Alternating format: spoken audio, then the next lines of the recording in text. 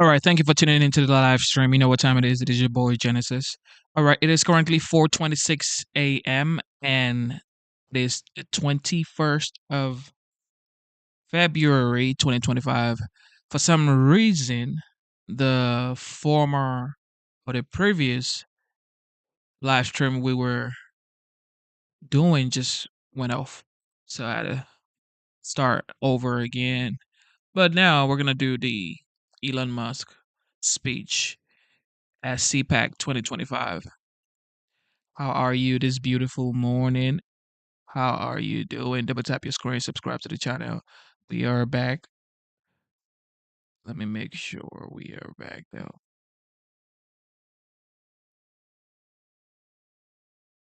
Are we back?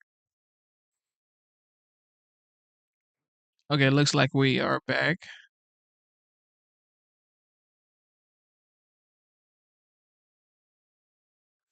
All right, let's get the show started. A little stage prop. All of you guys too. Thanks, guys. Have a seat. So, That was something. I am become meme. Yeah, pretty much. I'm living the meme. It's like there's living the dream and there's living the meme, and it's pretty much what's happening, you know. You're like, I think you're bigger. I mean, Doge started out as a meme. Think about it. And now it's real. Isn't that crazy? It is crazy. But it's cool. Let me ask you this. A year ago, if someone had told you you'd be at CPAC and working with the president to absolutely shred the government, the swamp, whatever you want to call it, would you have ever believed that? No. No? Me neither. But it's cool. This is awesome. And I just want to say, thanks for your support. I mean, you guys are, So, I mean, we're trying to get good things done, but also, have a good time doing it, and, and have, like, a sense of humor, So, I mean, the sort of the left wanted to make comedy illegal, Like, you can't make fun of anything. So then it's like, comedy sucks. It's like, nothing's funny. You can't make fun of anything. It's like, legalize comedy. Yeah. Legalize comedy. And we've shifted the entire culture in just the last few months. The whole culture of this country has shifted dramatically just because of that election. Yeah, exactly. Yeah. Freedom of speech, having fun again. It seems like we should have a good time, I mean, it's a great time. Everybody in this place is so excited, and when you talk to conservatives, everybody's happy. Yeah. And everybody feels this great sense of relief because we were going to hell for about 4 years. It really felt bad, especially toward the end. It felt really bad. Yeah, I thought we were sort of heading for a point of no return, really. Yeah. Until that's why it was so essential that President Trump win the election, and that there be a Republican majority in the House and Senate, which, thanks to you, that has been accomplished. Yeah. I want to ask you, one of the biggest questions I have for you is, you've been, politically, you weren't really on one side or the other for a long time. You're a businessman. A lot of people, they stay away from it. Now you're on a side, and you've chosen a side. You're sitting here in a MAGA hat. What's it, how did that happen? What was the moment? It's like, dark Gothic MAGA. That's a good one. What was there a specific moment? Was there a moment that it all changed? Yeah, when I realized I was a fool. But no, I was, I guess, yeah, I mean, I'd say, like, I was politically neutral for quite a while, leaning a little Democrat, How do you go from that to this? Yeah, no. How does that happen? Well, did they go crazy? Yeah, they did go crazy. Yeah, they went crazy. No, I mean, the whole cancel culture and it's trying to stop freedom of speech and infringe upon, just in general, infringe upon people's personal freedoms, they just want state control of what you say. They want to, take away your guns. And the reason they want to take away your guns, so like there's nothing you do to oppose them. So it's sort of like, I just like we just need to restore the fundamental elements of what made America great, which is freedom and opportunity. Yeah. We're seeing a lot of these freedoms disappearing in the West. It's not just about America. We're all watching Europe and knowing that they're about 50, 100 years ahead of us, right? Because they got an early start. And we're watching how they're devolving. And you're trying to save it from happening here. No, I mean, in Europe, they put people in prison for memes. Yeah. I'm like, that's insane.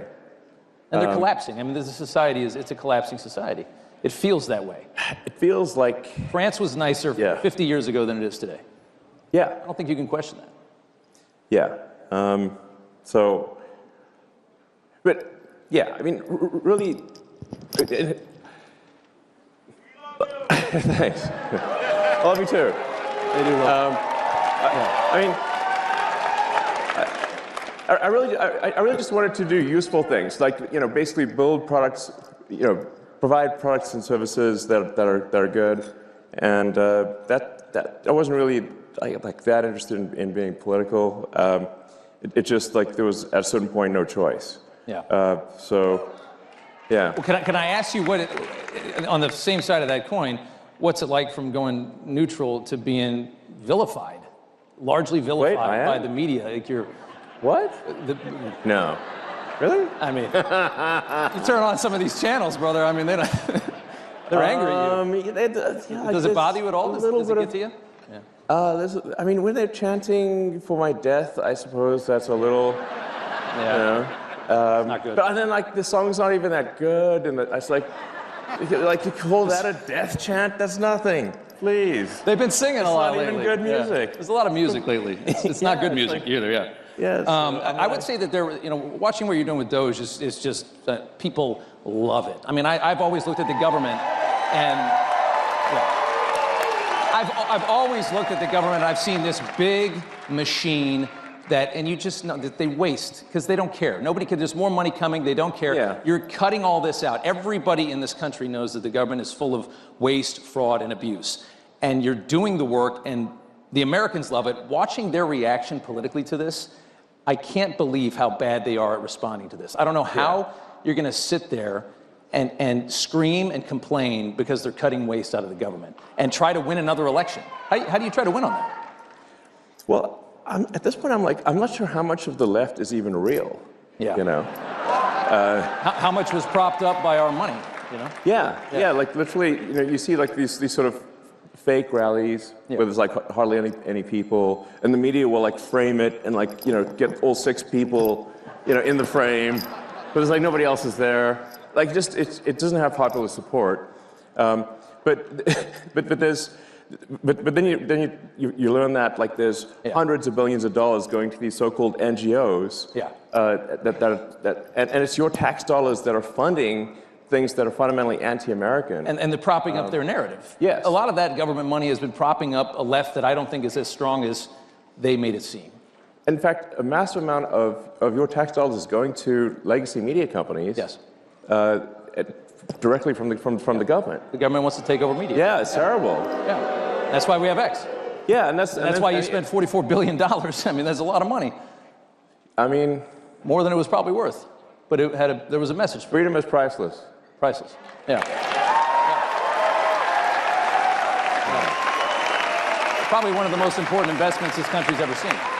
If you got to protect the First Amendment, it's not much more important than that. Yeah, I mean, I got a lot of criticism, and people said, "Well, that proves he's a huge idiot." From he bought it for whatever, $44 billion, and now it's worth like 8 cents. And it's not worth 8 cents. It was essentially to buy freedom of expression,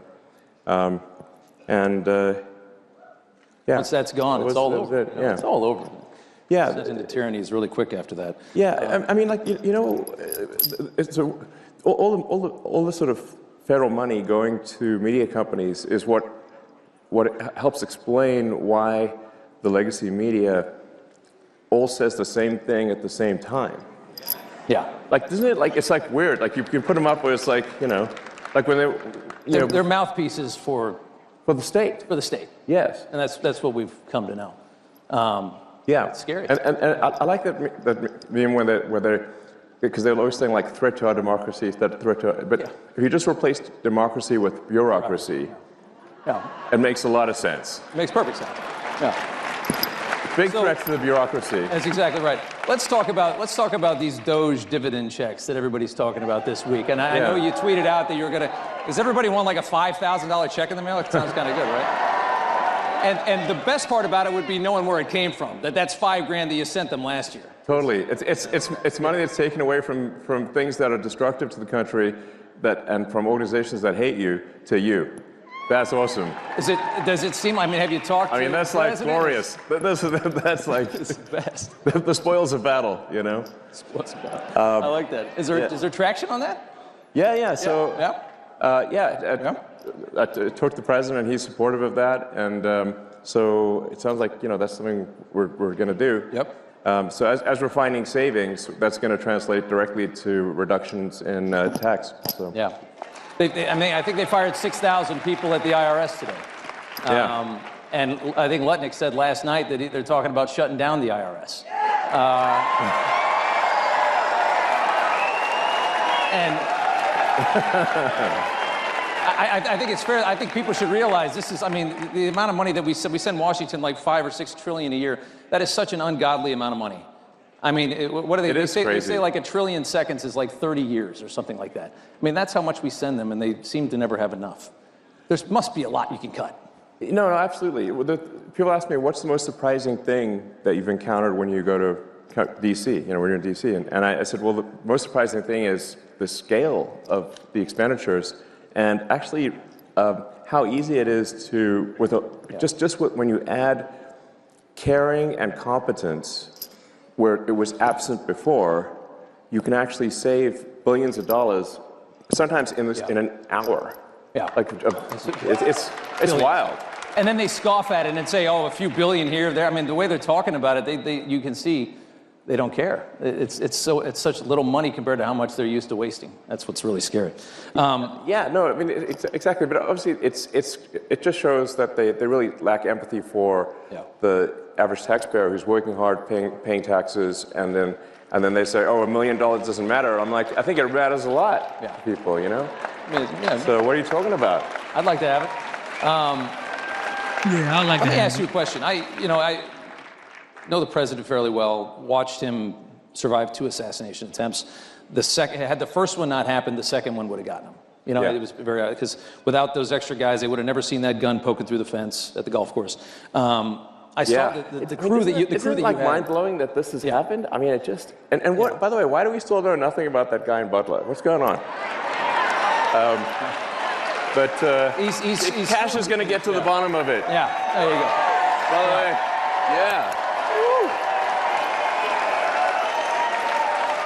Confirmed just a couple hours ago, but I saw that the security detail that you had come in is enormous. Well, it's not that enormous. Maybe it should be bigger. I don't know. I think you could probably afford it. But I mean, how concerned are you about your safety? Dealing, I mean, you are a wanted man. Are you nervous? So, look, I'm open to ideas for improving security, I have to tell you. I don't actually have a death wish, I think. It's not that easy. But I have I've had even people like President Bukele from El Salvador who managed to put in prison 100,000 murderous thugs. And he was he called me. He's like, I'm worried about your security. I'm like, you're worried about my security? I'm like, what? Okay. That's I mean, talk about guts to do that down there. I mean, totally. And survive. I was like, how did you put all those thugs in prison without dying? Because it seems like that would have been not easy, Well, the president has one of his top attorneys is now investigating, I guess, Chuck Schumer for threats against SCOTUS, a congressman on the Democrat side, for saying, basically saying we're going to bring a war to you, like a fight to you. I mean, the rhetoric. you guys are screwing with things that are not supposed to be messed with. And Well, we're fighting the there's Matrix a lot big of time. people that really don't want that to happen. Yeah, we're fighting the Matrix big time here. Yeah. But it's got to be done. Yeah. And Are gotta you? be done. It certainly does. What's going on with? Tell us about Fort Knox. Yeah. There's Kentucky. It's a military base. It's a ton of gold, tons and tons and tons Like of gold. 5,000 tons of gold or something, 5,000 give or tons take, of gold you know? are there in the ground and like this. I mean, it's a very secure I think thing. we all want to see it. You know? I'd love to see it. Like, this is your gold, by the way. It's it's the public's gold. Do you think it's not there? I don't know. But I think You just want to see it. Yeah, we want to go see it and just make sure, like, somebody did a spray paint some lead or something, you know? Yeah. Like, is this real gold? Fight at the bar, you know? Didn't dent. But I think, honestly, you know, part of this also is just like, let's have some fun and you know, like I said, all this gold at Fort Knox, it's the public's gold. It's your gold. So, like, I think you have like a right to see it. You want to take a tour? You know, yeah. I think we should have do a tour. And then the president last night was like, I think he's in favor of it. That would be cool. And then it should be like a live tour. Like, you can see what's going on. Open the door. Like, what's behind it. Well, and there's, you know, I think I'd watch that. Oh, are you kidding? Yeah. I mean, what does 5,000 tons of gold look totally. like? What does How it big look is like? that? Is it the size of this? It's got to be pretty stage? big, I mean, you know. It's got to be a lot of Maybe gold. there's some other stuff in there. Like, just walk around. And, like, I don't know. Maybe they got some other stuff in there. Are you thinking about auditing the Federal Reserve as well, which is obviously is that yeah, sure. Regulates our While we're at it. economy? I imagine you think the waste has got to be everywhere. Yeah, no, waste is pretty much everywhere. People ask, like, how can you find waste in D.C.? I'm like, look, it's like being in a room, you know, and this target, the wall, the roofs, and the floor are all targets. So it's like, you're going to close your eyes and go shoot in any direction. Because you can't miss, you know? So it's pretty wild. Like you just push on things a little bit and you save billions of dollars. Like, just a little bit, you know? It's wild. It's scary, isn't it? It's really That's why I say, like, it really is underrated. If you add caring and competence, how much things improve. Yeah. And you know, and we just find so many totally crazy things, which, you know, we're sharing with the public. We post everything we learn. You know, just you know, so you can see it. You know. What do you? I mean, and like, it's like, isn't it like it's but totally wild? Like, we just did like a check the database on Social Security. Like, it says how many alive Americans eligible for Social Security are there? And according to the database, it's over 400 million. And we're like, wait a second. and how many are getting? How old are they again? Yeah. And then, like, we found like one person in there is like 360 years old. I'm like, what, do they know Ben More than 100 Franklin or years before the something? revolution. I mean, you know, America didn't exist before at that time. Like, so Yeah, we were colonies. you know, maybe it's just me, but I think it's a red flag. I don't know. But are there indications that that there were checks going to those people or any of those people? Well, yeah. That's, I guess, the question, right? I mean, I get the Social Security Administration is dumb, but are they paying these people? Are they that dumb? I don't know. A bunch of money is going out from the Social Security Administration, and in fact, from all entitlements programs. $72 billion in waste in like 7 years. That's $10 billion a year. Well, I think the fraudulent payments. The rough estimate from Government Accountability Office is over $500 billion of fraud a year. $500 billion. And how long at a time? Per year. Per year? On Social Security? No, on all on all government. On all entitlements. All entitlements. All entitlements, yeah. It sort of actually makes sense when you look at the thing from a top level and say, like, okay, the $7 trillion of spending by the government, what percentage do you think is fraudulent? Okay, exactly. Like, a conservative estimate of the $7 trillion would be 10%. Conservative. Probably a little higher than that, yeah.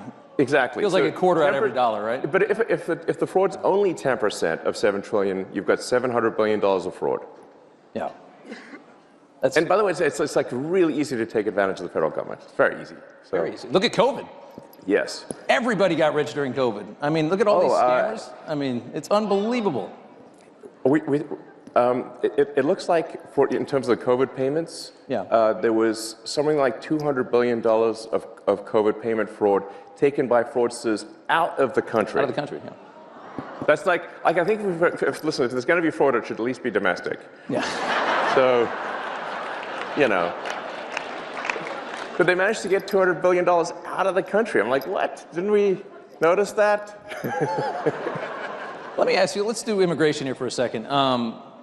You know, there's this move now that Trump's latest thing is that he's going to cut funding, any kind of money that ends up in the hands of illegal immigrants. So if you're funding these sanctuary cities and states, that's how they thrive, right? They're paying for these hotels. That's all federal money. If you got a hotel in your city, in New York, you got all these hotels full of migrants, that's not state money. That's the feds are covering that. He's going to cut all that. It's really hard to deport 15 million people. And it seems like the move now is, let's see if we, especially at the rate that we're going, it seems like the move now is, let's make it so that they leave on their own. If there's no longer a dole system for them, if they can't get their hands on hotel rooms and money, they're going to go back, especially if there's no work. Well, I think it's really important for people to understand that the Biden administration sent any possible money that they could if there was money they could send to facilitate and amplify illegal immigration, they sent it. Okay, they took money from FEMA, meant for helping Americans in distress, and sent that money to luxury hotels for illegal immigrants in New York. That is an outrage. They actually did that. And not only that, even after the president signed an executive order saying it has to stop, the FEMA, the sort of whatever deep state bureaucrats still pressed send on $80 million last week to go to the Roosevelt Hotel in New York and other places last week. And now they're mad that it got stopped, and they're like trying to sue to have it be restored. It's like the gumption is You think they're creating a new voter class? Would you think that was the goal when they opened up the borders for 4 years? Create a new voter class, get them citizenship, get them in, green cards, vote. A lot of these things, like, you don't actually have to assume some grand conspiracy. You just need to look at basic incentives. Who benefits? So if the incentives, fundamentally, if the probability that an illegal is going to vote Democrat at some point, whether it's cheating, but eventually they can become citizens. But if the probability is like 80, 90%, you just look at California, which is supermajority Dem, and then the incentive is to maximize the number of illegals in the country. That is why the Biden administration was pushing to get in as many illegals as possible and spend every dollar possible to get as many, because every one of them is a customer, every one of them is a voter. And so the whole thing was a giant voter importation scam. Pretty obvious. Very obvious. And then moreover, then they actually created the CVP1 voter app thing, where they were, which is like where they would literally fly people in. It's not like like at the point at which people are being flown in at your expense. Sending planes, like building a wall up, doesn't fly matter. them over the border. Yeah, they're literally flying them in. No other country in the world would do something like this. Nobody is this stupid. Yeah, and then we found that it was like a $100 million contract given to some guy in London, actually, oddly enough, for the CVP1 app. So they're flying illegals into the swing states. And if you've got like a margin of victory of maybe 20,000 people, and you fly 200,000 illegals into that state, it's not going to be a swing state for long. Change the numbers eventually. Maybe in 4 or 8 years, you're talking about perpetual It's just a matter power. of time. It's a long game. It's just a matter of time. So it might take like a year for an asylum seeker or something to get a green card, and then 5 years for the citizenship. It's an investment that is guaranteed to pay off. Just a question of when. They all remember who brought them in and who left them here. Exactly. I want to go back. I want to talk about Biden. This is a big deal. Like I think a lot of people don't quite appreciate that this was an actual, real scam at scale to tilt the scales of democracy in America. It's treason. One more Biden question. I remember when they would do the electric car stuff, they would always try to box you out, even though you have the only electric car anybody wants. You said, I think this week, that you think that Biden left these astronauts up in space because he didn't want to give you an opportunity to save them, make NASA look bad, make the private sector look better, make you look good. You believe that? Yeah, no, absolutely. So, of course. I kind of agree.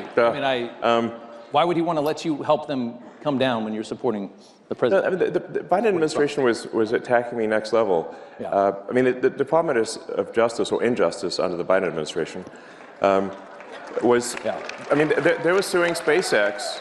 They were suing SpaceX for not hiring asylum seekers. And we're like, but it's actually illegal for us to hire asylum seekers because rocket technology is covered under ITAR rules, which means it's an advanced weapons technology. Yeah. And so we can only hire permanent residents or or citizens. Right. Like, so we're damned if we do, damned if we don't. And we said, like, so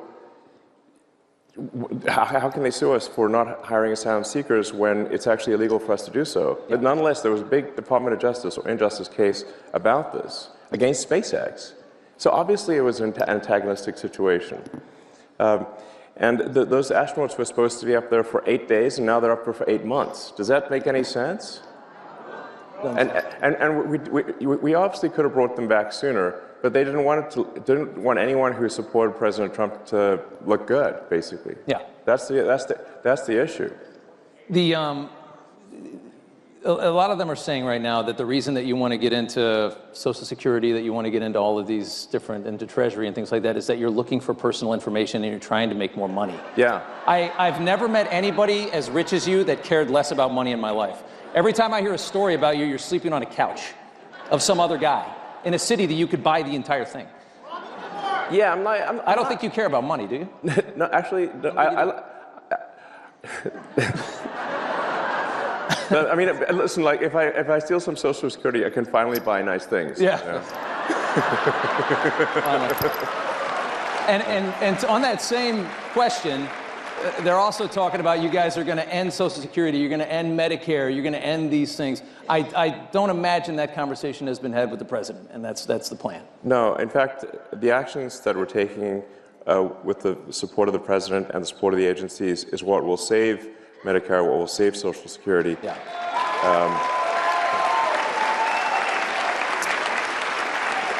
And because if the country goes insolvent, if all the money is just spent on paying interest on debt, there's no money left for anything. Yeah. So that's the reason I'm doing this, is because I was looking at the big picture here, and it's like, man, our debt's getting out of control. The interest payments, the interest on the national debt now exceeds the entire Defense Department budget. It's $1 trillion a year in Yes. interest. Just to carry the money that we owe is $1 trillion a year. Yes. That is unbelievable. And rising rapidly. So like, I mean, a country is no different from a person. Country overspends, country goes bankrupt. Same as a person who overspends goes bankrupt. So it's not like optional to solve these things. It's essential. So we're going to go bankrupt. Yes, we are. Couple minutes left here. Russia. There's a huge push from the administration. Yeah. People are like sometimes like to end this war. Say like, you know, I'm a bought asset of Putin. Yeah. I'm like, he can't afford me. I think you're worth more than Russia. Think about it. I like that. So, you're trying to end a war. Ending a war always means you have to compromise, you have to negotiate with an enemy or an adversary. That's just what it is. And right now, they are lambasting the president for trying a different method to a war that they haven't been able to end for 3.5 years or 3 years. Yeah. They're saying Trump's blaming Zelensky for the invasion. How do you process all of the negativity toward him for trying to end this war? Well, first of all, I think we should have empathy for the people dying at the front lines. That's the most important thing. And people have been dying, you know, it's like, how many more years is this supposed to go on? Yeah. And imagine if that was your son, your father, you know, what are they dying for? Yeah. What exactly are they dying for? That line the line of engagement has barely moved for 2 years. Yeah. There's a whole bunch of people dead in trenches for what? And I'll tell you what for what. It's like for the biggest graft machine that I've ever seen in my life. That's for what. It's unreal. Like the amount of money that is being taken in graft and bribery is disgusting. And so what's actually happening is that those poor guys are getting sent into a meat grinder for money. That's what's actually going on. Yeah. And it needs to stop.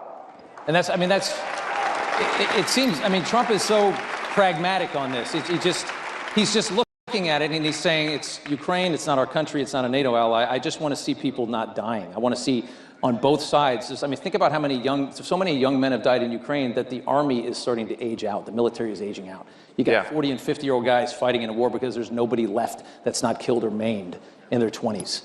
Yeah. That's the reality of it. Think about how many people that is. If you're a humanitarian at all, you just got to end the war. Like, no matter what. Just get it over with. Yes. People, they need to stop dying. Yeah.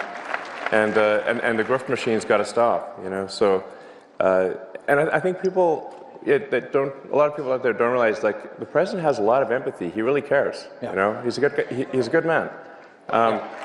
So. I got one more for you. I've been fascinated by you for a very long time. Thanks. I've never seen anybody that can, do so many things at the same time. I mean, you've got the rockets, you got the cars. I've always wanted to ask you, what is it like inside your mind? Like, is it just 1,000 miles an hour? I mean, are you? Yeah. Is it just not? I mean, does it ever stop? Do you sleep? How much do you sleep? What's? Paint us a picture of inside of the mind of a genius. Like, how do you do all this? Can you answer that question? It's not an easy question. Yeah. I mean, my mind is a storm. Yeah. So, it's a storm. But I mean, let me maybe tell you something. Like, you didn't ask the question, but I think it's worth kind of nonetheless maybe just elaborating on something, which is, I grew up in South Africa, but my morality was informed by America. I read comic books, played Dungeons and Dragons, and I watched American TV shows, and it seemed like America cared about being the good guys, about doing the right thing, and that's actually pretty unusual, by the way. Yeah. It's like in the world, it's very unusual. Yeah, it's not like actually. Most countries don't do that. No, they don't. No. And so I was like, yeah, you want to be this good. You want to be on the side of good. You want to care about what's right, yeah. So that's what I believe in. So. I gave you a tough one at the end. Yeah. So, yeah. That's great. That's great. Elon Musk. All right, thank you. Thank you so much. All right. I appreciate it. Thank you so much. All right. This is so wild, like to see people say he might be the greatest innovator of our time, which I somewhat agree to or agree with, because it has changed a lot in a very short amount of time. And it's just wild what he's been able to accomplish. But with that being said, double tap your screen, subscribe to the channel. You know what time it is. It is your boy, Genesis. All right. If you do not know, or if you didn't know, the legend, the OG, the 45th, now the 47th President of the United States, actually had a reception today at the White House. Of course, like Black History Month is upon us. So Trump had a little conversation with some black leaders, and here we have it. Let's see what happened. Here. Some crowd. These are the best people, Tiger. And we have Adam Scott here also, winner of the Masters, one of the greatest golfers in the world. I've always tried just like Adam, it never worked out that way. And Tiger, we know, and I just want to thank Adam and Tiger and the Commissioner of Golf. Is Jay, thank you very much for being here. Jay Monahan, head of the PGA, and we had some interesting discussions. But let me ask you, is there anybody like our Tiger? How are you? He's the great. Would you want to just say a couple of words, Tiger? He doesn't. He's much more comfortable. Tiger.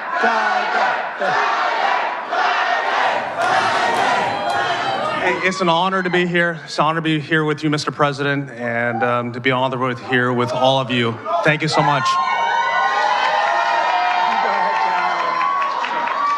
Thank you. You too. Go right over here. Thanks, Tiger. And I want to thank all of you very much for being here. Welcome to the White House, and we proudly celebrate Black History Month. How are you, darling?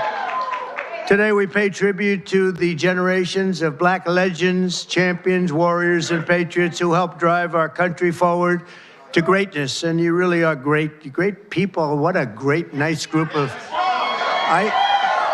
I have some people in front of me every once in a while with all the problems that are caused all over the world. They're not nice. They're not nice. And but we're making them nice, I can tell you that, and we're making them nice rapidly.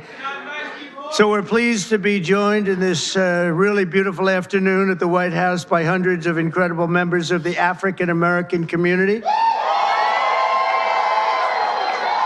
many of whom are making history themselves, including one of the greatest athletes of all time, who you just said hello, the man who matched Sam Snead's #1 record for the most PGA Tour wins ever, and a man who has 15 majors, and he's got a long way to go, too. I was with him a week ago. We played. I think, Adam, he's got some left, doesn't he, huh? He's got a couple of majors left, maybe more than that. But Tiger Woods, he's an incredible guy, an incredible athlete, incredible player. Thank you for being with us, Tiger. Thank you very much. And he got the Presidential Medal of Freedom, which he proudly wore today. And we have Senator Tim Scott here. What do you think, Tim? You never got the Presidential Medal. Maybe someday. Maybe someday. You better believe it. And also, Adam, thank you very much. Adam is, as Tiger will tell you, one of the greatest players and one of the great modern players. And he had 32 wins worldwide and winning the Masters also. And he's something very special and a great representative of golfers and athletes. Thank you very much, Adam. Even though he doesn't quite come from our country, he sort of does, right? He's here a lot. He comes from another nice place like Australia, right? And they've been very good, very, very good to us. Jay, thank you very much. Appreciate it very much. We also have the head of Pfizer here, so I want to thank him. One of the great people, one of the great businessmen. Thank you, Albert. Thank you. Oh, that boy in it. Thank you very much. Thank you very much. I want to congratulate our newly sworn-in Secretary of Housing and Urban Development, Scott Turner. Come in. I got to say hello. Come on up here, Scott. I had Tim Scott pushing him so hard, you have no idea. I had no choice. Is that right, Tim? No, Scott is, I've known him a long time, and Scott's a real champion. Say a couple of words, Scott, please. Well, hello, everyone. Is everybody happy to be here together? Is everybody happy to be here together? Amen. Well, first of all, I want to thank President Trump for his confidence and appointing me to this position. I consider it a great honor and a great blessing. And I thank God for this, and I'm real humbled by it. And you can guarantee that every day that I'm going to lay it down for the people of America. As Senator Tim Scott, thank you for your leadership. I really appreciate you. And for all of those who have gone before us, and those of you who have such a great voice today, keep on speaking, keep on preaching for not just Black America, but for all America. So we appreciate you. And my sister, Brooke Rollins, and all of those here, Mr. President, we look forward to working with you, sir, and carrying out this great agenda. We pray for you every day. God bless you, and thank you. God bless America. Thank you for President Trump. Thank you. Congratulations. And I see we have a newly, I think you just got in, right? They just confirmed you, and you did it very nicely. Brooke Rollins, she's the Secretary of Agriculture. It's a big deal. That's great, Brooke. That was a good vote you had, too, huh? She went through very easily, a little easier than some of our people, but they were all approved, every one of them. And today we just had Kash Patel approved, which is great. So, Brooke, congratulations. Secretary of Agriculture, that's big stuff, right? That's big. So you're going to do fantastically. And congratulations also to a really good friend of mine. He endorsed me early, and he was one of the best surrogates you could have. The surrogate is when you walk around and go on television shows, and they go try and beat you up, but he beat them up. They didn't have a chance against Tim Scott, Senator Tim Scott from South Carolina. And he's now the longest serving black United States senator in the history of our country. I don't know. That's pretty good. He's going to be around for a long time, right? He just got married. Congratulations on that, too. Beautiful, beautiful wife. Thanks as well to Congressman John James. Where's John James? Is he around? Hi, John. How are you? It's a star, young star. I knew that 5 years ago, right, John? I sort of predicted it. And I'm really proud to say that we now have more black Republicans serving in the U.S. House than at any time since 1870. That's a long time, 1870.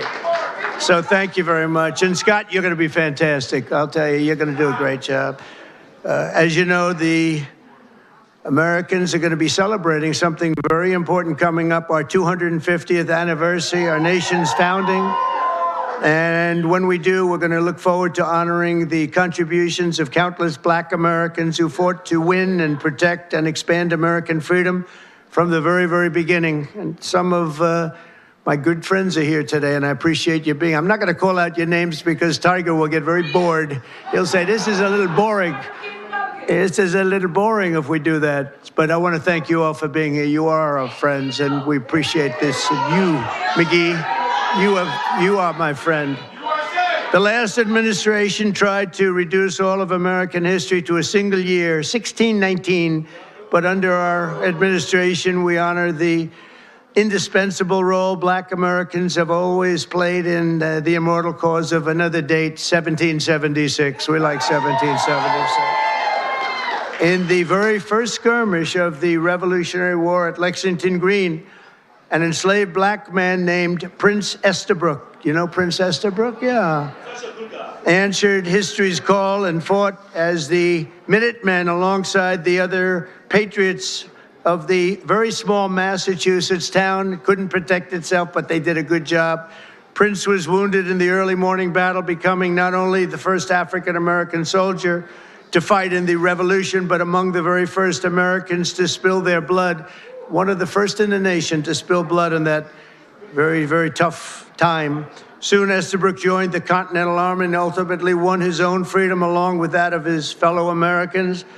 His legacy will endure, and we're very proud to honor him today. It's a very important day in our country, and we honor him. First person to spill blood happened to be Tim Estabrook. Today, I'm pleased to announce that we will be including the statue of Prince Estabrook in our new National Garden of American Heroes. We're going to be doing a garden of American heroes. And now that I think of it, I must tell you, sadly, most of them, I guess all of them are not with us any longer. I was going to put Tiger in the garden, but maybe you don't want to be there. I maybe should wait a little bit, huh? Like about 50, I think I'm going to wait about 50 years, all right? But Tiger's going to make it, okay? But I'm a little afraid to tell him yes, because he'd be the only one that's living. I don't know, Tiger. Tiger's rejecting that offer, right? Under the executive order I signed last month, this new beautiful outdoor statue park. It's going to be a statue park. It's going to be unbelievable. We're picking the final sites now. It's between various states that want it very badly. We'll honor hundreds of our greatest Americans to ever live, including countless black Americans, icons. The garden will predominantly feature incredible women like Harriet Tubman, Rosa Parks, Billie Holiday, Aretha Franklin, and Coretta Scott King. And I will showcase extraordinary.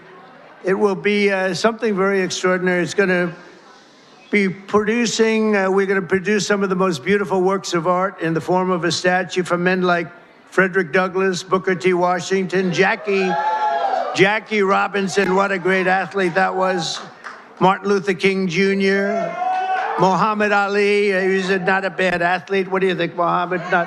Not too bad. And the late Kobe Bryant. People love Kobe Bryant. And we're going to save Tiger Woods for another time. That's all that I can. I'm sorry. During Black History Month, we pay tribute to these heroes and to so many others, but not simply because they're black heroes, but also because they are truly American heroes who inspire all of us, very much so. The theme of this year's celebration is African Americans and labor, and we want to thank all of the black workers, construction workers, and every other worker. They do a job like nobody can do, and we want to just thank them very much for their contribution. Tim, the contribution you've made, Tim, is incredible. Opportunity Zone, so many people, so many. He's the father of Opportunity Zone. I'm just the son, he's the father, because he came into the White House, the Oval Office, with this idea, and it's probably the #1 economic development project ever in our country, and I want to give Senator Tim Scott the credit for it. Good job, Tim. Of course, millions of blacks were first brought here in slavery, and they were kept in that evil condition for really generations, but because of the steadfast faith and courage of so many patriots of all colors, we abolished that horrific institution, expanded civil rights, and advanced America's destiny as one nation under God with liberty and justice for all. Just a few months ago, the people in this room and millions of other black Americans played their own part in the American story when you went to the voting booths and restored a nice, good, solid government. And there's a guy that really helped. There's a man that really helped. You really are great. Thank you very much. I appreciate it. I don't forget. I'm proud to say that we received, listen to this, more votes from black Americans than any Republican president ever. Not even close. Almost 40% of the vote. Now, I won't be happy the next time. Should I run again? You tell me. There's your controversy right there. There's your controversy.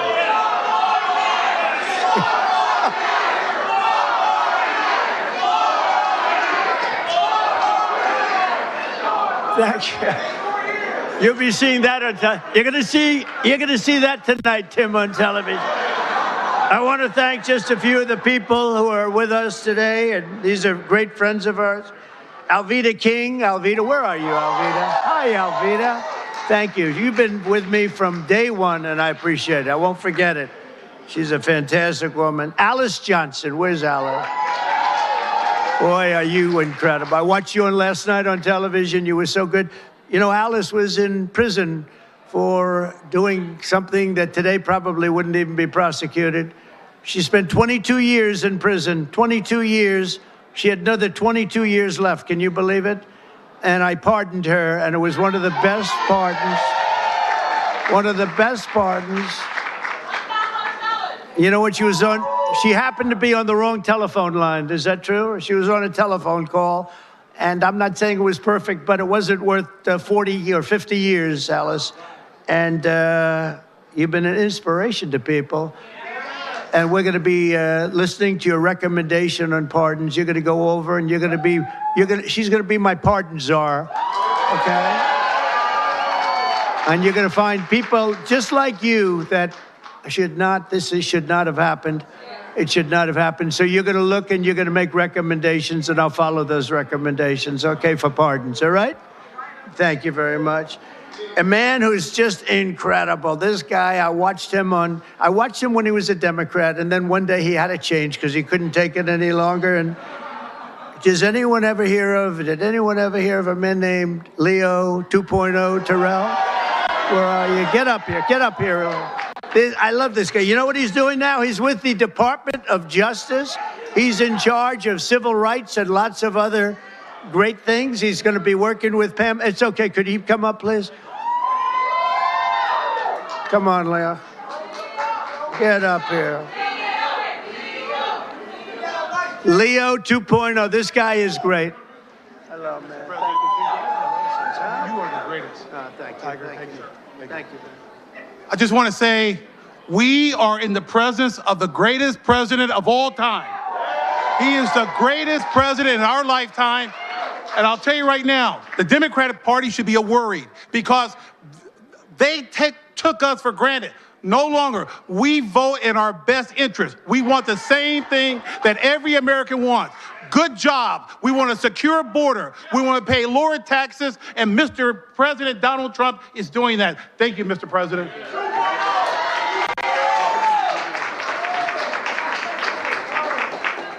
He's a great guy. No, I watched him. He was a radical Democrat. He became a radical Republican, right? He's great. He's in the Department of Justice. Think of it, doing very important work at highest level. Also, Sage Steele. Sage, where are you? Hello, Sage. Great job you do. You're doing great. Thank you very much, Sage, for being here. Michael, Harry O. Harris. Michael. Hi, Michael. Thank you very much, Michael. Deontay Johnson. Deontay. Thank you, Deontay. Lynn Patton, she's worked for me for a long time. Lynn, she's worked for us for a long time. Bob Woodson, where's Bob?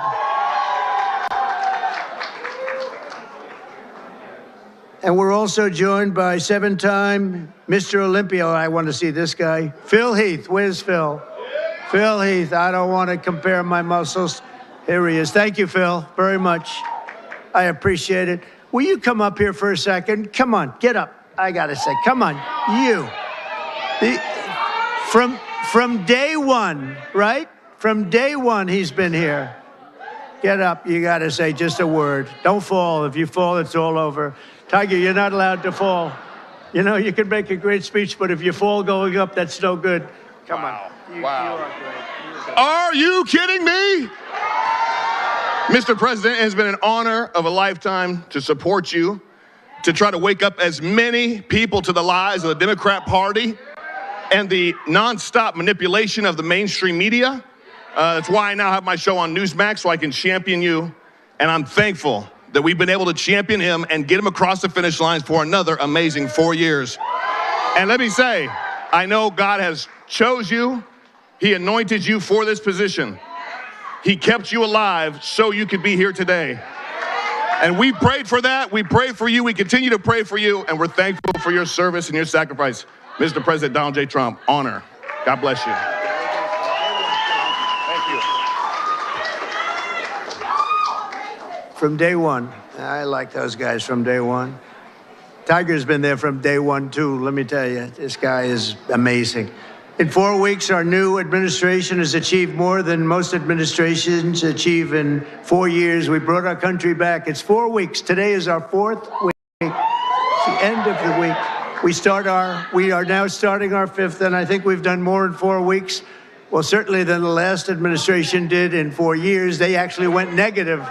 They actually went in the wrong direction. Together, we're going to be fighting long and hard for Black Americans and all Americans. We're going to be fighting for all Americans. We've secured our border, and we're stopping the invasion of our country. You know, our border right now is more secure than it's ever been. And we had the record. 4 years ago, we had the record. We had the lowest number in history, and now the numbers, Tim, are even lower than they were then.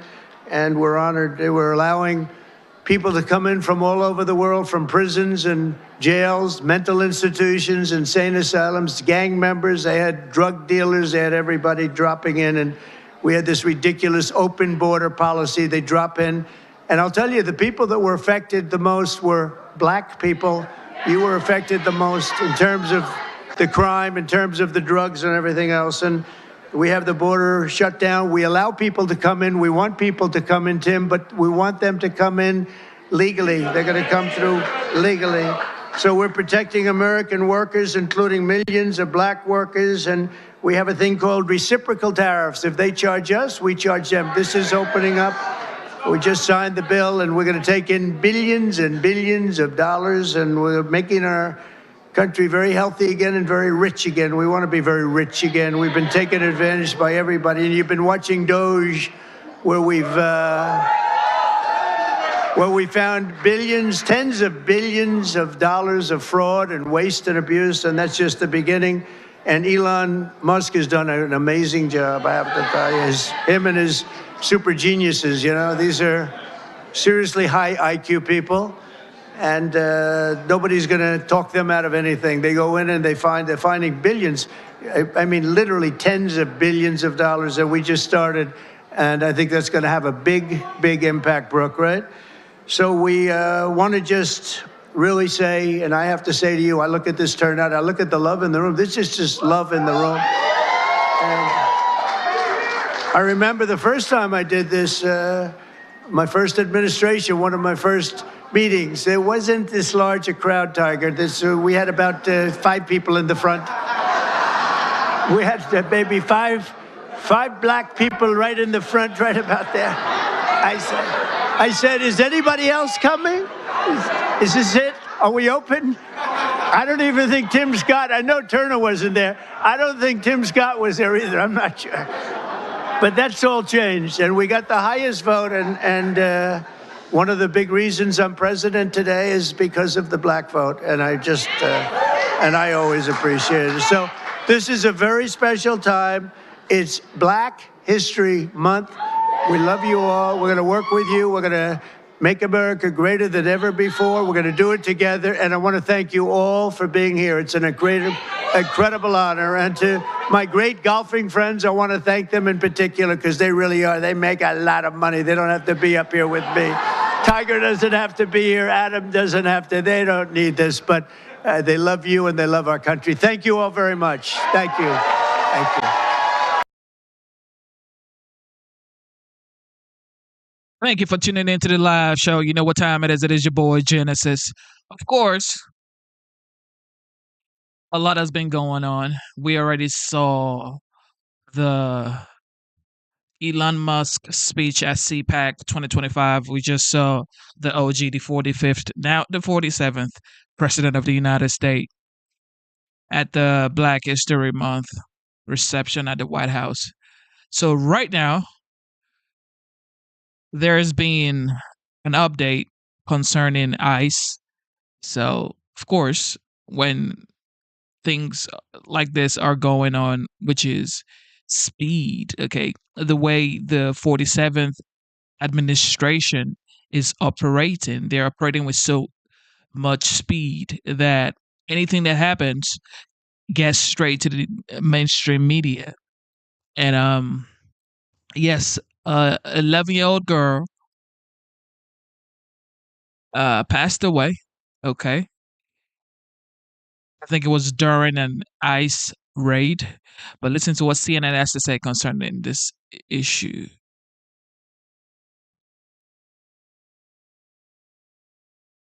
And I see you there, and I haven't been able to it's a stop painful thinking story. about this little girl the whole day. And look, when I did the CNN documentary on the Latino vote, I remember sitting down with a young man named Emmanuel, who told me exactly this story, who told me that when Trump became president in 2016, he was in high school, and he got called a dirty wetback. And he told me this through tears.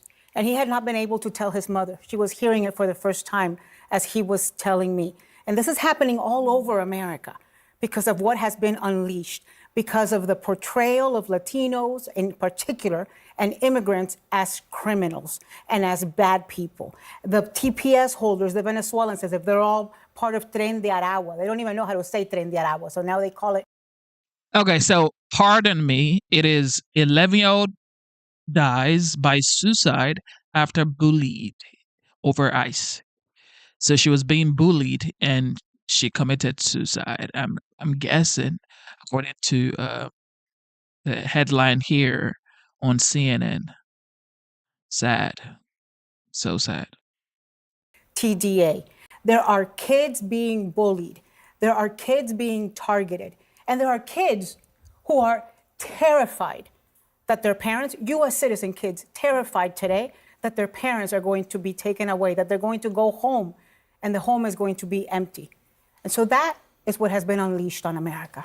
And we don't know all the details here about what happened. We don't even know her parents' immigration status, but that's almost, it's almost like beside the point. I mean, at this point, will her mom go on TV and say, yes, I am undocumented, knowing what's happening to people when they go on TV and then they get picked up by ICE?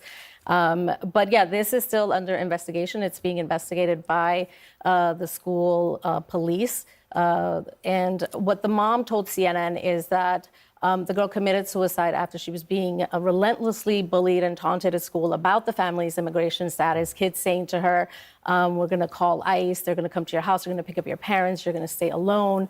And the worst part about it is that she says that she didn't even know that this was happening. The girl was getting counseling at school where she was reporting the bullying. The school apparently was aware of it, but she said that she only learned about it from investigators. So she's saying, maybe I could have done something. I didn't notice any signs in my daughter that she was going through this situation, but if the school had said to me, she's being bullied about this, maybe she could have done something. And that's what's even more heartbreaking about this story. There was a funeral for her today where even her... And that's the thing, like, as parent, you have to understand that the care of your kid, okay, the well-being of your child depends on you, okay? Like, because I know you got to work, you got to do what you got to do to pay bills. However, it's like, you are the parent. You have to focus on your child. You can't leave the well-being of your child to a school or like to whoever. I get it, life happens. You got to do what you got to do to provide for your family. But with that being said, you have to focus on your family. You gotta be present. You have to be responsible for the people that you care about, that you love. Okay. I know it's not going to be easy. It's not an easy stuff because you got to do stuff that you think are important. And of course, like I mentioned, the bills. Okay. So you got to exchange your time to get paid. But then your kids get nurtured, get programmed by some stranger that you don't even know anything about. Okay. So, with that being said, just, spend more time with your kids. All right. Spend more time with your kids if you can. And if you can't at this point, just work your way up and find time to spend with your kid. That's it. Because, look, children are very important and they're very, very, they're a blessing from God. Okay. So when you see things like this, 11-year-old dies by suicide. It's like 11-year-old. Feel sad. Her schoolmates showed up and she was just remembered as a happy, joyous girl. This is every parent's nightmare, just on a human level. But we're just at a moment where we have to talk about this because there are 4.4 million American children, U.S. citizen children, who are born with an undocumented parent. And what happens to them? It's sad, to be honest, Abby. It's horrible to have an 11-year-old girl suicide herself over bullying. Bullying is real. And obviously, they didn't catch it in time, or she didn't report it on time, or I don't know what it was. But the fact of the matter here is we have a system that's broken, and people are making fun of someone's parents and caused her to kill herself. That is horrible. But Nobody wants something happening. I just want to show this because I think, and I'll let you jump in. The other part of this is that obviously deportations happen every day in this country under Democratic and Republican administrations. People who break the law, who are criminals, should be sent back or deported or jailed or whatever it is. But there's something happening also with this administration making light of the whole situation. This was a Valentine's Day post from the White House official account. Roses are red, violets are blue. Come here illegally and we'll deport you. And then another post on social media saying ASMR. This is sort of like social media slang for kind of like a sensory experience of illegal alien deportation flight. That's what the caption was. And the operative image here is the chains. You see them there. So look, again, it's not a question of should criminals be deported, but the idea of kind of celebrating this as something that is almost like with a thrill down your spine, I think. I mean, There's there's a human level beings of behind cruelty. this, But right? this little girl's parents were not criminals. No. Yeah. That has, And there's a level yeah. of dehumanization and cruelty built into all of this that I think trickles down to average Americans, where they're not feeling empathy for 11-year-old girls when they're relentlessly bullying them. And it's almost become a thing where, like, threatening to call ICE on people is like a game to just further victimize these communities that are already living in paralyzing fear and anxiety. And we've seen cases like this happening just in the last few days of, a pizza shop manager being fired for threatening to call ICE on his own customers, a teacher who made posts about, encouraging people to report his undocumented students. And that's having an effect. When you talk about policy and numbers of arrests, of deportations, there's people behind that, there's families behind that, and there's a real psychological and emotional effect there that we also have to talk about. Yeah. What is so painful about this is that this was as predictable as it is tragic. This didn't happen by accident. I mean, when you have the leader of the free world who's now saying that I'm a king, basically using every ounce of his breath and deputizing people to call people that don't look like us rapists, robbers, murderers, or they're criminals. And are they violent criminals? Are they part of gangs? Or are this just mom and dads that came over here or that have been here before? Is it really any surprise that they're getting vilified in the communities that they live in? I promise you that there are little girls and boys that are in their corner of their bedrooms wondering whether or not ICE is going to break into the house and take their mom and dad away. And when Tom Homan, who's running this whole operation, sits in these seats, and you say to him, Tom, can you please help me work through this? Let's say I'm the mayor of New Orleans. I want to help you get rid of all the violent criminals. You want to get rid of somebody that's violent on my street? I'm 100% in. Let's go get them.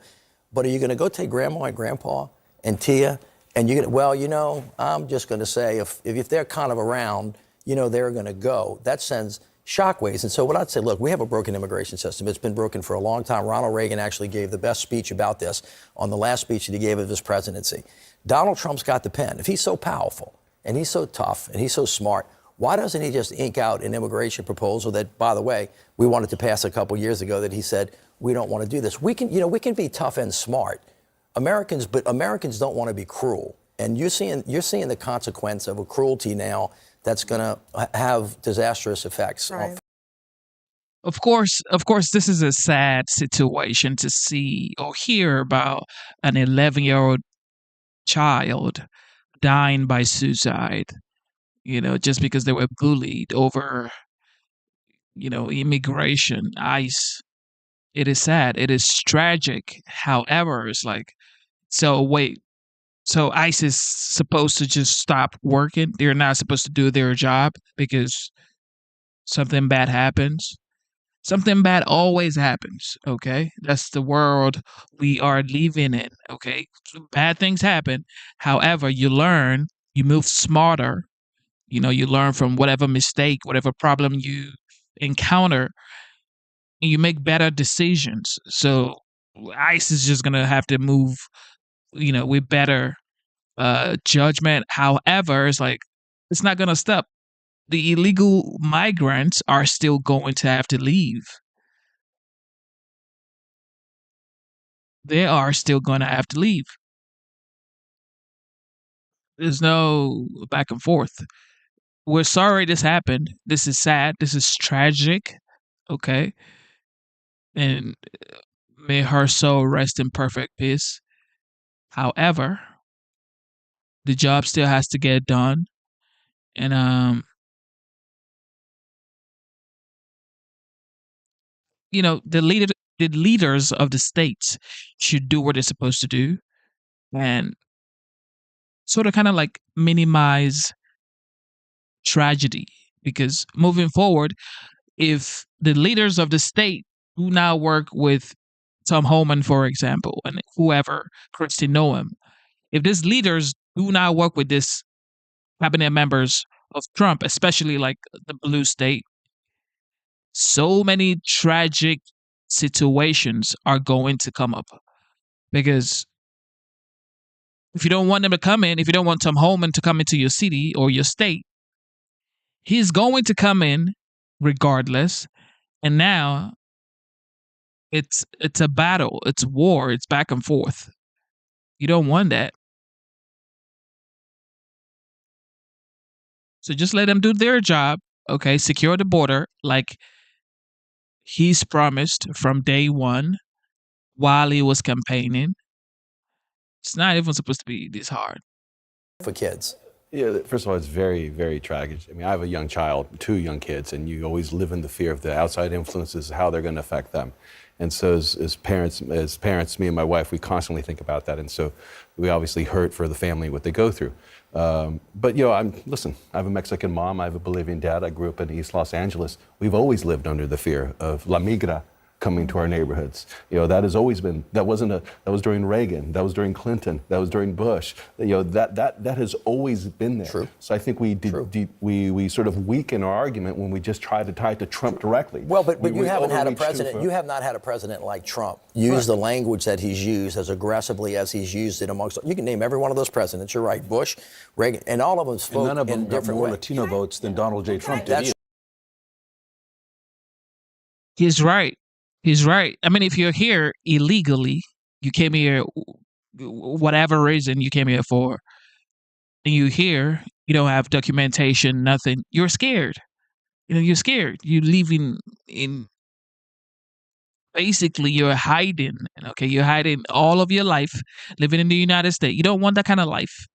You want to be able to do stuff. You want to be able to go out, enjoy yourself, experience the nation that you are living in. It's like you don't even want to do that. But people do stuff you just never know. You just never know, ladies and gentlemen. You just never know.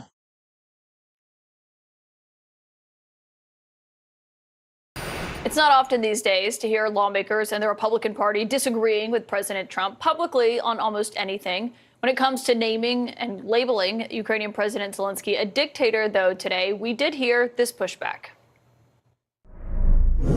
I would certainly never refer to President Zelensky as a dictator. It is quite clear who started the war. It was absolutely Russia at Putin's directive. I do not agree that President Zelensky is to blame in any way. Thank you, guys. President Trump just weighed in that he... by Russia. I didn't hear that. I'll let other people use their words. It's not a word I would have used. Would you call Ukrainian President Zelensky a dictator as President Trump has? Well, I like I said, the president speaks for himself. What I want to see is a peaceful result, a peaceful outcome. My source tonight, the Republican senator from Missouri, Eric Schmidt. And Senator, it's great to have you here. You just heard from your colleagues, but on the relationship between Trump and Zelensky overall, do you believe it's just essentially fractured at this point? Is there any repairing it?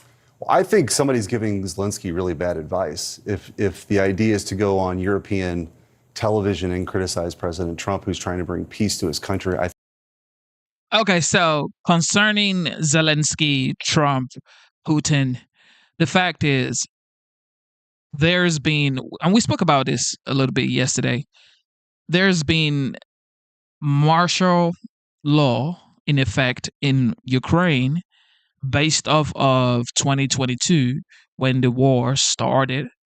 And so they've had martial law in effect since 2022.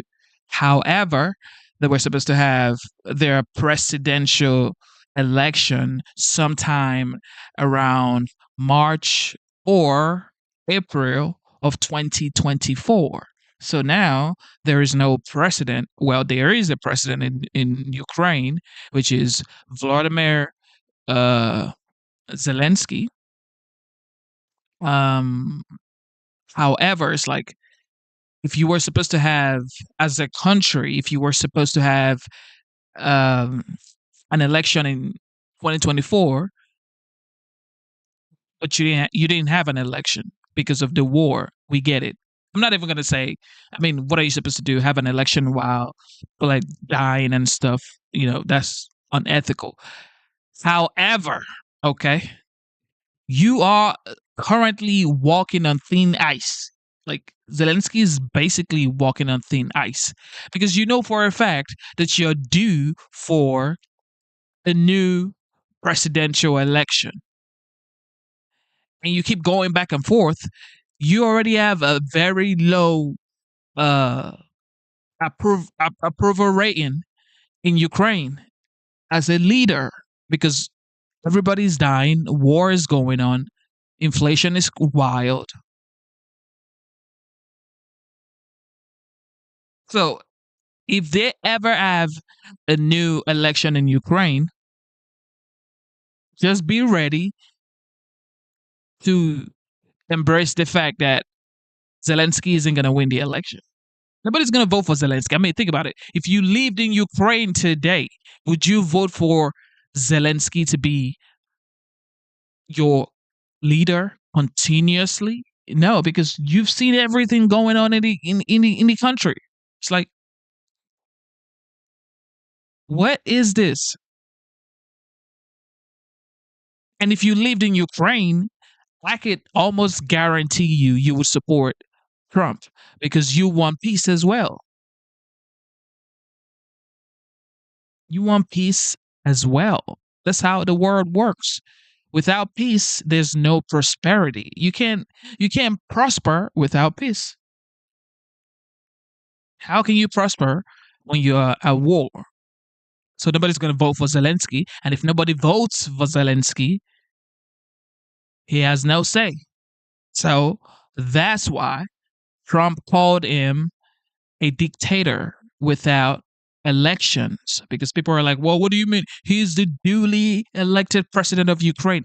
Yes, he is. However, there's been martial law in effect since 2022 in Ukraine based off of the war happening amongst Ukrainians and Russians. So there was no election last year.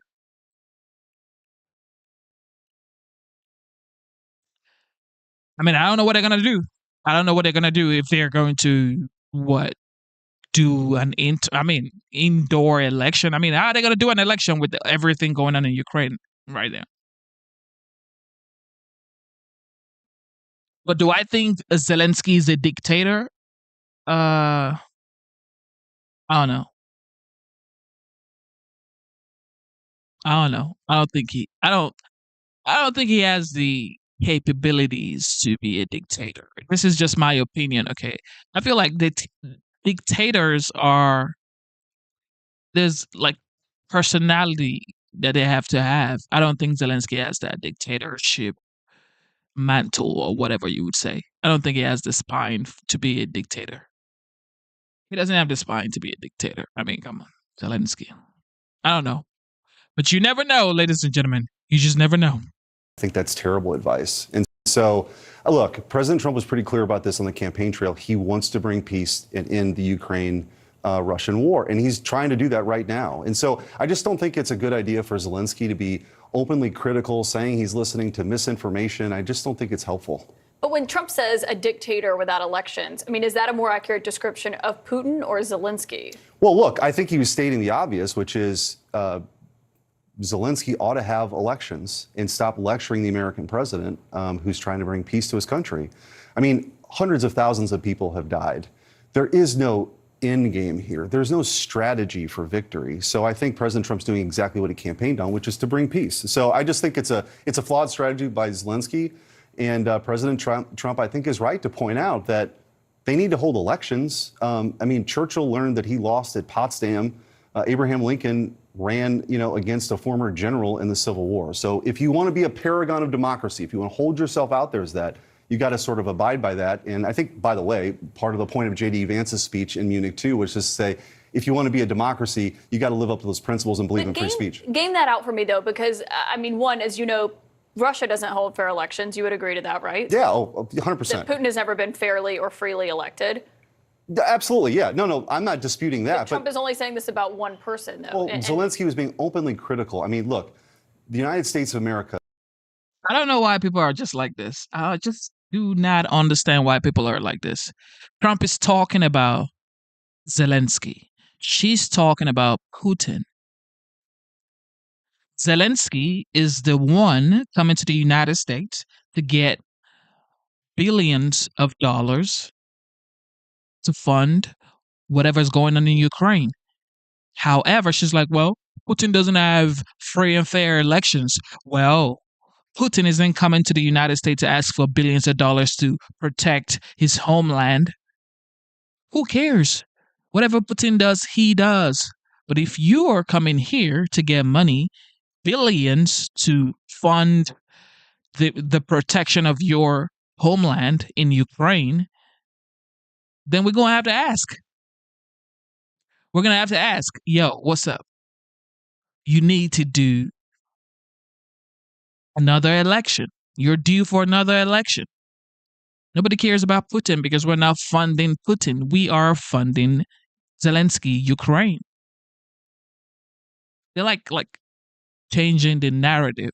It's like, who cares about Putin? And President Trump specifically is the only person in the world who can deliver peace and end the bloodshed. So I just don't think it's smart. I want to game out this election thing, though, because I went to Ukraine last year and interviewed Zelensky, and this was a topic of conversation. But in terms of, okay, so say he wants to hold elections as well, because he was democratically elected in the first place and against someone who was trying to take up too much power. How do you hold an election in Ukraine right now? Well, we do it. We had it in our Civil War. We had an election during World War II. We're not having missiles falling on American cities right now, and half of our young men aren't on the front line. It's just hypocritical to claim that you are a true free democracy when you're unwilling to hold elections. I think that's the only point that President Trump was making. But again, this is all sort of, I think, noise. Ultimately, a lot of it's just going to be depending on how this thing gets settled. President Trump, I trust him. He's a master negotiator, and he's going to, I think, he said in the clip, right, that he loves the Ukrainian people, and I think that's what he's doing this for. You just talked about all the deaths that have happened as a result of this, but who do you hold responsible for that? Well, look, Russia invaded Ukraine, right? There's no question about that. But the reality is... So when Trump says Ukraine started the war, what is your response to that? This is a centuries-old dispute. I mean, if you want to go back and really... You've got the Crimean War. Russia wants a warm weather, a warm water port. A lot of these things, to try to... do I think that they're going to go back to the lines pre-2014? I don't know. I don't want to hamstring the negotiations, but I think people have to be realistic. The shift that you're seeing, I think, in the foreign policy of the United States of America is a shift to realism, right? Like the idea that the United States of America has core national interests, protecting the homeland, and China is our chief adversary. The American taxpayers are tapped out of this war in Ukraine. So again, President Trump campaigned on the idea of bringing peace. That's what he's trying to do. I do find it interesting, Caitlin, though, that the people who are screaming about this the loudest call President Trump a dictator all the time. Like, the American media is so willing to criticize President Trump. Don't say American media here. I've never called Trump a dictator. Well, I've heard it for 2 years. That's an unfair criticism. But on this, I don't think so. On this very network, called him a threat to democracy 1,000 times. I've never called Trump a dictator, but on this very front here, in terms of what happens next, you just mentioned you're not sure if a return to pre-2014 borders, when Russia illegally annexed Crimea, could happen. When Trump says that, when Pete Hegseth says that flat out, are they giving up, what they could be using to negotiate? Aren't they weakening Ukraine's position in these negotiations? First of all, you have nothing to say. Like, let's just be straightforward, okay?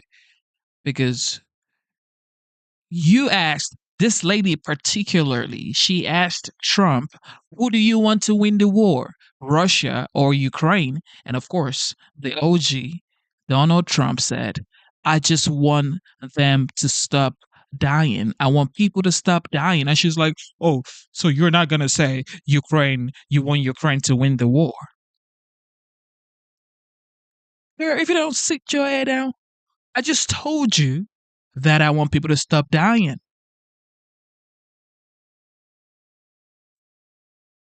What do you want me to say?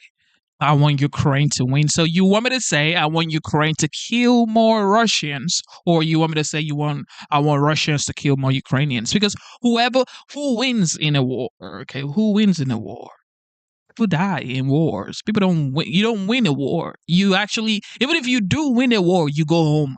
You go home sad, right? Because you lost your brother.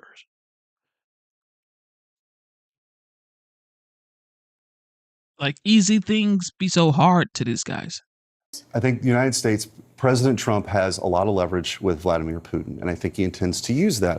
I'm not going to speak for the negotiators that are at the table, but the good news is the war hopefully is coming to an end. I would hope that as Americans we could cheer that. That's why President Trump is trying to do this. So I just don't understand. It's almost like people want this war to continue, and you have to ask the question why. President I think Trump. the question is how it ends. Okay, right, but. I mean, if you think about it, people want the war to continue. Well, not people, just like, I would say industrial complex wanted to continue, because if you think about people making this ammunitions and stuff, people make this ammunitions and they have to sell this ammunitions, and without war, how can you sell ammunitions? Like, it's crazy, but it's true if you think about it.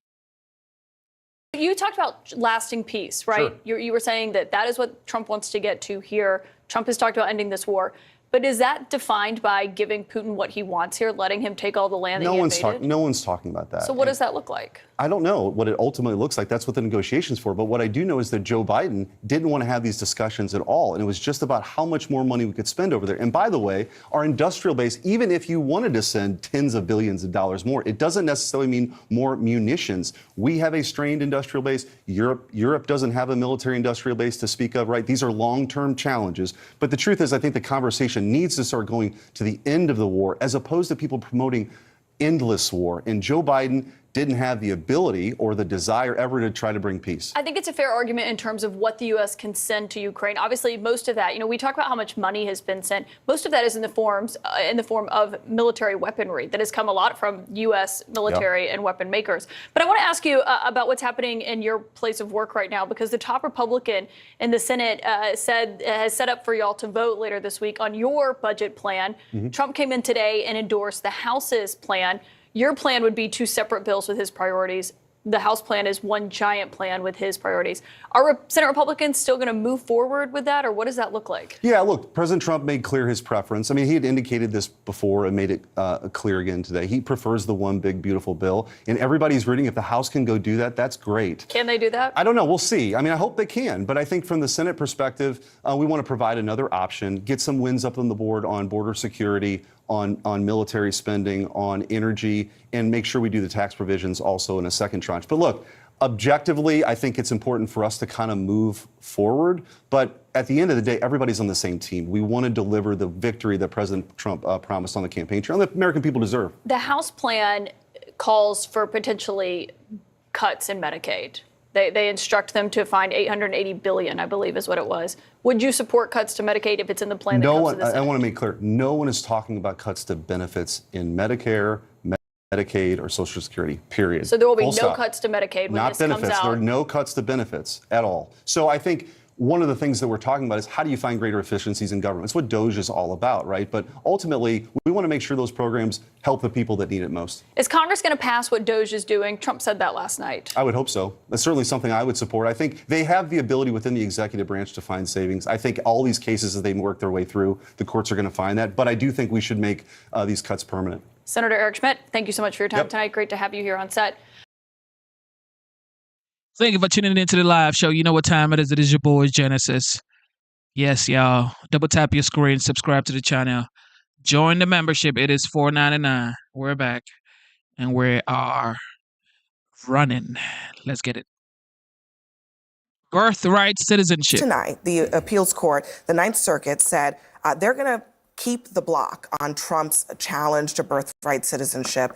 It's going to remain on hold, and it's going to go to a hearing Big about. surprise that the Ninth Circuit ruled against the president. Okay, the Ninth Circuit is made up. Just so you. Well, as shocking as the judge Hang is. on, hang on, So hang it's on, going to hang the on, Supreme Robert. Court. Hello. Hang on, Robert. The Ninth Circuit is made up of a Trump appointee, a Jimmy Carter appointee, and a George W. Bush appointee. Okay. So just so people understand. It's But something in the water, though. It's just, Convinced. it is yet another example. The courts are stepping in. Well, to a certain, so listen, I was a chief executive. I was the mayor of New Orleans for 8 years. And I remember saying, I'm the head of this branch of government. I want to do X. And a lot of times the city attorney came in and said, Mr. Mayor, I represent the city. I'm not your personal lawyer. This is what the law says. This is what the Supreme Court says. And as a lawyer, as an officer of the court, there's certain arguments that you can make within bounds. But if you go and misstate the law to an appellate court, to a Supreme Court, you have an obligation to say that's really just outside of the bounds of what we are. And I mean, isn't that just common sense, Brian? Shouldn't it be the case that the law says what it says, and that faithful public servants should go to their bosses and say, Mr. President, I know you want to do this, but here's what the law says. And that happened in the first Trump administration. Why are they suggesting that to do that would be some form of insubordination Because for this administration? the final rule in this is not the law, actually. It's the Constitution. The Constitution, plays a guiding light in this, and the Congress makes up laws, and the Supreme Court decides, whether those laws are within bounds of the Constitution. You got a lot of lower court judges saying, well, it's absolutely clear that the 14th Amendment authorizes birthright citizenship. I'm not so sure about that. And the Supreme Court's going to be the final word. Yeah. And even if you disagree with me about that, I actually agree with you, Robert, we have to travel down this road first. Yeah, but to your question as what happened in Trump 1, there was a lot of cabinet secretaries, starting with Jeff Sessions, who ended up getting fired immediately by Trump when they told him no. And so this time he has managed to surround himself with people who will not tell him no. Just to get us back to where we started, okay, what you said I think is absolutely correct. This is going to go through the court system. But what Trump and his staff secretary, and apparently Emile Beauvais, he said this to one of the prosecutors who refused to drop the case against Eric Adams here in New York City. Your oath to uphold the Constitution does not permit you to substitute your policy judgment for that of the president or senior leadership of the Justice Department. I mean, either the law is the law or it's just subject to whatever the president thinks at any given day. Abby, President Trump got elected. He got a mandate. He won all swing states. He feels that all these agencies should follow the will of where his law, he wants the state to go. What role does the law play in all of that? He's testing it. He's going to test it every single day. I guess that is fundamentally going to be the question of the next 4 years. And if you disagree, that is fundamentally going to be the question of the next 4 years. If you disagree on the policy issue, whether or not and you think your oath requires it, Robert, you resign. There's a question here about whether or not there is a role for the law when a president politically, for political reasons, decides he wants to do something. Can I ask, Robert, does it bother you at all as an officer of the court, which I am as well, that the prosecutors... Why is she saying for political reasons? He is the duly elected president of the United States. He was given a mandate. And even if he wasn't given a mandate, let's just say he wasn't given a mandate, because he actually was given a mandate. But let's just say he wasn't given a mandate, okay? He still has a responsibility. He still has a responsibility to the people to perform, to protect, and to provide for the people. He has to provide and protect for the people, just like a father provides and protects for his family. So she talking about for political reasons. No, he's a politician. Yes, of course. However, it's like he has a responsibility to cater for the people he's leading.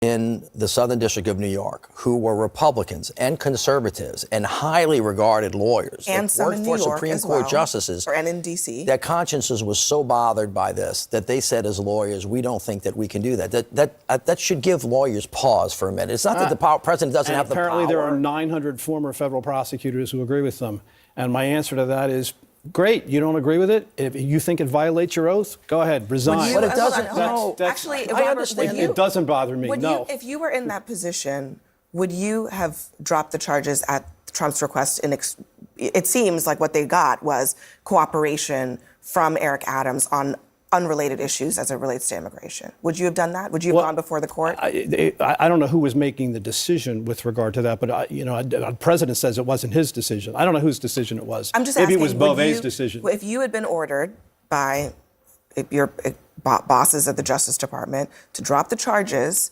and the circumstances were what they are, which is that the Trump administration says, well, we had a deal with this guy, the charges are going away, and now he's going to cooperate with us, you would go before a judge and say... I don't know about the deal part, because... Yeah, that's the thing. Like, who told y'all that Eric of New York, the mayor, had a deal with Trump or Trump's aide or administration or whatever? Who told y'all he had a deal? Man.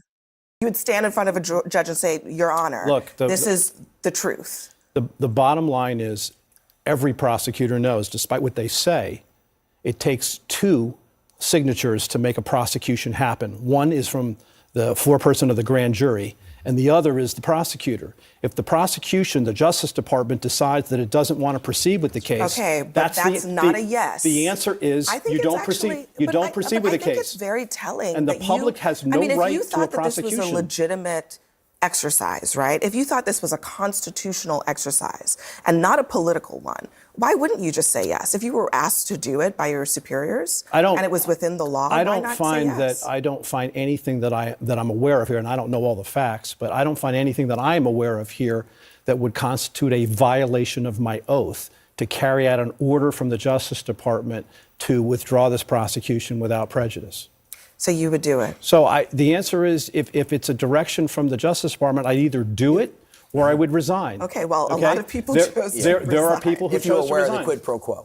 Well, if you're aware of the meeting where you said, I'll again, drop it if you do what I want as it relates to a public policy. People throw around quid pro quo all the time at the first sight of an appearance of of impropriety. They're not completely axing the prosecution. They're withdrawing it without prejudice. Again, the public does not have a right to a prosecution. You can dream on that you think that you do, but if the Justice Department decides that it doesn't want to prosecute it for any reason, that's the end of it.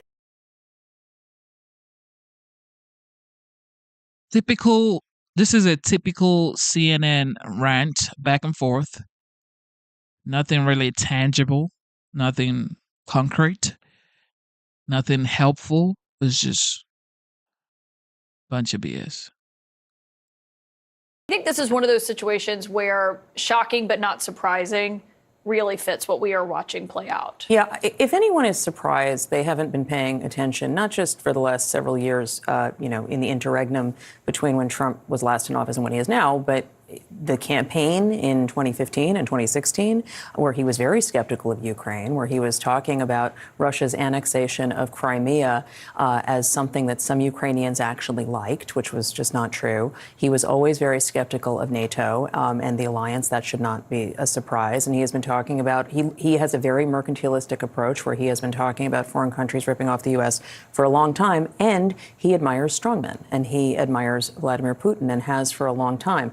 I think this is different than just a policy switch. A policy switch would be the U.S. is not really going to fund Ukraine the way it has, or we're going to see security guarantees on the aid. This is different than what Trump himself said on Sunday. Okay, of course, everybody's going to talk about King Trump, President Musk, or whatever.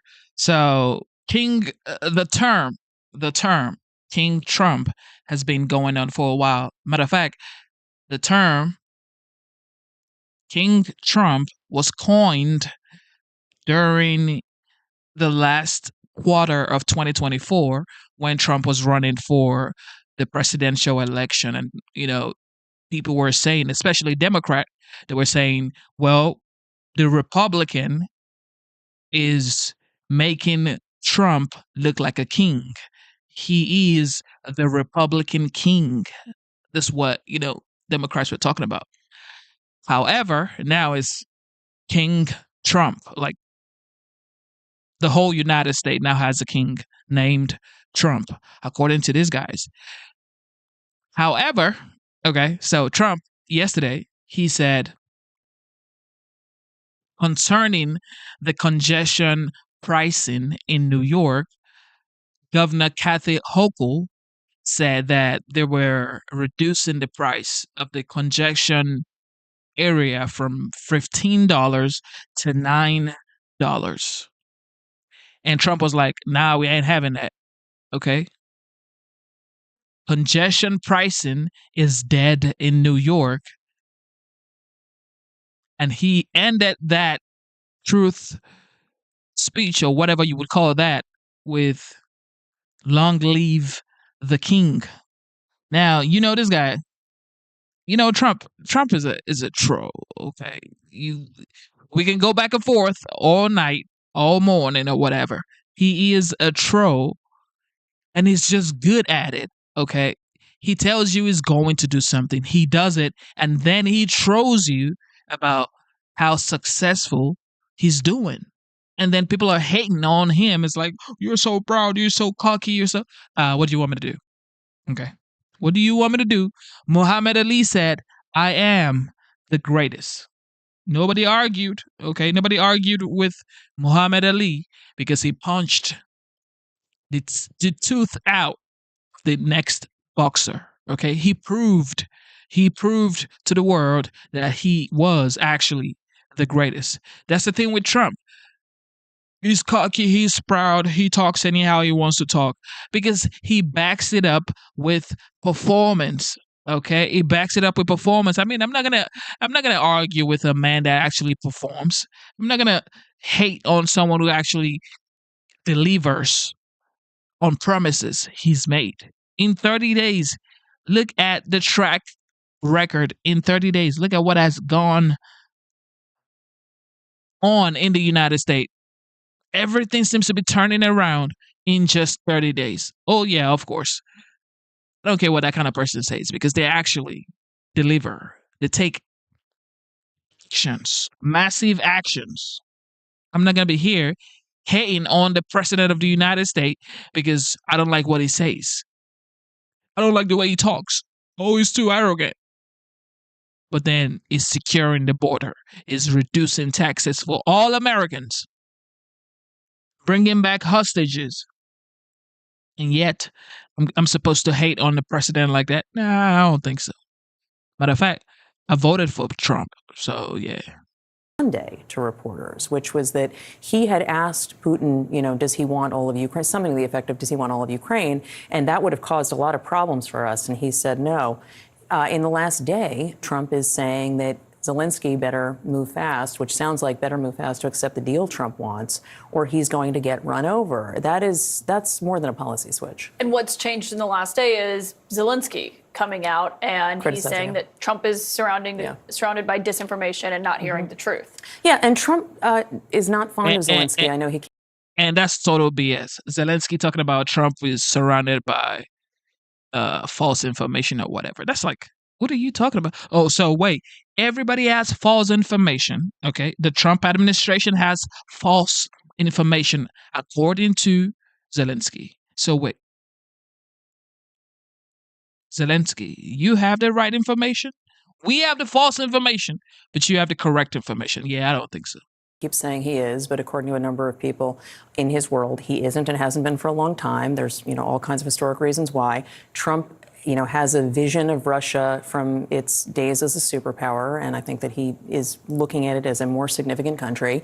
But this is not something that should surprise anyone. What is striking is just the near, it's not silence from Congress and from Republican senators who had been pretty hawkish on Russia before and who had supported Ukraine, at least to some extent.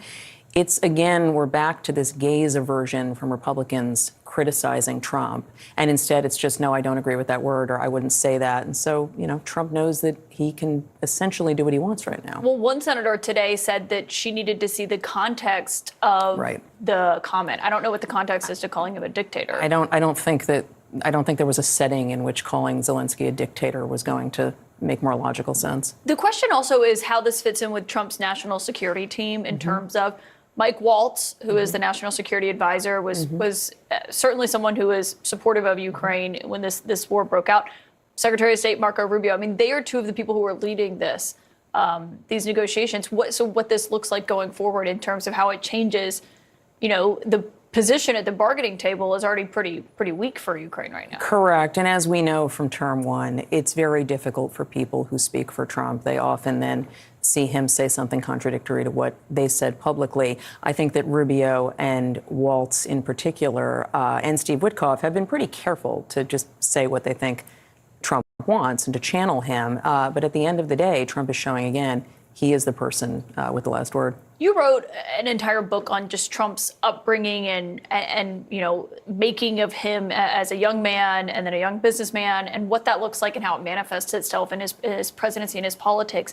I mean, how much of this is just getting to having a deal and getting a deal done on his watch, I guess? I mean, that is a lot of it, but he does have some leverage points over Putin, and he has, in fact, you asked him that question, I believe. You asked Caroline Levin that question last week in the briefing room. He has given away certain pieces of that leverage with these comments. So, yes, I do think he wants a deal. Yes, I think that he wants it to go quick. Yes, I think that he truly believes that the U.S. should be repaid for some of its aid, and that's what this, resources deal that he's pushing with Ukraine is about. And I think you might see him try that with other nations. But what you give up in the process is the question and the message it sends. And this is, look, the approach he's taking, to your point about his history and his background and how he sees things, is actually how he treats everything, essentially. I mean, you could close your eyes and he could be talking about, how he wants certain senators to support his nominees or tariffs or judges who he doesn't like. But it's very different when it's domestic politics versus what we're talking about between Russia and Ukraine. However, that does not make the First of all, the only priority any American should have concerning this war, Ukraine-Russia, should only be ending the war. Your priority should be, okay, we're ending the war because we're not sending any aid, any money to Ukraine. As an American, that should be your priority, okay? Making sure the war ends because we're not going to be sending more money over there. Because I don't know what they're talking about. We're trying to save money. Comprende?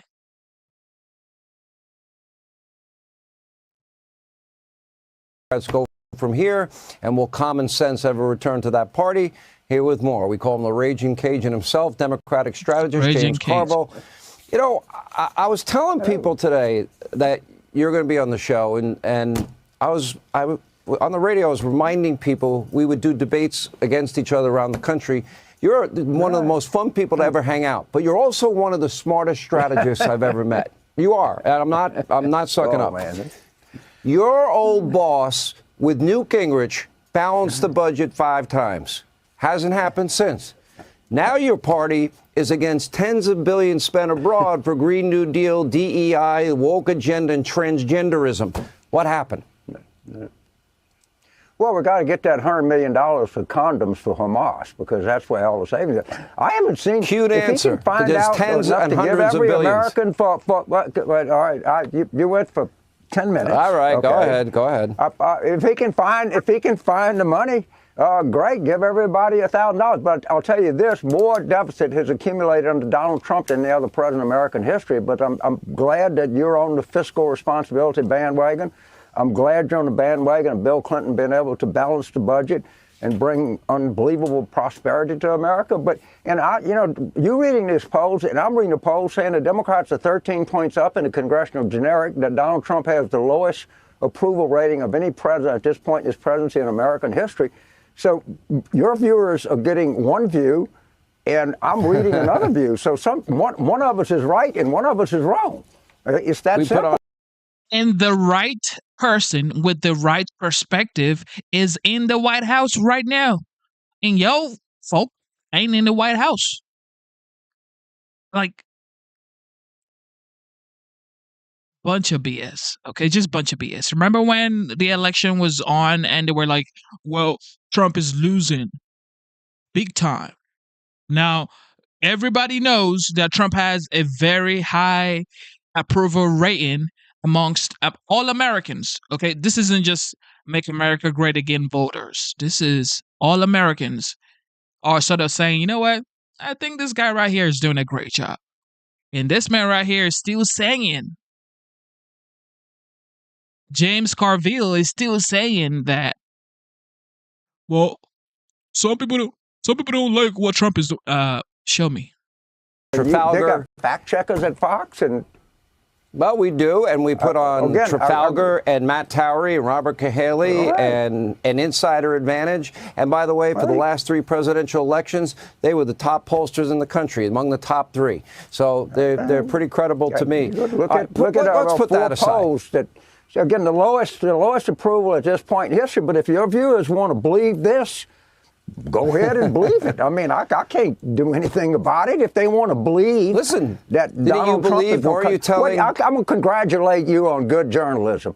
You asked him about Medicaid, and that's the most constipated answer I've ever heard in my life. But you did your job. I'm going to give you credit for being an insightful and good journalist. I appreciate you giving me credit, James. I do.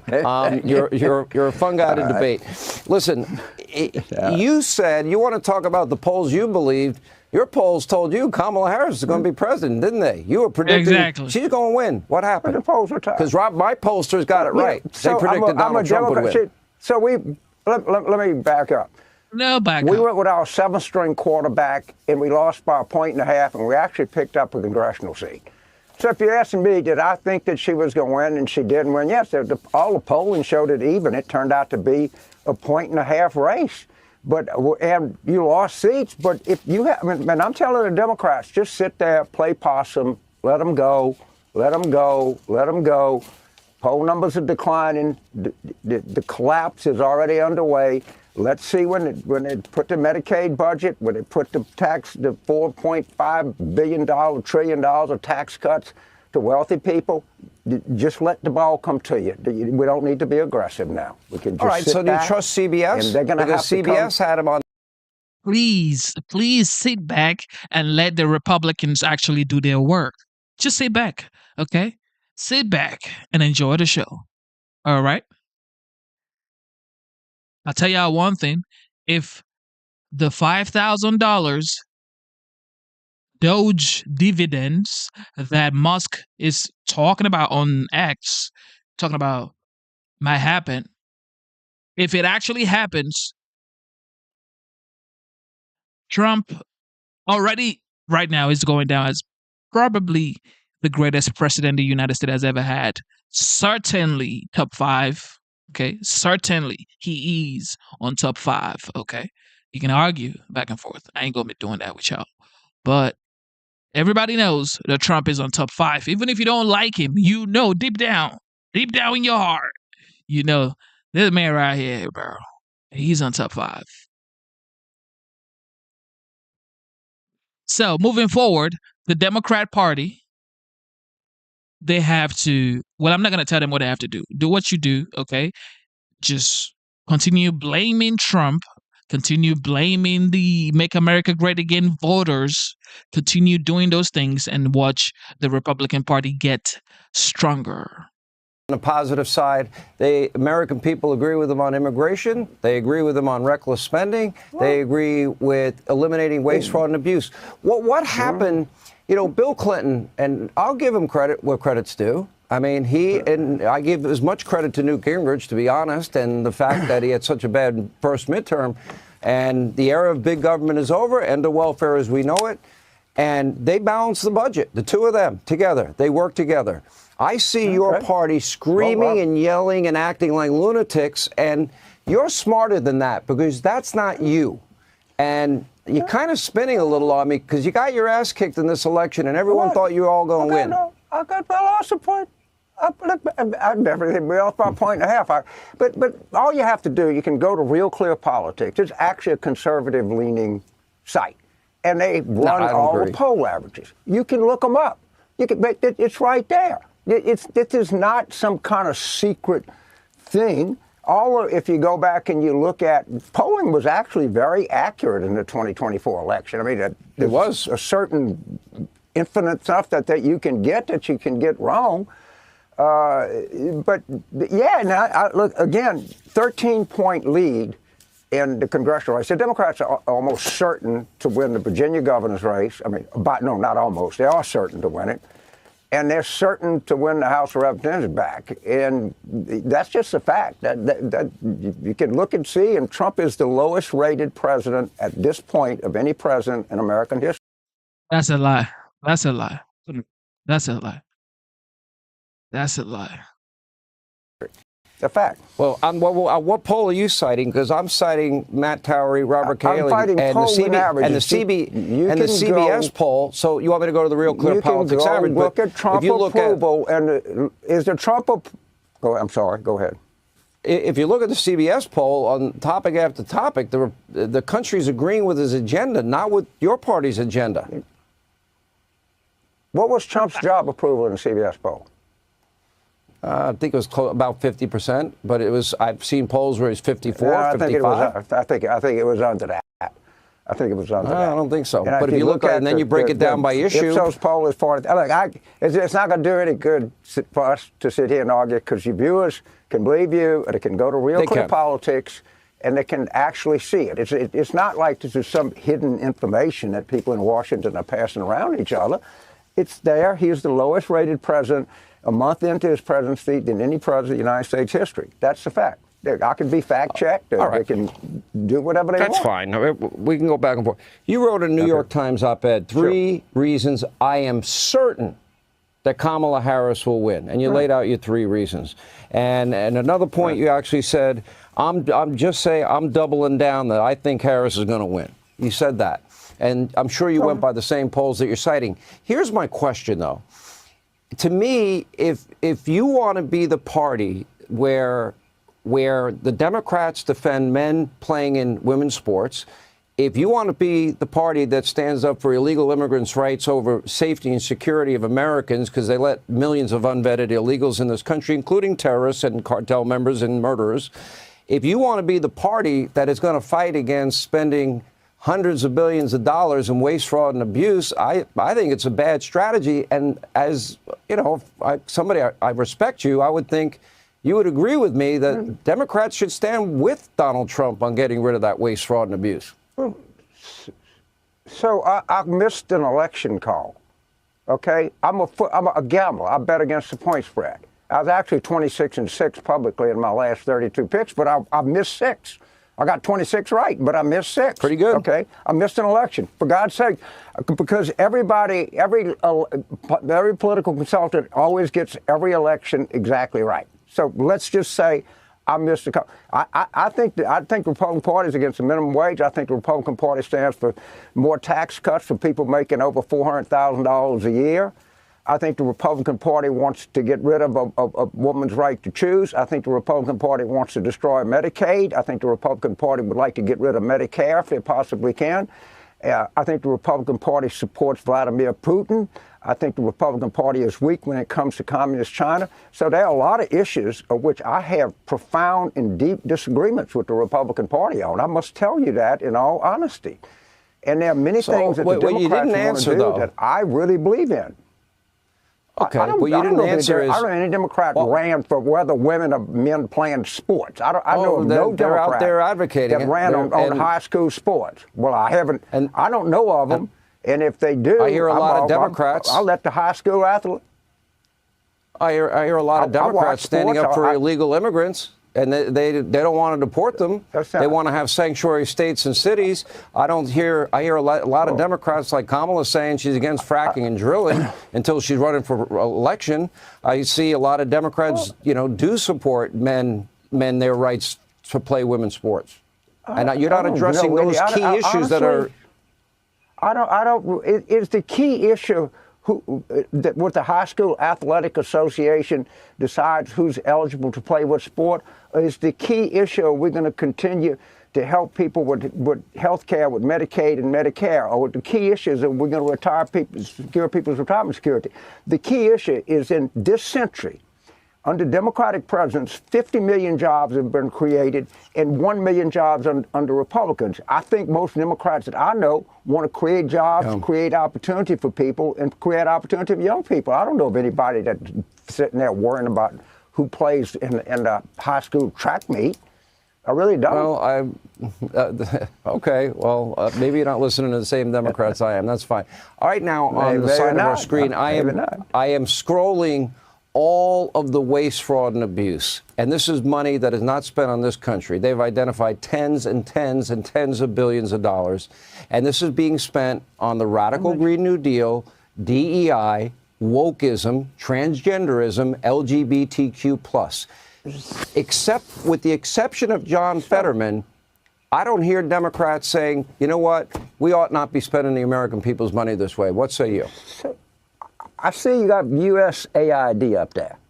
They spend $41 billion. They spend $41 billion. The federal budget is $6 trillion. I did the math, Sean. It actually comes to something like 0.014%.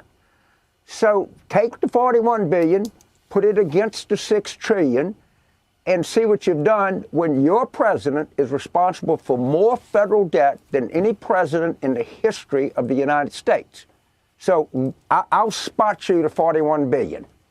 Now we $5,998 billion or whatever you got. Okay, I did the math on USAID. You got it right up there. Okay, USAID $41 billion is out of $6 trillion. But James, you're smarter than this. I'm looking at the screen because I'm listening really closely to you. And James, they're saying you're smarter than this. 1% of what they're finding, and they're finding it in every department of government, and they're finding all this DEI money. I got a whole packet of waste, fraud, and abuse. Somebody said they came up with 8. Go ahead. I'm far against waste, fraud, and abuse. I saw $8 billion that they come up with now, but show us the number. I mean, they have been. Stand up. You're in control of the Congress. You're in control of the Senate. You're in control of the courts. You're in control of the presidency. Do it, dude. Go to it. Okay. Hack away. Right now we live under Biden and Harris's economy. In the world. He's been in office now in his 5th week. He's been in office in his 5th week. And I don't know if you saw my interview with Elon and President Trump, but this is 1%.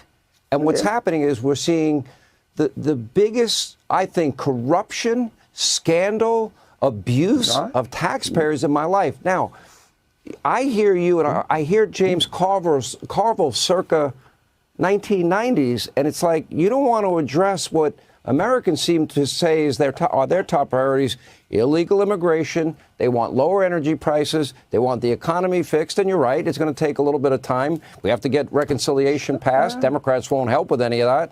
So it'll probably sometime in May, we'll begin to get the Trump economy in place.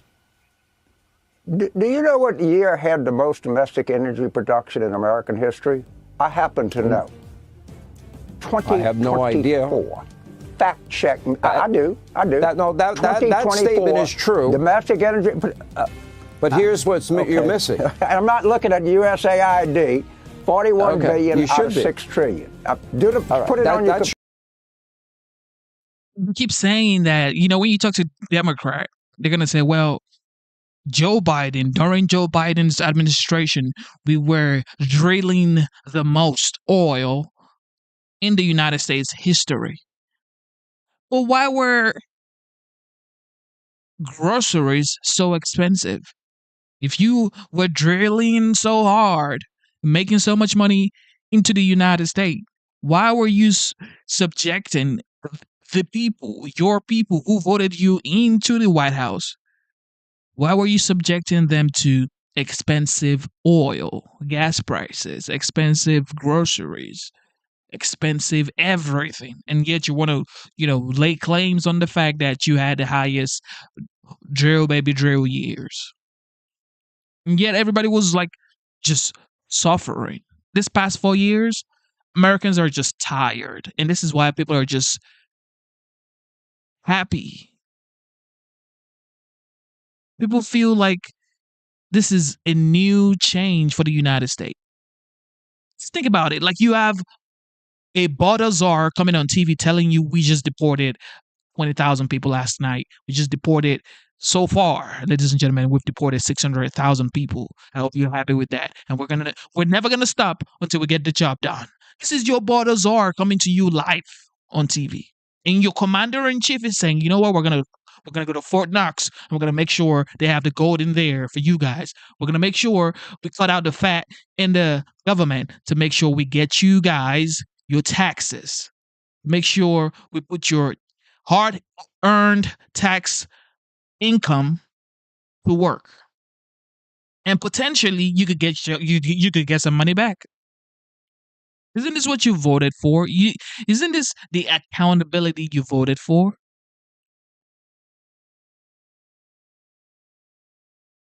Sure, Matt. That's all. I don't get it. His Doge wrecking crew about to blow up the most despised government agency in the land. Word is the IRS is about to mass fire nearly 7,000 audit-loving, pencil-pushing workers from their roster. Musk telling Hannity that he had no choice but to pursue the Doge cuts. As the president said, like there's a lot of rich people out there. They should be caring more about the country, because the reason they should be caring more about the country is if America falls, what do you think is going to happen to your business? What do you think? Do you think you're going to be okay if the ship of America sinks? Of course not. Like what I'm doing here, what the president's doing, is it's just long-term thinking. The ship of America must be strong. The ship of America cannot sink. If it sinks, we all sink with it. But there could be a big, beautiful payoff for the American people if Doge is successful. Musk is mulling $5,000 Doge dividend checks funded by the savings from his Department of Government Efficiency. 47 seems on board, but some Democrats aren't sold. There's even under consideration a new concept where we give 20% of the Doge savings to American citizens and 20% goes to paying down debt, because the numbers are incredible, Elon. So many billions of dollars, billions, hundreds of billions, and we're thinking about giving 20% back to the American citizens. We are not in the business of giving out money. And honestly, I don't know what $5,000 will do for you. Now, Harold, that woman, Jasmine Crockett. Girl, what I get just here right now? What I girl just... Man, if you don't sit down, talking about we're not in the business of giving money. You gave Ukraine money. You gave Ukraine money. You've been giving hundreds of countries money for years, for decades. Now, well, we don't know if we're going to be giving Americans money. Does that even make sense? Or we're giving money too much. Okay, we're not in the charity business, but you can give other country money. But when natural disasters like Hurricane Helen, okay, Milton, okay, the wildfires in California, a lot of people are saying like they could have prevented that, or like maybe not to that magnitude in LA County. However, it's like Americans deserve the best. You can't take Americans' money and give it to other country to be better. But then your people, the actual Americans, are not living like kings and queens. Nah, that ain't gonna work. Of giving out money. And honestly, I don't know what $5,000 will do for you. And what you mean you don't know what $5,000 is gonna do for us? This is how you know, like, ladies and gentlemen, this is how you know these people, some of them don't even know how Americans are living. She just said, what is $5,000 going to do for you? What? Now, Harold, that woman, Jasmine Crockett, praised the stimmy checks back in the day. And now she says, what are you going to do with $5,000? Look, I said yesterday that paying down the debt should be the first priority. You pay down the debt, you actually make it possible for more dollars to be lent to private companies because the public debt is not crowding that dollar. We pay $1 trillion almost in interest on our debt. If you're able to reduce that, that reduces government spending. That's the fourth most expensive thing government does. The $5,000 checks, I love the idea. I think you should only send it to people who earn less than $150,000 a year. Sending $5,000 to a multimillionaire here in New York or Boston or Philadelphia or New Jersey when we should be paying down our debt That to me is a bigger priority than all. I appreciate. You know what really reduces government spending? When the government spends less, Harold. I appreciate, right. And when if they save money, they should pay their debt down. We had the conversation yesterday. I agreed. I respected your opinion yesterday. I disagree with it totally, but that is an opinion. I don't think that paying down the debt should be second to anything. $36 trillion. And somebody's saying that we got rid of all our labor force with ICE. What does that even mean? Like, okay, the farmers, the construction workers, the truckers, what? Is that what you mean? I don't think so. Americans are strong. They're going to do what they're supposed to do when they're supposed to do it. And does America need immigration, though? Absolutely, yes. America needs legal migration, okay? That's what the H-1B visa was for, okay? Professionals to come into the United States to make America great continuously for a long time.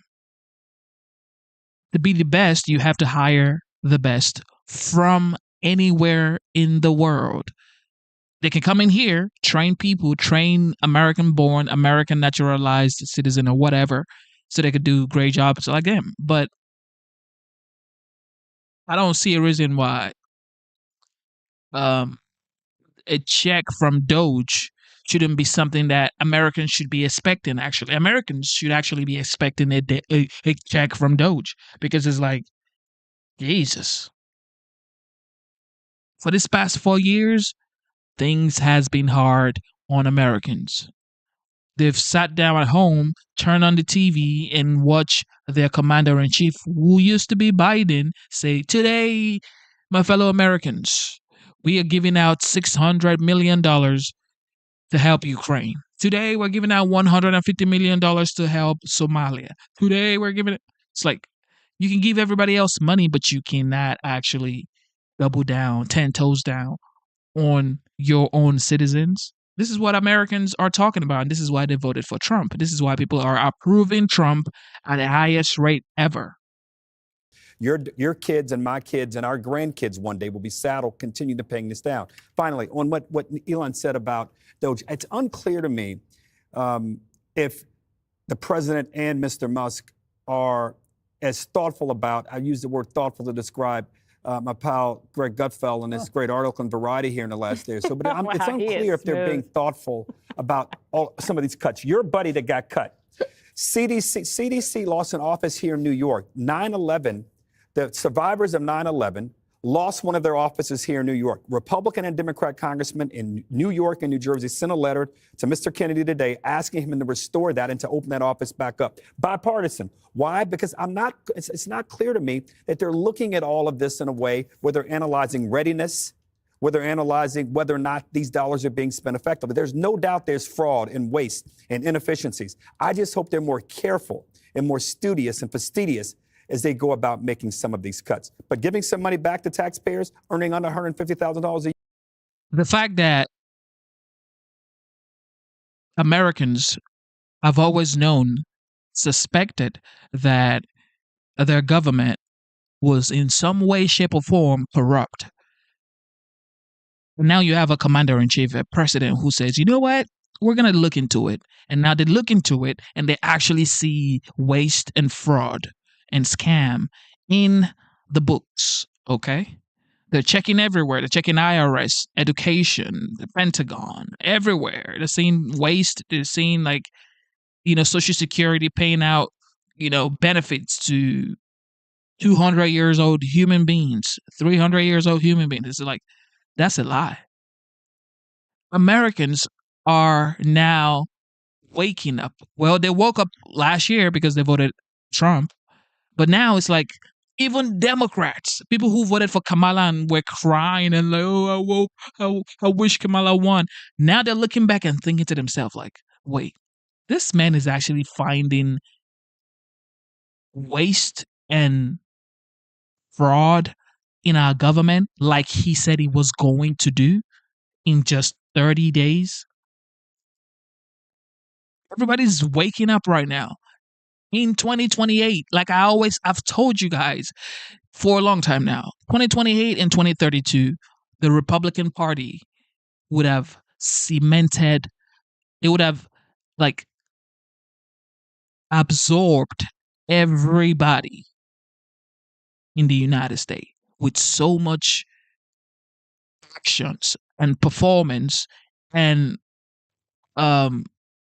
delivery that the voters would have no choice than to just say, you know what, I'm going to vote for a Republican anyway, because they always get the job done. And I suspect that Trump is going to really change a lot, because this is just the first 30 days and we have what? 4 years. We got 4 years and we're witnessing the first 30 days. Incredible. Year, and then paying down the debt, that ought to be the priority. All right, Judge Janine. Well, that's what he wants. He said, that's what the president just said. He said to everybody. You know what? Here's the bottom line. But I like it. I like the idea of giving $5,000 to everybody. Not because I want it or don't want it, but let's do something across the board for everybody, and let's cut down on the debt.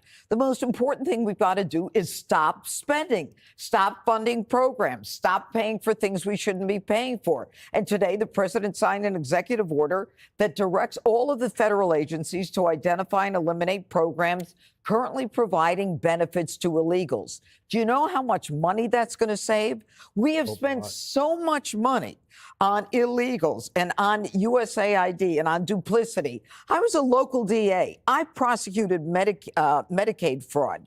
Let me explain something to you. That was not my charge, but it was so unbelievable. I got hundreds or tens of millions of dollars, and it's low-hanging fruit.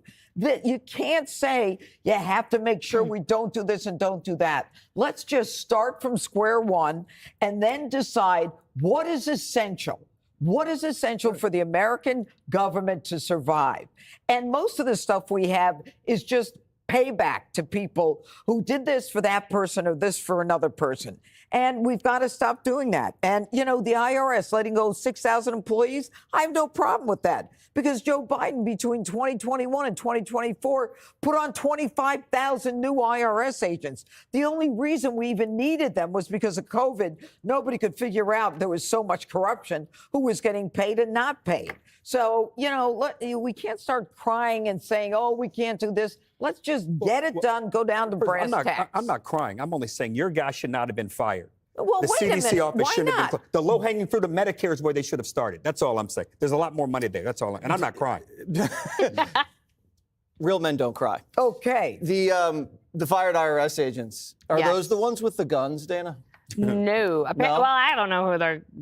One person I follow said that these roughly half of them are the ones that go after audit, small business owners and the self-employed. And so, but I think we're kind of missing one point here that I would add to this discussion, which is that don't forget, it was Biden's Inflation Reduction Act that added $80 billion in IRS funding and 90,000 more IRS agents. So even with what they're saying that they want to do with DOGE, the Biden IRA people still come out ahead for the IRS. And the other thing is you are about to watch the Democrats add to their list of priorities defending the IRS. So now they're digging an even bigger hole for themselves. Yeah, Harold. I'm not saying that Harold's not doing it, but keep crying. Our new friend no, is. Harold. Greg. Well, I mean, okay, so this dividend is not right, but it's persuasive. Yeah. You know, Doge wasn't Well supposed said. to be Robin Hood, but everybody loves Robin Hood. Especially if he's robbing on behalf of you. And Trump understands, hey, if the government's been ripping you off and giving it to cronies, maybe it's time we get in on the action. Trump is like Omar in The Wire, stealing from the drug dealers. I get the idea, but it's not going to help solve the debt crisis unless you look at it long term. And this is where I straddle the fence. Oh, and it hurts. That's not you. That's not the way you roll. You never straddle the fence. Okay, so look at this long term. How do you keep the public supportive of Doge over time? Because I'm suffering from Doge exhaustion disorder. I wake up every morning. It's like getting a new puppy every day. I love it, but after 20 puppies, I mean, come on. But you know what? You know what's amazing? Trump fulfilled the most outrageous boast he ever made. you're going to win so much, you're going to get tired of winning. And it's actually happening. I mean, maybe he knew that was going to happen. But so here's the deal. That's true. He said that. The dividend will keep supporters so you can continue with Doge after Trump. It's a bribe. But at least it's going to the citizens who've been ripped off and not some graduate of Brown who's getting their, student loan canceled in order to vote for Biden. We went through that. So it's not right. It's persuasive. If it's right, you devote it to preventing financial ruin. If it's persuasive, you try to do that while giving the public a fat green bone. That's what you want. That's what you want. And back to you, there's no counter argument right now. They're losing on Doge already. You add a Doge dividend. I mean, that's going to be more popular than Women of the Bible cookbook.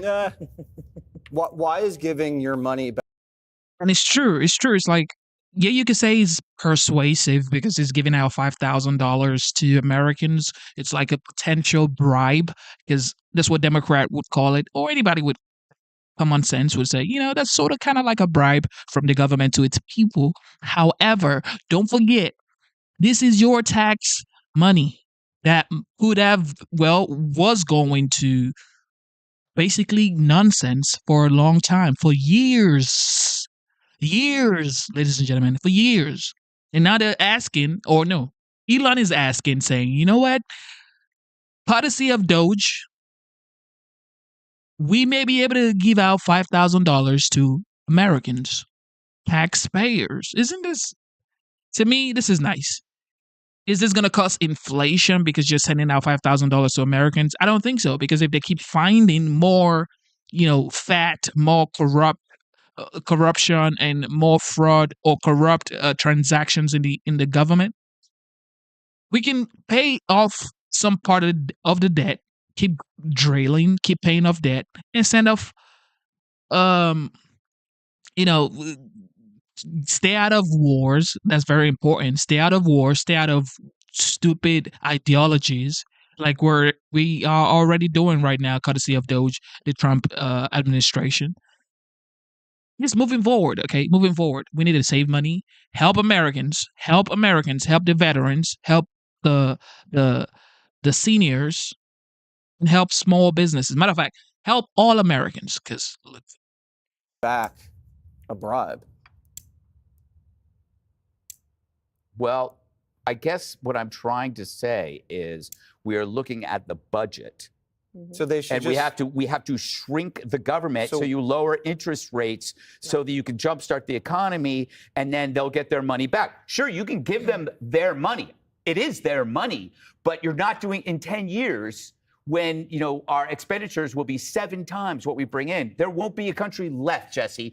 How will you afford your hair gel? You're talking about $55 billion that they saved already, compared to the trillions Congress is spending. Yes. If Congress takes in $7 trillion in revenues and they spend $9 trillion, that's where the real savings are. But can I add one thing? Yeah. It's like if you have, let's say that there's a person that has a lot of credit card debt, and then at the office, they all of a sudden find out they're getting a bonus, and it's a $5,000 bonus. What you would tell that person is you should pay down the credit card debt so that you can start getting ahead in the future. That would be in your face. The other argument. That's why the other 20% is going toward the deficit. You also need to spend less, Dana. Well, you give them Well, exactly. That's the point. But you got to pay down your debt. But these numbers he's talking about, in order to give everybody $5,000, that means you have to have $500 billion. So that's 20%. That means they think they're going to save $2.5 trillion. I'm just 100 million Americans at $5,000. That means that's $500 billion. Now I just lost you. Yeah, he's right. His numbers are right.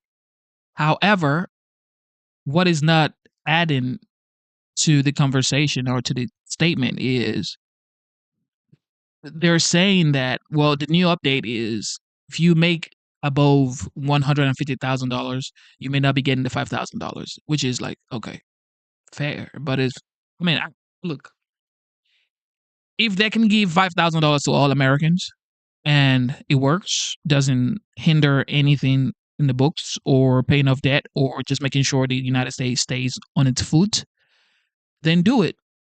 But if it's not going to help America be great in the long term, then don't do it.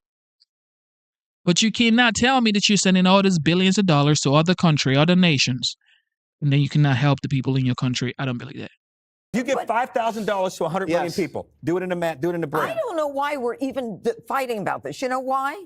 I'm not fighting. Because with what the Democrats were doing, we were going under in a minute. But I know we're still going. But DEI and Democrats are blaming for everything. But let's just look at this plan. But who did the spending? This plan doesn't. He has to save $2 trillion, $2.5 trillion to do this plan. At least he's trying. We'll give him We'll the get old there. We'll get there. award. Up next, the MAGA Sports Takeover. Tiger. You got to respect what Trump is doing, man. He's doing a lot, and he's doing it really fast. He's going to make mistakes, no doubt. I'm not even going to sit here and tell you Trump is going to get everything right for this whole entire 4 years. It's impossible. However, he's the closest to perfection that we've ever had. Tom Homan, good to have you with us, Tom.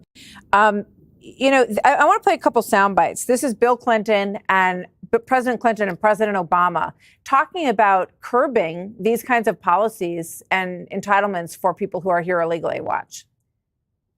By cracking down on illegal hiring, by barring welfare benefits to illegal aliens. In the budget I will present to you, we will try to do more to speed the deportation of illegal aliens who are arrested for crimes. All of us take offense to anyone who reaps the rewards of living in America without taking on the responsibilities of living in America. So that was the language of those former presidents, Tom. We did not hear a lot of that from President Biden. And now President Trump is rolling back and reinstituting really this congressional law that prohibits spending federal dollars on these different programs for people who are here illegally. Is that another deterrence aspect? I mean, how do you think that impacts the numbers that you have to deal with? Well, absolutely right. I mean, Griff was right. I mean, I, for one, have been complaining about this for decades. I've been doing this 41 years. I started in 1984 in the Border Patrol. And yeah, Clinton and Obama said the right things. They talked the talk, but they didn't walk the walk because the agencies didn't really get into the misuse of these social services, social funding. And President Biden fell off the face of the earth with it. We're in the multi-billions of dollars. And 130,000 of social services per illegal alien, that's more than most Americans make a year in salary. So it is a major driver. I mean, I'm doing this a long time. I know how many times you hit a load house full of illegal aliens waiting for payment to get released to the people who smuggle them in the country, and how many welfare cards and food stamps and social services envelopes you see all around these homes. This has been going on for decades, and don't thank God for those, because look, these billions of dollars we're going to save that illegal aliens shouldn't be getting, they can help rebuild North Carolina. They can help rebuild California, where they're devastated by these fires. In Kentucky, there's a lot of things we can do for American citizens, the homeless vets, with these billions of dollars that are illegally being given to people who aren't supposed to be here.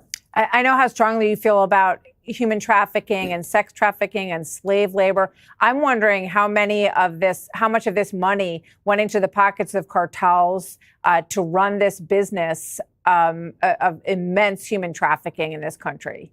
Well, we're going to find out. Look, we got a Homeland Security task force here at the White House that I'm involved in, and we're digging down to that. You're going to see a lot of investigations on how all this happened. I think the next place you need to look is the United Nations. How much money did the United Nations, certain offices with the United Nations, how much they spend on this massive illegal immigration crisis we've had the last 4 years? There's a lot of places we need to look, where that money came from, where that money was spent. So I can guarantee there's going to be a lot of investigations on the funding of the NGOs and all these groups that supported this massive illegal immigration crisis on the border, and how that money was spent with the NGOs, how much that money was given to illegal aliens to help them enter this country, get money given to them south of the border in Mexico and Central America. There's a lot to uncover, and I thank God DOJ is on top of it. Tom Homan, thank you very much. The borders are... I'm impressed by the speed, for sure. No conversations. I'm impressed by the speed. I'm also impressed by the commitment every leader is bringing into the Trump administration, from the border czar to DNI, Tulsi Gabbard, RFK, Kash Patel. Kash Patel just got confirmed yesterday. Also, we're going to be doing a lot of recap today. We're going to stream Kash Patel's Senate confirmation hearing. We're gonna stream Tulsi Gabbard. We're gonna stream all of those guys, except Kristi Noem, except Pam Bundy. Yep, just some couple of people. Marco Rubio, we already saw that one. So we're gonna stream some of the other guys that I just mentioned: Kash Patel, RFK, and Tulsi Gabbard. So strap in for that. We're gonna be doing a marathon today. We're gonna stream all day, if possible, by God's grace. We may be streaming all day today. So if you're free today, enjoy the show. If you're not, tune in whenever you can. Or turn on your notification bell so you can have a good time and know when we go live or upload any new content. So with that being said, thank you for tuning in. It is your boy Genesis, and let's keep going. Mark Meredith reports from the News North Lawn at the White House. Hey, Mark, good morning. William and Dana, good morning to you both. The president, as he just said, is thrilled with the idea of being able to save taxpayer money, paying down the debt, and potentially giving money back to taxpayers. But at this point, no final decisions made. This is something still up for discussions. Meantime, Republicans up on the Hill cheering these latest spending cuts, while Democrats warned that they could risk Americans' public safety, their financial future, as well as the future of government agencies overall. Today, the IRS, the Internal Revenue Service, is expected to issue a number of pink slips, reports upwards of 6,000 people expected to be cut, and it comes just as tax season gets underway. The president also issuing an executive order Wednesday cutting federal spending on programs meant to help migrants who are now in the U.S. illegally. You cannot continue to waste American taxpayer dollars on giving it to illegal immigrants, as the president has announced he will no longer do, and taking money from Americans, spending it frivolously, and then not being accountable for where that money has gone. The Department of Housing and Urban Development says it's making cuts too. HUD secretary says it's time to show the American people this is not business as usual. Today, we're announcing that we cut $4 million in DEI contracts here at HUD, which were supposed to be for culture transformation and mindset, outward mindset thinking and subscription services. Democrats warning, though, this could have impacts. We heard a letter from Senator Patty Murray who says without sufficient staff to run these programs, community and economic development projects, disaster recovery efforts, and housing across the country will be delayed and could come to a grinding halt.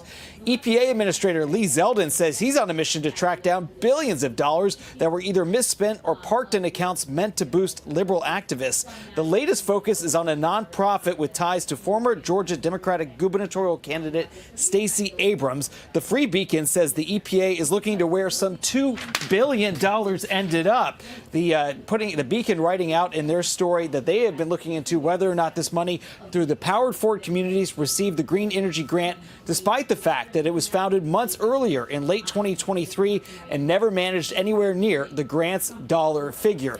Now, Abrams just this week was pretty vocal on X, saying she's no fan of these DOGE cuts. We'll look to see if this group responds to the accusation about the money being misspent. And we're also looking to see if the president talks about what it's been like as he marks 1 month in office today. Bill? Okay, good deal, Mark. Thanks. The plate is full, and it's 9 a.m. Nice to see you, sir. Dana. And Senator James Langford, Republican of Oklahoma, joins us now. I just want to ask you something. On that money that went to Stacey Abrams' group and was supposedly misspent, that's what the accusation is. Can Congress claw that money back?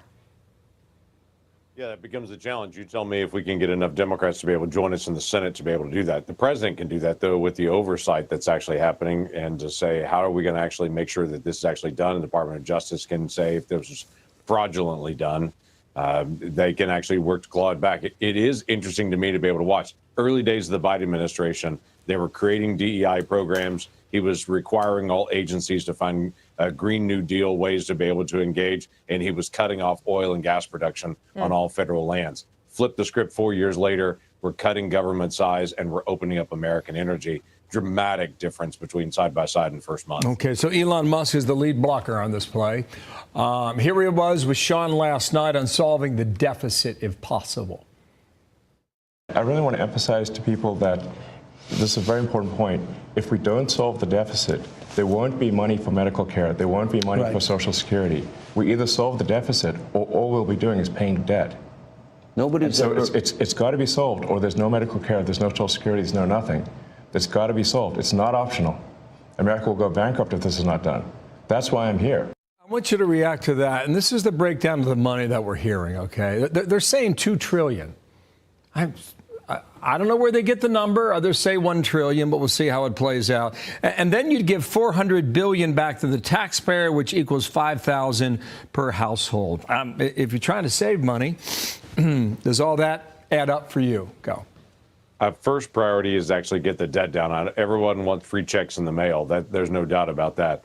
But we've got to be able to solve the debt and the deficit issues on that. Elon is correct in that we are going to continue to have high inflation and not be able to spend on the things that are critical for us, infrastructure, healthcare, education, national defense, if we actually continue to run this debt. And as people talk about power around the world on this, China continues to be able to influence other countries where we are not able to engage in some of those areas, even foreign policy, and be strategic about it because we're dealing with debt and deficit. Right now, we have to borrow money from China to be able to pay our own bills. That is a weak nation's future, not a strong nation's future. Let's fix that. One of the things that you've done is come up with Senator Langford's top 5 federal fumbles. We can put them up here for everybody to see. Tell me a little bit more about it, because I have a feeling this has a lot to do with sports references, and I'm not sure I can follow appropriately. So let me turn it over to you. I know what a broken playbook is.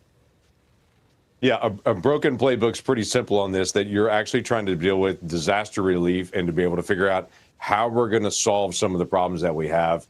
Right now, if you look at that spaghetti map that's probably up there right now, I can't see it, but if you look at that, there are 30 different agencies that actually oversee disaster. So while President Trump has said we need to return control back to the states, if your small community is in a disaster, you have to contact 30 different agencies, have 30 different processes just to do disaster relief because of the complexities of federal government. Everything from the Department of Commerce, Small Business Administration, FEMA, Corps of Engineers, on and on and on and on. That can't be. That is just wasteful on it. Let's have single authority on it. And if at all possible, have it be the states that's a single point of authority that's closest to the actual disaster. Got it. I like the blown coverage and letting China run up the score. Clever stuff there.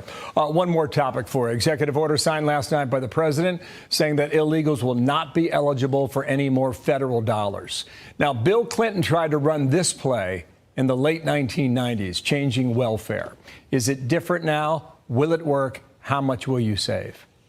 So there's a couple of things there. And your reference to Bill Clinton's a good reference on that. Don't forget, Bill Clinton, and during his administration, reduced the federal workforce about 250,000 people. So everybody's screaming about President Trump reducing federal workforce. They weren't screaming when Bill Clinton did this decades ago, wanting to reduce federal workforce as well. Same issues here. If we're going to get benefits, those benefits need to go to people legally present here and American citizens, not people illegally present. I don't see a long line of people saying, I really want my tax dollars to go to someone who broke our law and illegally came into the country rather than going to schools, national defense, and transportation.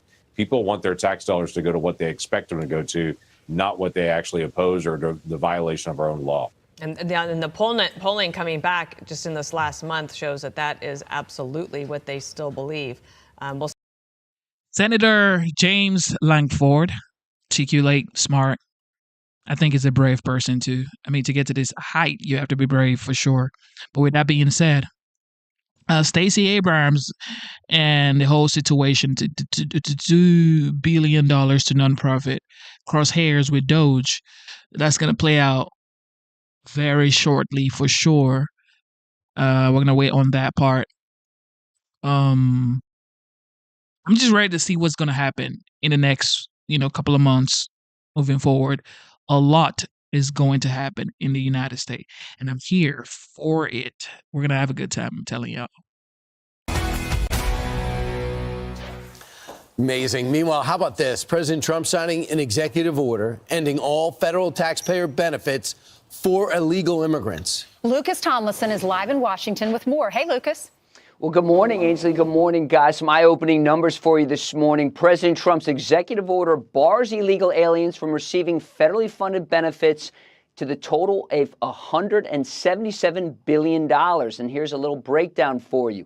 It includes $59 billion for Obamacare premium tax credits, $43 billion for the earned income tax credit and the child tax credit, $40 billion for Medicaid and Children's Health Insurance Program, $15 billion for food stamps, $13 billion for children nutrition programs, and $4 billion for the supplemental security income. A lot of acronyms for you this morning. The Federation for American Immigration Reform estimates that federal expenditures on illegal aliens in 2023 total nearly $66.5 billion. This includes more than $23 billion in federal medical expenditures and $11.6 billion in welfare benefits. The Manhattan Institute estimates that every new illegal immigrant has about an average cost of about $130,000 to the American taxpayer. A lot of numbers this morning. Now, this isn't the only government program getting cut. Defense Secretary Pete Hegseth has ordered his senior military leaders to develop a I mean, think about it. $66.5 billion was spent federally on expenditure on illegal immigrants in 2023. $66.5 billion. That is the amount of money that was spent on illegal migrant in 2023. 60 plus billion dollars. Man, you better cancel all the debt because what? You have that amount of money to spend on people who don't even come from your country because you are like what? You sympathize with them. I get it. Okay. A little empathy is great. But $66.5 billion, yo? Come on, man. budget to slash defense spending by 8%. He's ordered the proposed cuts on his desk by February 24th. In a memo released last night, the Pentagon says, quote, "We must act urgently to revive the warrior ethos, rebuild our military, and establish deterrence. The Department of Defense is conducting this review to ensure we are making the best use of taxpayers' dollars in a way that delivers on President Trump's defense priorities effectively, efficiently, and effectively." Now, 17 categories would be exempt from these budget reductions in the Pentagon, including military operations at the southern border, nuclear weapons and missile defense programs, as well as building drones and munitions, guys. Wow. So that number, it can be reduced, but it can't be. You can't just knock it down to zero, right? That's correct. That's correct, Brian. And right now, the United States is spending about 3.5% of our economy on defense. During the Reagan buildup, that was about 6%. In Jimmy Carter's day, the low point was 4.5% of the economy. So some people like Roger Wicker want to see a boost in defense spending with all the hotspots around the world right now. It'd be interesting to see them lean out at the same time they build up and start reforming. As far as I'm concerned, there should not be an American in America, on American soil, that wouldn't have shelter, 3 square meal, and clothes to wear. So, food to eat, a place to stay, of course, a bed to lay your back on, and clothes to wear. Food, clothes, shelter. Like no American on American soil, living in America, matter of fact, living worldwide, should be without those 3 essential basic needs. You can't be in America and not have a house or a place to stay, food to eat, and clothes to wear. That's why when I see homeless veterans or just anybody homeless, I don't care. Okay. It's like, it's sad. It's so sad to see. It's not like I'm rich or anything. I mean, I plan to be rich, working my way there. However, it's like, it's okay even if you're doing like, paycheck to paycheck. Okay. We get it. A lot of millions of Americans are leaving paycheck to paycheck. Okay. Millions of Americans are leaving paycheck to paycheck. But if you do not have shelter in this cold, it is like, 36 degrees right now. I'm in Georgia. I'm in the South. I'm not even in Northeast. You know what I mean? Like, people are freezing. People are freezing in the streets. No shelter. And then you give $66.5 billion to immigrants that came into your country illegally. That's the key word. Key word is illegally, okay? illegal migration. Nobody's talking about just migrating to the United States, okay? Anybody can migrate to the United States as long as you do it properly, okay? If you do it properly, you can come to the United States. Matter of fact, USCIS, the United States government, the country, United States, wants you to become a United States citizen. I've said this multiple times, but people think I'm joking. No. American wants you to become American. America wants you to be a part of it because they want people who are ambitious, people who want to achieve greatness, people who want to shed their dreams, their color, their optimism with the world. That's what America wants. And that's why they have the largest billionaires in the world, the most millionaires, the most billionaires, the greatest companies on planet Earth, greatest military, the best land, the greatest sports team, the greatest music. Everything is on America. It's happening on American soil. Everything is happening right here on American soil. So it's like, if you are in America, you better be thankful. You better be grateful to God. Be thankful to God. Thank your angels that you made it here or you were born here, and enjoy the privilege that you have just living in America.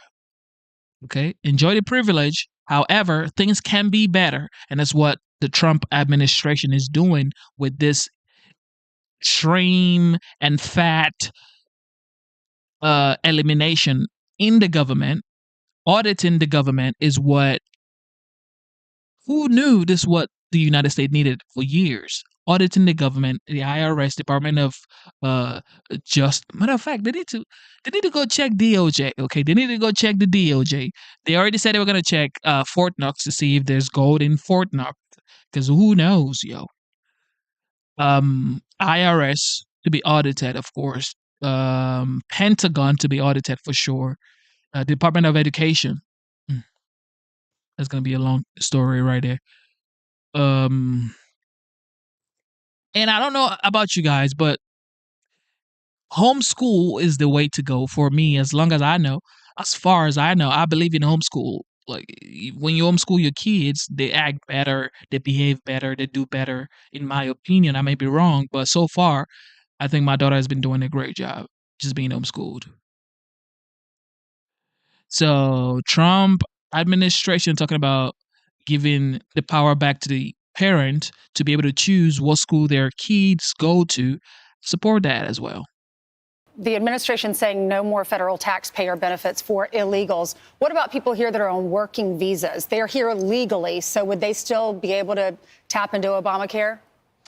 This is only for the illegal immigrants. So green card holders, if I'm understanding your question correctly, it's just for the illegal aliens that entered the country, Ainsley. Got it. Well, Lucas Thomason, his paperwork's in order. It is. Don't worry about you. Thank you, Lucas. I think this is remarkable. I mean, we always knew they were on, they were getting benefits from the federal government, but when you see the breakdown of the billions of dollars that they've been getting, I'm with Ainsley, though. If you have TPS, for example, and you're going through the asylum process, you have a work visa at the time, okay, I understand that you're contributing while you're going through the legal process. But the moment that it's rejected by the courts and they say that you have a final deportation order, you got to go. Yeah. Well, the asylum is if you're being persecuted in administration, if it's not safe to stay in your country. So that's a different, but they have to argue their case when they go, before the judge. The Trump administration, when they signed this executive order, said, my administration will uphold the rule of law, defend against the waste of the hard-earned taxpayer resources, and protect benefits for American citizens in need.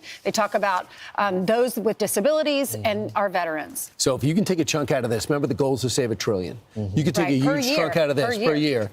That is getting you there. Let's say $250 billion. Number one, it's only, how many, was 260 people crossed on a day now? And it used to be, up to 8,000? All the sectors. So that's going to go down.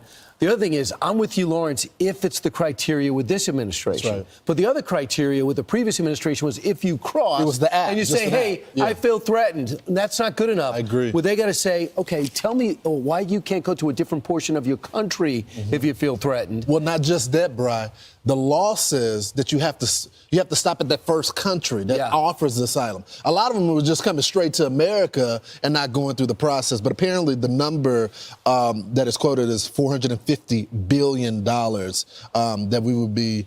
That's how much money they have spent on the gotaways and the illegals in this country. Yeah. Also, we've heard a lot of talk about possibly you getting a check. If you're a taxpayer and they're saving all of this money, if they're saving $1 trillion annually, there's been talk that maybe you would get 20%, or Americans would get 20% of the savings, and then 20% would go to cut down on our And debt. so you're going to have to do some convincing of Brian Kilmeade because he disagrees. He wants it all to pay down the debt. He wants to pay down the debt. I think people want tangibles.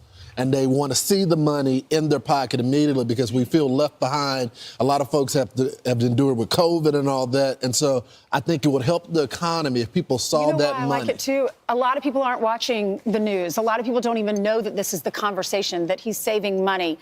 Most people are aware, but not everybody. But if you get a check in the mail and it's $5,000, that helps your family. Yeah, here's President Trump on possibly getting this dividend check out. Elon Musk is proposing essentially giving money to Americans based on what Doge is finding. Do you have any thoughts on that? I love it. A 20% dividend, so to speak, for the money that we're saving by going after the waste and fraud and abuse and all of the other things that are happening. I think it's a great idea. How much money do you think could Could be a lot. I mean, if it's 20%, would give back a lot of money to the taxpayer. And also would give an incentive for the taxpayer to go out and report things to us where we could save money. It's a good point, too. It's a good point. In real time, just like taxes on tips, he's sitting in front of that Las Vegas audience and said, you guys live off tips. That is good instincts. I like the idea of going back into the economy. So if you give Mr. and Mrs. Johnson $5,000, they can go get that lawnmower or the thing, or maybe do something on their house. That helps the economy. But I just also think the whole mindset of tightening your belt, getting those minimum payments paid. And I thought Elon Musk nailed it yesterday. As deep a thinker as he is and as brilliant as he is, I thought he knocked it down simply and directly with why he's going through every department, why we need a department of efficiency to begin with. Listen. If we don't solve the deficit, there won't be money for medical care. There won't be money for Social Security. We either solve the deficit or all we'll be doing is paying debt. It's got to be solved. It's not optional. America will go bankrupt if this is not done. That's why I'm here. There's a lot of rich people out there. They should be caring more about the country, because the reason they should be caring more about the country is if America falls, what do you think is going to happen to your business? What do you think? Do you think you're going to be okay if the ship of America sinks? Of course not. Like what I'm doing here, what the president's doing, is it's just long-term thinking. The ship of America must be strong. The ship of America cannot sink. If it sinks, we all sink with it. You know what I liked about that moment? Throughout the interview, you saw the banter between the president back and forth with Elon Musk. But that moment when he's talking about the debt, he looks Sean right in the eyes and he goes, this is not optional. Like, we won't survive as a country.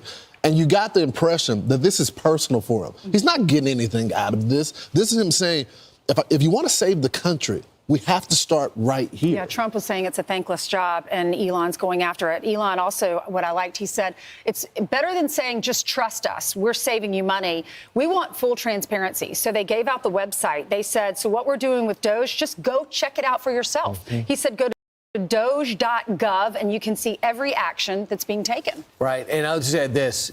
He does know a big risk, big reward, but big fail. In 2008, Tesla couldn't get on the road. They couldn't manufacture it. He could not. I think he shot 3 rockets up. They all exploded. All the investors were saying, we're pulling out. And if it wasn't for the PayPal guys who he left with, it was fractious, but they stayed friendly. They came in with some money, sustained him. The rockets flew. Starlink went up. Tesla got into gears, pun intended. So he knows what it's like to sit there and say, how do I pay my people? Is everything about to collapse in 2008? So that's where we stand. I just find this the most encouraging, interesting program, non-war related, government related, that I've ever had a chance to follow. And I like the thought of, normally I'm not for citizens' tattle talent like they did during COVID, reporting things in. But if they're reporting in waste, fraud, and abuse, I kind of like that. It's an incentive. It's almost like the taxpayer now is the auditor. We're saying, okay, this is a program that's being wasteful. I'm a federal employee. I don't like this. Report it into DOJ. I think you guys should investigate this. Yeah, he has a team of 100 people that are working for him. Elon does, and they're just going through all the federal bureaucracy. We've seen them closing programs, closing agencies, mass firings, canceling contracts, saving a lot of money. $1 trillion per year is the goal.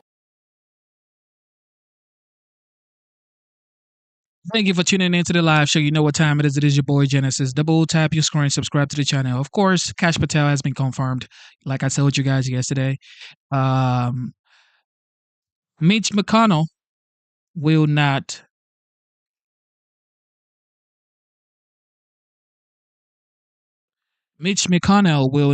be running for re-election for sure, has he confirmed.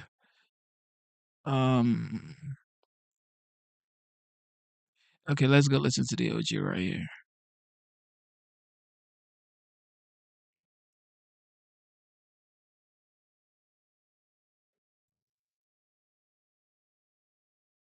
Made some remarks a bit.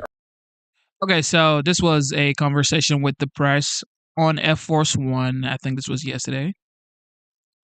Let me see where it started. I think it started right here.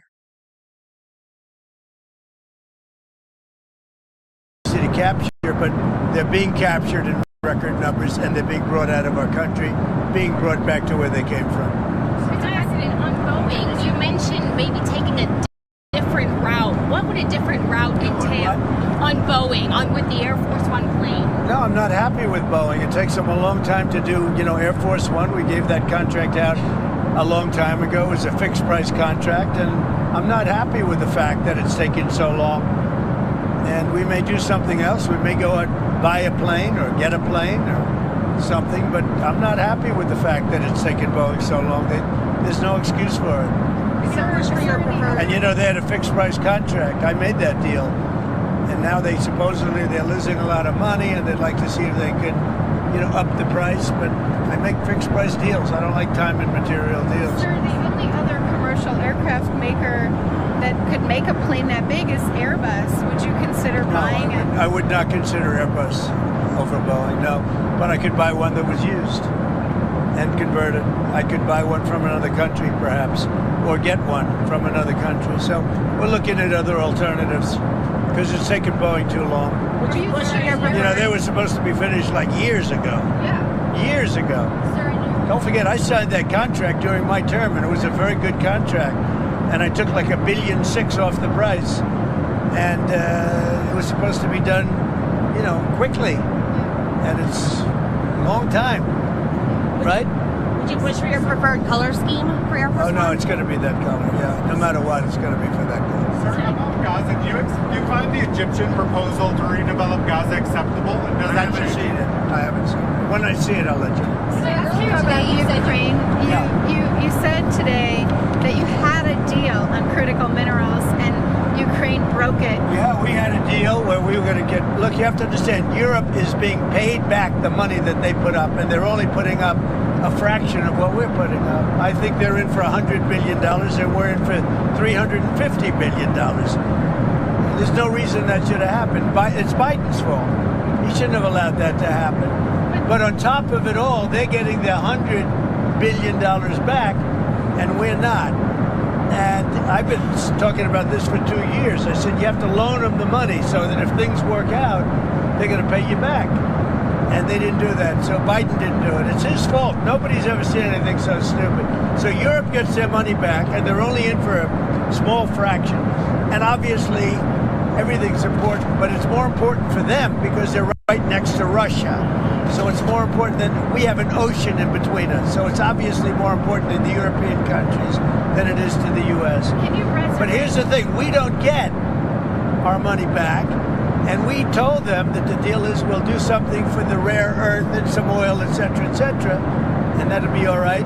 And they agreed to it more or less. And then Scott Bessent actually went there and was treated rather rudely because essentially they told him no, and Zelensky was sleeping. and unavailable to meet him. He traveled many hours on the train, which is a dangerous trip. And we're talking about the Secretary of the Treasury. He went there to get a document signed. And when he got there, he came back empty. They wouldn't sign the document. But for Europe, they pay back their money. It's a loan. Think of that. And we should have had a loan too. But we had an administration that was incompetent. Can you resurrect that deal? Is there anything that you can do? Yeah, I think I'm going to resurrect it. Or, we'll see what happens. But I'm going to resurrect it, or things are not going to make him too happy. And look, it's time for elections. I haven't had an election in a long time. It's wonderful to say, we can't have an election. But it's time for elections. And it's also time to find out what happened with all the money. Because he made the statement that half of it, he doesn't know where it is, or something like that. And I'd like to find out all the money that we've been sending to Ukraine, where is it? And I can tell you we're doing very well with Russia. We're going to do something with Russia that he was unable to do. We can make a deal with Russia to stop the killing of, potentially additional millions of people. The soldiers are being just wiped out on both sides, wiped out. It's horrible. The weaponry today is so powerful, so, strong, that it's killing a lot of soldiers. And I don't want to see they're Russian and they're Ukrainian. I don't want to see those soldiers killed. They have mothers and fathers, they have sisters and brothers. I don't want to see them killed. Mr. President, on tariffs, you mentioned lumber. That's something that I don't believe we've heard before. Lumber, forest products, yeah. And do you have a rate in mind for that? No, but we're thinking about maybe 25%. And would that also be April 2nd? Or before April 2nd? In that vicinity, yeah, a little bit later. And also, which car companies did you say? You said that you spoke with some car companies. I spoke to all car companies. Everybody's coming back into America. So these are foreign car companies? Including foreign companies, yeah. They're going to be coming in because they don't want to pay the tariffs. You said you'll be having lunch with some Democrats next week. Can you elaborate on who that is and what y'all plan to Well, you'll see when I do it. But some good ones. Are you going to some biggies. Are you concerned about congressional funding? No, I think we're going to just talk. I think it would be great if Republicans and Democrats could get along. It's time. It's time. Makes sense. Would you say you trust the Russians to negotiate in good faith going forward? Do you trust them? I do. I think the Russians want to see the war end. And I do. I really do. But I think they have the cards a little bit because, they've taken a lot of territory. So they have the cards. Mr. President, have you set a date for the British Prime Minister's visit to Washington? No, he'll be coming soon, though. He's asked to come and see me. So what about Macron? And President of France also. Macron will be coming. But no dates yet? Very soon. Maybe Monday.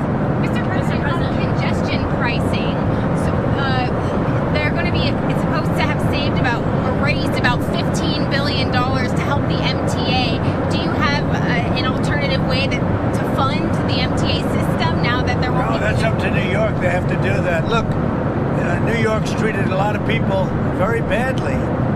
And it's hard to, it's hard to feel sorry for what's happened in New York. It's sad to see the way they've treated people. And they continue to do it. And, look at what's going on with the mayor. Look at what's going on with so many other things. So congestion pricing is not a good situation. And they're treating the people of New York very badly. Supposing you worked in a shoe shop or you worked in a restaurant as a waiter and you have to come into Manhattan and they're taking, many, many dollars out of your pocket. You can't afford to do it. And pricing, if you take a look, traffic will go down because people aren't going to come. If people don't come, that means the whole place it's going to be a disaster. So it could be, and it's probably going to show that traffic will come down, but they're not going to spend their money in New York. They'll go someplace else. Are you prepared to go to court if lawsuits ensue? Well, we'll see what happens. You can give me the final because I haven't seen it as of late today because I was making a speech. Did I make a good speech? Yes. Okay, go ahead. What else? Can I ask you about the Chinese? So, eventually you would like to meet with President Xi. I have a very good relationship with President Xi. I think a great relationship with President Xi. But remember, he loves China, and I love the USA. So, right there's a little bit of competitiveness. But the relationship I have with President Xi is, I would say, a great one. We heard that It was obviously hurt by COVID coming in. It hurt them, hurt us, hurt everybody, hurt the whole world. But outside of that, I have a very, very good relationship with President Xi. Are you looking to I think he's a very unique person. Would you make a new trade deal with China? I mean, you know, that It's phase possible. one trade deal never really got. It's possible. Well, we did a great trade deal with China. We did it great for the farmers, great for manufacturers. They had to buy $50 billion worth of our product, and we were making them buy it. The problem is that Biden didn't push them to adhere to it. So do you think D.C. should govern itself, or do you think that governing of District of Columbia should go back to Congress? I think that we should govern District of Columbia. It's so important, the D.C. situation. I think that we should run it strong, run it with law and order, make it absolutely flawlessly beautiful. And I think we should take over Washington, D.C., make it safe. People are getting killed, people are being hurt. You have a great police department there, but somehow they're not utilized properly.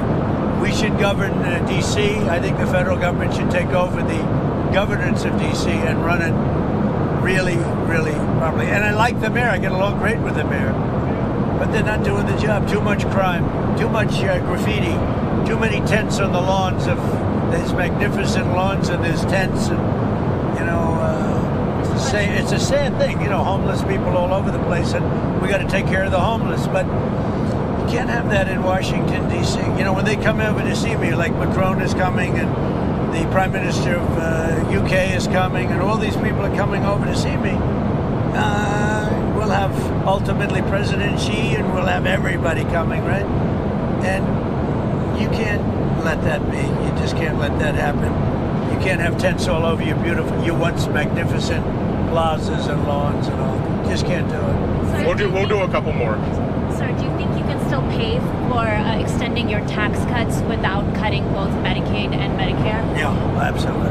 House Republicans are planning to make cuts too. Well, I think we're going to take in tremendous tariff money, number one. And number two, you take a look at Doge and you see what's happening. We're saving billions of dollars. On Doge, do you know what they're looking at specifically at the Department of Defense right now? Yeah, they're looking at everything. And are they going to cut more national They're looking at. We're security going to go into positions? Fort Knox to make sure the gold is there. Are they going to? You know that we're going to go into Fort Knox. Do you know about that?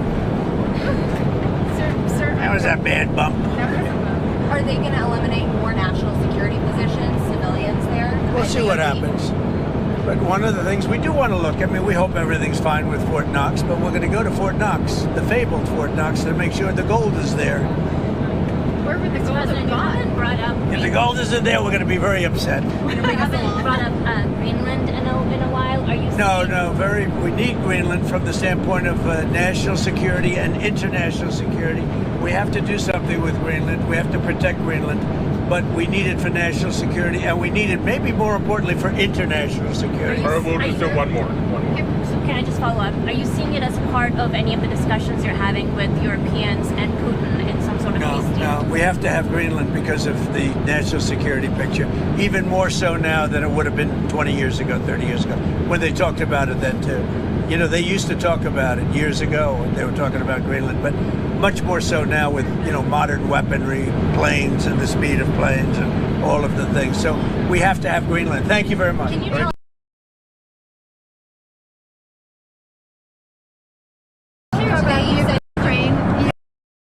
Thank you for tuning in to the live show. You know what time it is. It is your boy Genesis. With that being said, I want you guys to see this video.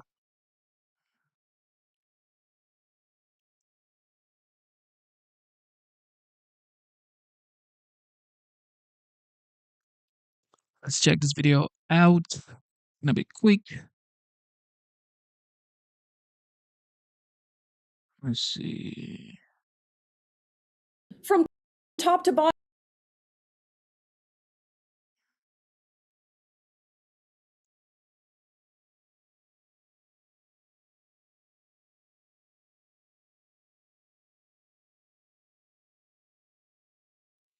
All right, everybody. I want you guys to listen to this video. Of course, you know Riley Gaines is a sport women rights activist, but listen to this right here.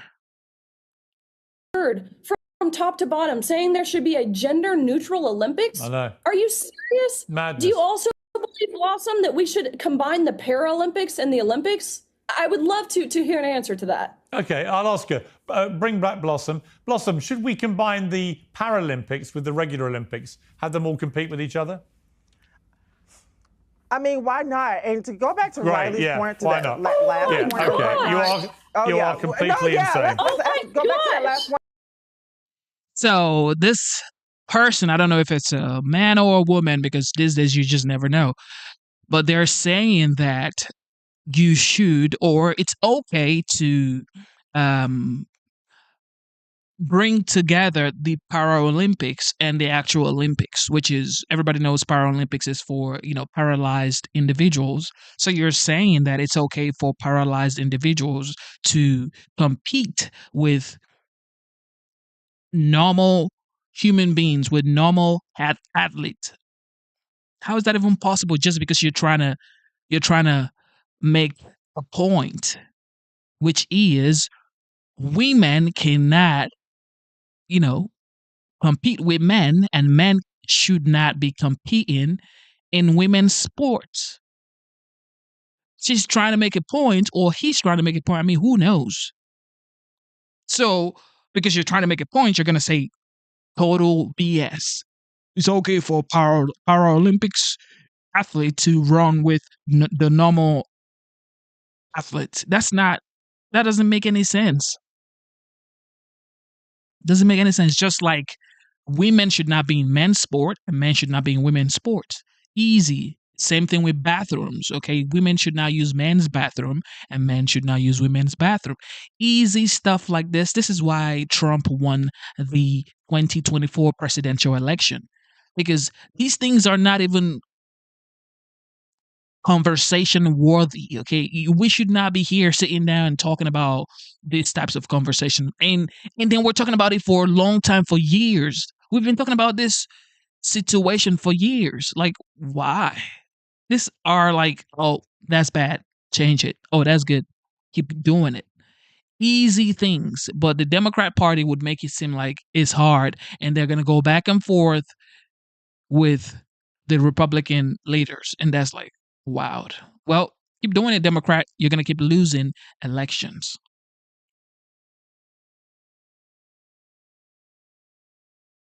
All right, let's see if I could play you one more, and then what we got right here?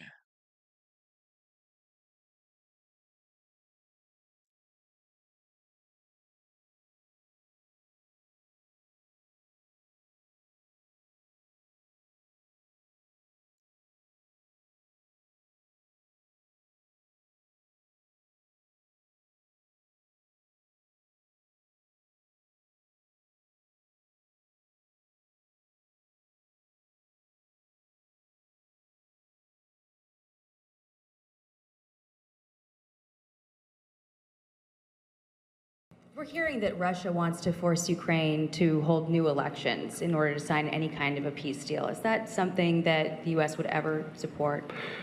Well, we have a situation where we haven't had elections in Ukraine, where we have martial law, essentially martial law in Ukraine, where the leader in Ukraine, I mean, I hate to say it, but he's down at 4% approval rating, and where a country has been blown to smithereens. You got most of the cities are laying on their sides. The buildings are collapsed. It looks like a massive demolition site. The whole, I mean, so many of the cities. I mean, they haven't done it in Kiev because I guess they don't want to shoot too many rockets in there. They've done it 20%, but they haven't done it 100%. If they wanted to do it 100%, it would probably happen very quickly. But you have cities that are absolutely decimated. And yeah, I would say that, when they want a seat at the table, you could say the people have to, wouldn't the people of Ukraine have to say, like, it's been a long time since we've had an election. That's not a Russia thing. That's something coming from me and coming from many other countries also. Ukraine is being just wiped out. Look at what's happening to the cities. There are cities, there's not even a building standing. It's a massive, you talk about Gaza. I mean, it's literally, these cities look like Gaza. Actually, many have percentage-wise, more buildings knocked down than in Gaza. So, people are tired of it. People want to see something happen. And, the other thing that it's been bothering me for a long time, because I solved the problem with NATO. They paid hundreds of billions of dollars into the funds of NATO when I said you got to pay, because the United States was paying for European countries, and then they take advantage of us on trade. But I've seen it. Look, they have to pay. They have to find out, where's the money going to? We have, I believe President Zelensky said last week that he doesn't know where half of the money is that we gave him. Well, we gave them, I believe, $350 billion, but let's say it's something less than that, but it's a lot. And we have to equalize with Europe, because Europe has given us given a very much smaller percentage than that. I think Europe has given $100 billion, and we've given, let's say, 300 plus. And it's more important for them than it is for us. We have an ocean in between, and they don't. But where is all the money that's been given? Where is it going? And I've never seen an accounting of it. We give hundreds of billions of dollars. I don't see any accounting. So I want to see peace. Look, you know why I want? Because I don't want all these people killed anymore.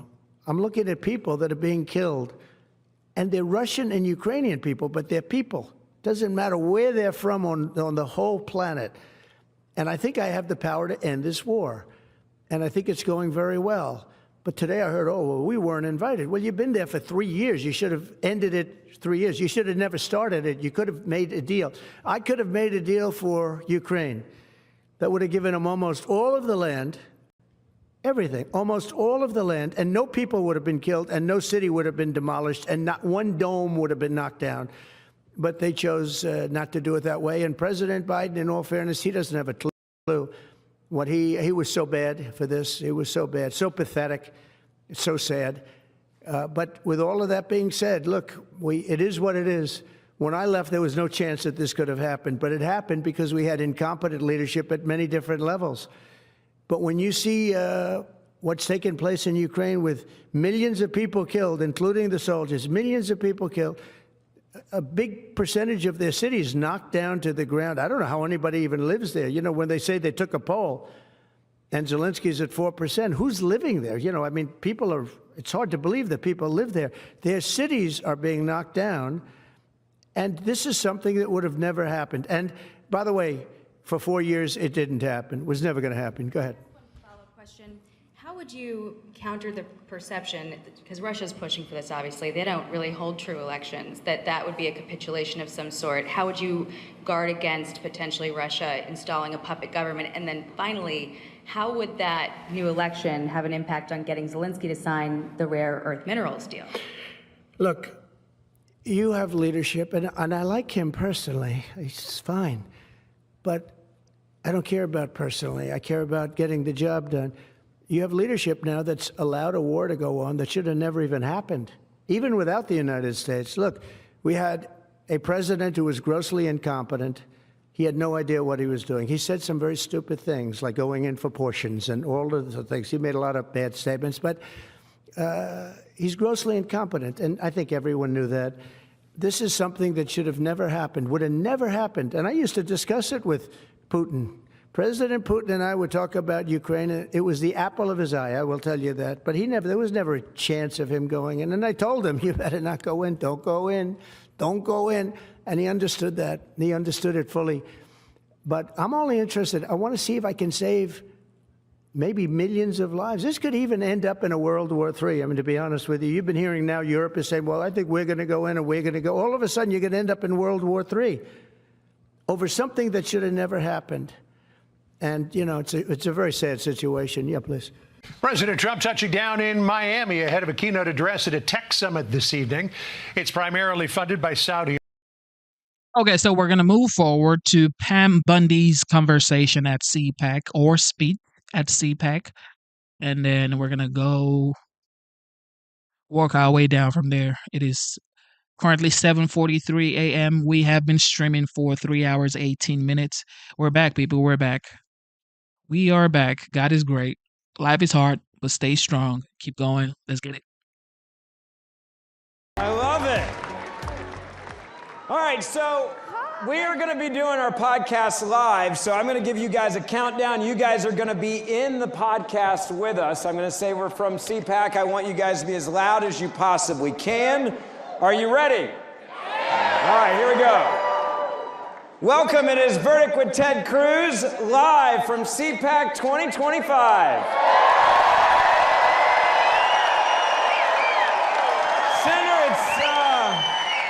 I like this being our annual time to hang out with fun people. Well, it is great to be back with CPAC, and I gotta say, CPAC this year, there is energy, there's excitement. It turns out winning doesn't suck. It does not. And we have a guest. We have the Attorney General of the United States, Pam Bondi.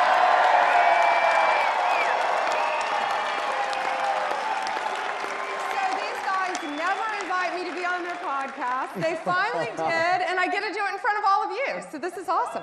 Well, Pam, I will tell you that there is some good karma to being on this podcast at CPAC, because the last guest we had at CPAC was someone named J.D. Vance, and he's done all right for himself. Yeah. He's a great man. So, welcome. Thank you. You have been Attorney General 15 days. It feels like 15 years. I believe you. And by the way, you just got some help. An hour ago, the Senate just finished confirming. Yes, isn't that great? Been on the phone with him nonstop. I talked to him on the ride over here. He is going to do fantastic. There is. All right, let's start. 15 days. You've come into what I think is the single most important cabinet position in this administration. Because we went through 4 years of Biden weaponizing the Department of Justice, using it to attack his enemies and to support his friends. So let me ask you, come into DOJ, you've got a mission. You've got a mission to restore integrity to the department, to end the weaponization and politicization. How do you do that? How do you get that done? You know, the volume, Senator, what concerned me the most, it's the volume of how bad it was. And it still is. We're working on it. It's day by day by day. But we've got a team of great people, and on day one, I issued 14 executive orders, and number one is the weaponization ends, and it ends now. And that's what we did. Let me ask you something. In the 15 days you've been there, how many DOJ employees have said something to the effect of, thank God? A lot of them. I believe you. Look. I spent 4 years hearing from AUSAs, assistant U.S. attorneys, hearing from FBI agents, hearing from men and women who believe in the rule of law and were horrified at the politicization of the FBI and the DOJ. And so I know for a lot of good, honorable men and women who've devoted their careers to defending the Constitution, there's a lot of gratitude that they can get back to doing their job. Their core function, and that's thanks to Donald J. Trump getting back in office, and he gave us a clear directive, make America safe.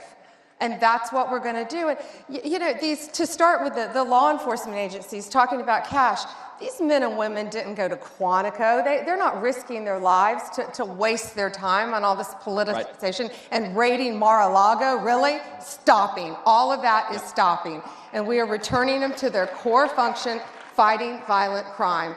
And that's what the great majority of men and women in law enforcement, DEA, ATF, U.S. Marshals, FBI, as well as the incredible legal team at the Justice Department, that's what they want to do.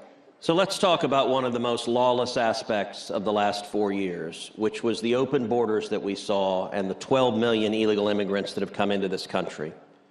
You've had just 2 weeks, but you've hit the ground running, going after the criminals, going after the murderers, going after the rapists, going after the child molesters, going after the Venezuelan gang members.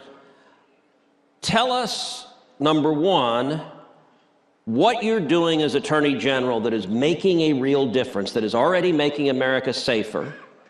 And number two, I understand you have some breaking news concerning my home state of Texas, which I'm particularly proud to hear. I do, and the press release isn't even out yet.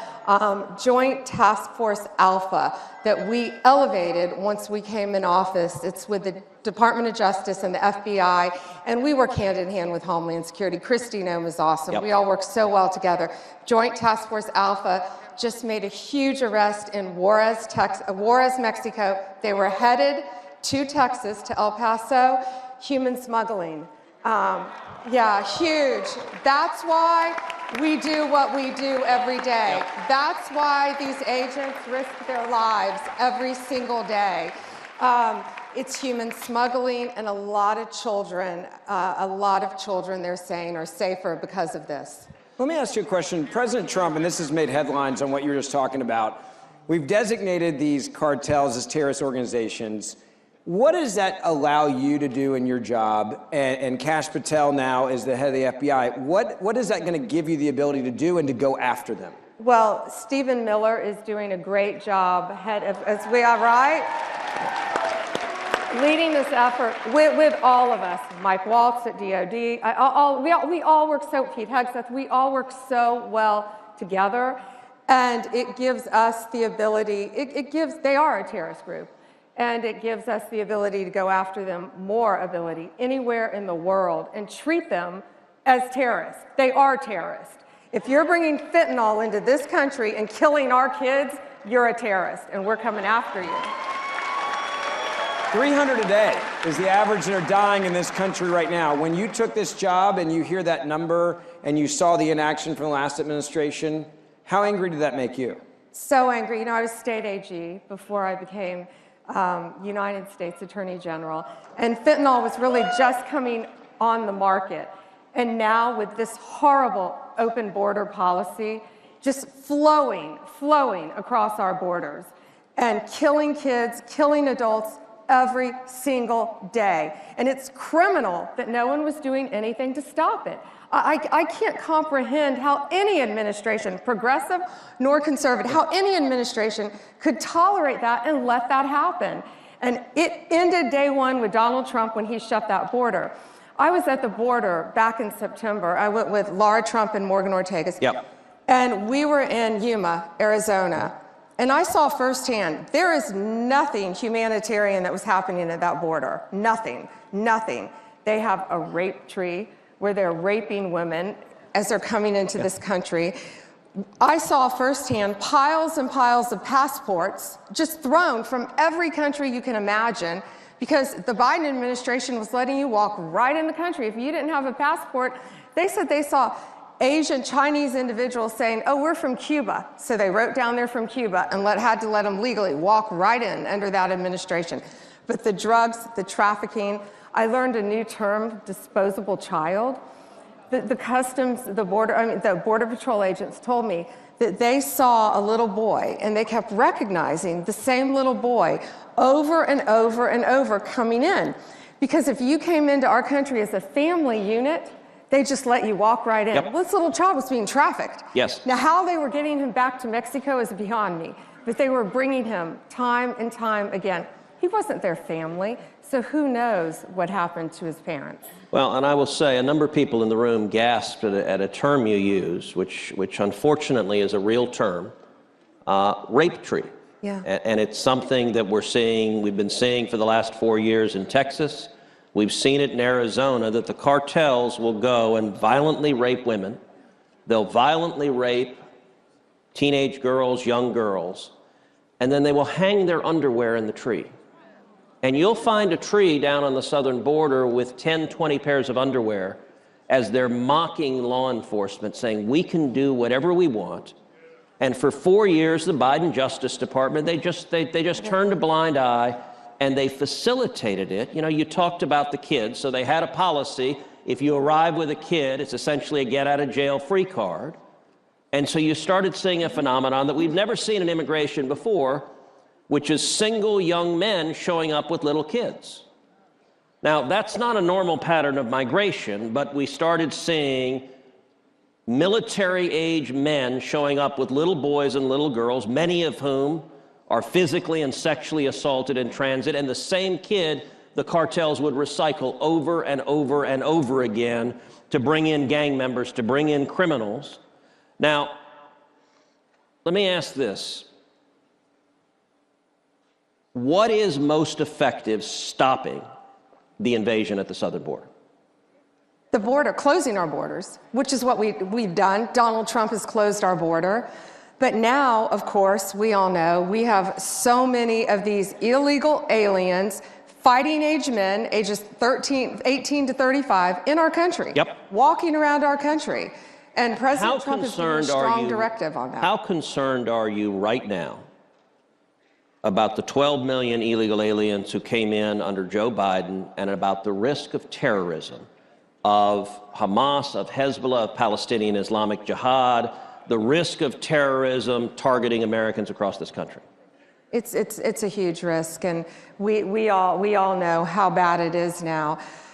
And that's what Donald Trump is committed to do, is to take these people out of our country, to prosecute them, to deport them, to get them off our streets. And that's what all of these law enforcement agencies are doing. You know, Laken Riley, of course, that beautiful young woman, University of Georgia, Laken Riley is probably the most prominent name. But look how many Laken Rileys are out there. One victim is too many. Jocelyn Nungary, Rachel Marin. I mean, the numbers just every day. And I got to say, so already in the first 2 weeks, you've sued New York, you've sued Chicago. You can clap for that. These sanctuary cities that are fighting, and I've got to say, Massachusetts in particular, actually in our last podcast we talked about this, how Massachusetts continues to this day to have violent child rapist illegal immigrants who they release on the streets, and they refuse to notify ICE. They refuse. These are illegal immigrants who could be deported immediately, and the Massachusetts officials take criminals who violently rape little kids. Let me ask you, what is your message to a mayor, to a local official who wants to defy federal immigration law? Well, our message is very clear. I sued Illinois first, Chicago, first day, and I gave a very strong warning. If you don't comply with the law, you're next. And guess who didn't listen? New York. Kathy Hochul got sued. They all got sued in New York. And if you don't follow the law, you're going to be next, because we are going to get violent criminals off our street. And you know, Senator, it's more than that. They're endangering the lives of our great men and women in law enforcement. Yes. That's what people don't understand. When you're hiding illegal aliens from law enforcement, you're endangering their lives. It's gonna stop. So let me ask you, 2 weeks into it, you've been at DOJ. What's your assessment? Is it as bad as you thought it would be? Is it better? Is it worse? It's worse. Of course, it's no worse. You inherited chaos. Worse meaning, yeah, that department had completely lost its mission of fighting violent crime. Look what they did to President Trump. Look at the weaponization, and weaponization ended. And the deep state is very real. I think all of you in this room know that. It's very real. And people trying to undermine everything you're doing. You know, 3 weeks into it, I went in one department and found huge 20 by 20 glossies of Joe Biden, Merrick Garland, and Kamala Harris still hanging up in my office. They're gone. They're gone. They're gone. And guess what's replacing it? A very handsome photo of a man named Donald Trump. Not the one in the hallway, right? That picture? That one. That one, okay, I like that one. That one's in replacing. But you know, I make light of that, but that's what's happening. Yeah. You know, he had been in office 3 weeks, and the deep state still had those pictures hanging, and to me, that's defiant. It's insubordination, not going to happen. But you know, what we said, most people, the majority of the people are great people who went to law school, became prosecutors, became law enforcement agents, to fight crime. You've spent your professional life as a prosecutor. Career. How important is it to you to go after bad guys and to get bad guys off the street and keep people safe? It means everything. And the drug epidemic, the fentanyl just flowing into our country now, the terrorists, the gangs, TDA, Transdagua, MS-13, all of the gangs who are now terrorist organizations. We've got to stop them. And that's why we do what we do. And we all have to work together. And working with Homeland Security has been great, too. So one of the most shocking statistics from the prior administration is the number 300,000. 300,000 children that the prior administration had in custody and that they lost, that they do not know where they are. We know that many of those children are being abused right now. Tell me about the efforts you and Homeland Security and the Trump administration, the efforts you are doing to find those children and to get them out of harm's way. That's top priority, and that's Donald Trump's top priority, to find these victims and to save them. And that's what I truly can't comprehend how any administration would let that happen and not care.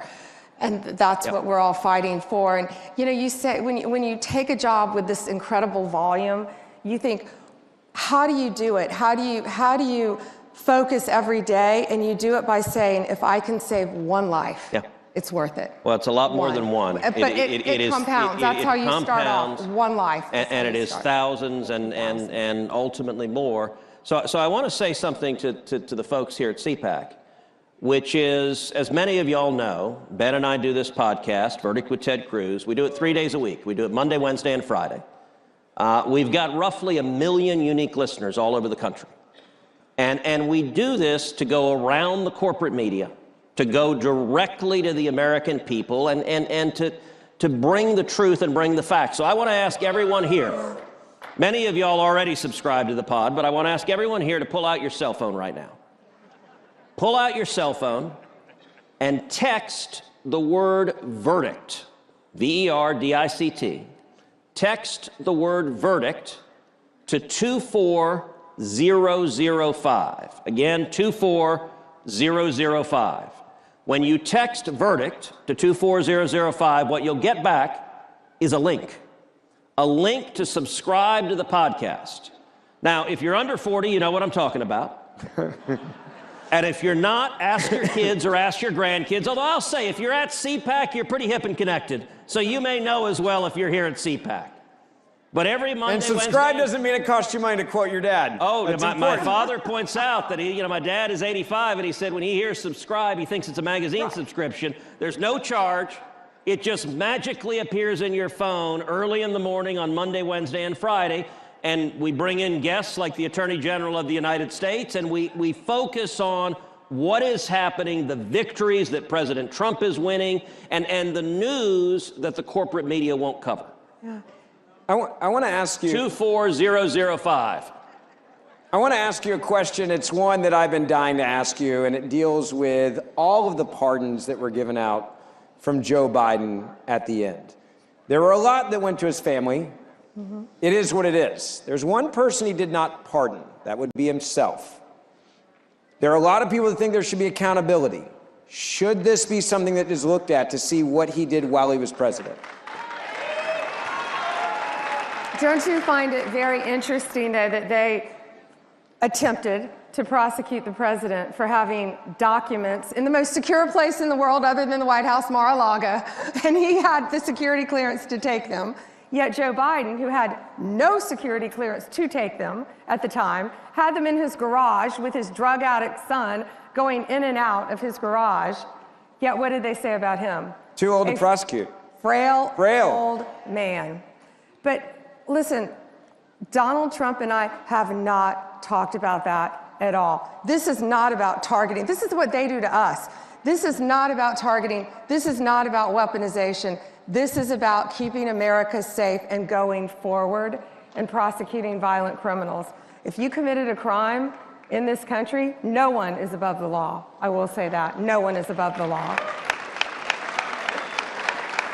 So Pam, the media are going crazy about New York Mayor Eric Adams and the charges that were dismissed against him. So glad you brought that up. Tell us what the... So my thing is, you have a commander-in-chief who was duly elected by 77.3 million Americans, and much more support this guy. And yet you have, city leaders, state leaders, governors who are saying that they're not going to respect the American people decision for supporting Trump to be the 47th president of the United States. Because if the people elected this man to lead them, why wouldn't you support him? Why would you say we don't want Tom Homan in our city reporting illegal migration or deporting illegal migrants? Why wouldn't you want that? You want the safety of your people in your city, in your state. That is your responsibility. And at the federal level, Trump is responsible for the United States. And that's what he's doing. He's appointing people who actually cares about the country. He's appointing people who actually takes massive actions to change your situation, to change direction, and actually find some sort of performance. How would I construct this for you guys? When you change your direction to get momentum in that, you have to be able to commit yourself to taking massive actions. And that's what Trump is doing. He's employed and brought together high-level people, high-level action takers, and people are scared. People are like, what is going on? Because it's too fast. He's moving so fast, signing executive orders, bringing the brightest mind in the United States to solve issues. And people are so wild and wondering, what is going on here? Dismissed. Sure. And Emil, who has done an incredible job, he worked on this case. He looked at this case. It was an incredibly weak case filed to make deportation harder. That's why they did it. They took one of the biggest mayors in the country off the playing field in order to protect their sanctuary city. This case, it was so incredibly weak. It was about increases in airline tickets, upgrades in airline tickets in his official capacity, without getting into all the details of the fact. I don't even think it could survive a verdict. Excuse me. Incredibly weak case. That is the weaponization of government. So I just saw somebody in the comments say, you just say, non-specifics like massive actions, brightest minds. You have no idea what they're doing. Well, you see the border, and the border wall is being extended. You see the Mexican President Sheinbaum, talking about she wasn't going to accept illegal migrants from Mexico back to Mexico. And now she's saying, you know what? Okay, I'll take them. Elon Musk saving Americans money and cutting the fat, trimming the fat in government. Isn't that what you want? Do you want wasteful spending? I just showed you guys here that in New York, the United States spent $66.5 billion on illegal migration in 2023. Do you think that's right? Do you think that should continue happening? Spending tens of billions of dollars on illegal migration when you could actually save that amount, save that, and use it for Americans, for veterans? So when you say, well, you're just saying they have Bright's mind and they're taking massive actions, these are the actions that you're seeing them take. What else? Ask specific questions, because I'm going to let you know. That's When you're lawfare. That's lawfare. When you're filing cases like that, to keep someone who criticized Joe Biden, who said they took away his security clearance, so he could not get the details, so he could not help enforce the deportation efforts in New York. And you know, these people are going after him. Ride a subway in New York, it's not safe. Yep. Violent crime is at an all-time high, and that's what they're doing. So it's not about weaponization, it's about ending their weaponization of the government and fighting violent crime and enabling cities like New York and mayors like Eric Adams to enforce Donald Trump's immigration policies. I want to ask you and go back to something you said a moment ago. We were talking about cartels, and they have been able to set up networks, and we see this coming up now more often, where they're controlling states and cities and states and the entire flow. And they've been able to do this and set it up without having to worry that anyone's going to stop them. We're seeing this not on border states, but all over the country, this network. At what point do we get to start dismantling that? How long does that take? How much time is that going to take? Because they've been here for quite some time with the last administration. Yeah, there's a lot I can't talk about now. But very publicly, I think you've seen a lot happen. A lot is happening every day. Our great men and women in law enforcement are out there. It's a joint effort with our office and with Kristi Noem. And again, we all work so well together, whether it's Mike Waltz, Pete. Y'all are friends. I think people don't understand this. Like, this is a group in this administration, and you and I have talked about this on the show. You guys are friends. Like, y'all know each other before you got here. How important are those relationships that you say, hey, I trust, I trust you. Vital. I trust you. I trust you. I got your back. Let's go to work. Vital and crucial. And Mike Waltz and Kristi, we're on the phone with each other all the time. And to change the topic just a little bit, just to give you an example, Lee Zeldin, a dear friend of mine. Great guy. On President's Day. Running the EPA now. EPA, Lee Zeldin, great administrator of EPA. I'm on the phone hours with Scott Besson, our Secretary of Treasury, and Lee Zeldin. And, you know, we've seen, thanks to Elon Musk, my buddy's great work. Yep. And it's been reported, look what they're doing at EPA. I'm changing the subject a little bit, but they're giving out billions of dollars after Joe Biden lost the election, trying to push this money out the door. Virtually shoveling cash out the windows. As they said, gold bars. Yeah. Let's throw all the gold bars off the ship. Yep. And we're stopping them. We're stopping them in real time. We're going after them. But it's because we all pick up the phone and we talk directly to each other. So we're able to work together, you know, talk to Marco Rubio and look at the men like Steve Witkoff out there, Rick Grinnell, what they're doing working with Marco and Mike Waltz and all the people that they're saving around the world. And that's thanks to one man, Donald Trump. He put all of us in these positions. Well, and there's a turf wars. The consistent thread of the cabinet nominees is that you're all change agents. You all came in with a mission, and it is, listen, there has never been a first month of any presidency in the history of the United States of America like the last 30 days. That's right. Amen. And I'll tell you, I have had great joy turning to my Democrat colleagues in the Senate and just deadpanning, well, 3 years and 11 months to go. And they literally start twitching. They have facial tics that they cannot suppress.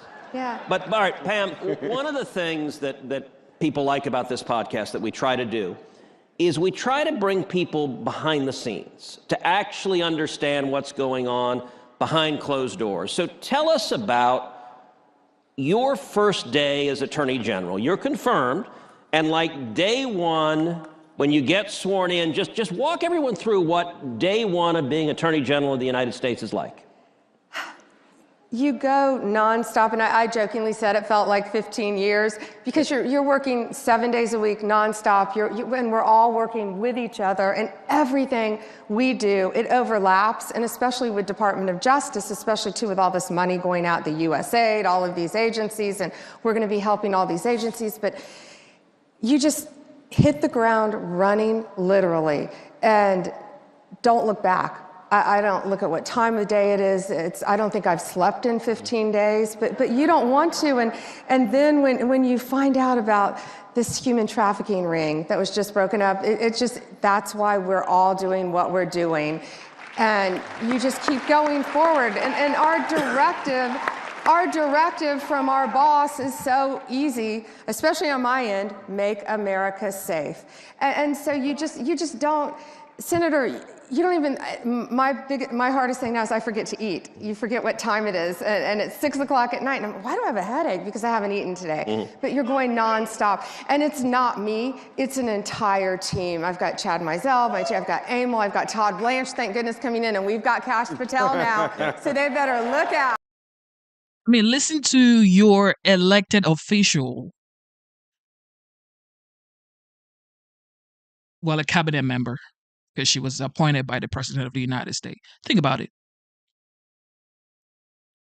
She's letting you know, she's saying that sometimes we forget to eat. Sometimes we're wondering, why do I have a headache? Because I haven't eaten, that's why.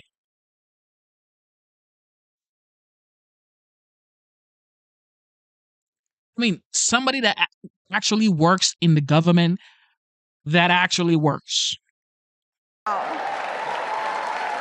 How nice is it to have a boss by the guy by the name of Donald J. Trump who just lets you do your job? Exactly. I mean, there's a lot of presidents in the past that have really tried to keep their thumb on people. It seems like he's saying, go. And go get it done and call me when you need me. Yeah, he has trusted all of us in all of our various capacities and all the different roles we have, whether it's education or agriculture, all the cabinet, labor, all of the different cabinet secretaries, just to go out and do the best we can.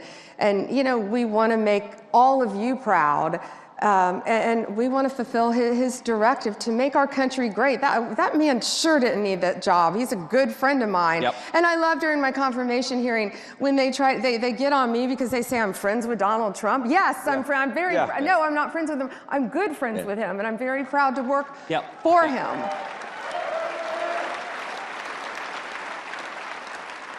When you look at weaponization and politicization, part of it is using it to attack your political opponents, and we've seen 4 years of that under Joe Biden. Yeah.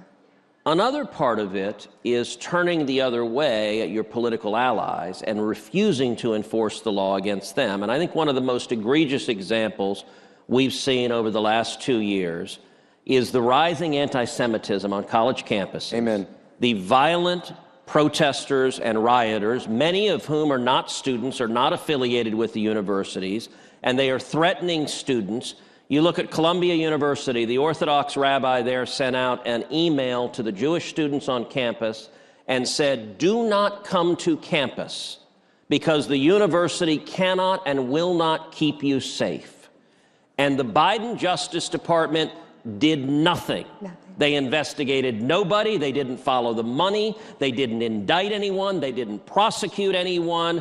And they did not enforce Title VI of the civil rights laws, which say that if you are tolerating harassment on the basis of ethnicity or religion, that you will have your federal funds cut off. How is the Department of Justice different today, and what will your approach be to anti-Semitism and threats of violence directed against Jewish students on campus or any other students on campus? We have an October 7th task force that we started, and we will protect you. When I was just a citizen, before I had this job, what you said, I'm watching these aren't peaceful protests. We all believe in peaceful protest. I'm sorry, unless you're a liberal and you don't want a parent to quietly pray outside an abortion clinic, or you're a Catholic, or a parent at a school board, they're going to call you a domestic terrorist. But I'm screaming at my TV watching these violent protests, the last, since October 7th, you're watching this happen, and all of our students deserve to be safe. And first of all, these students who are here on visas, who are threatening our American students, need to be kicked out of this country. Amen.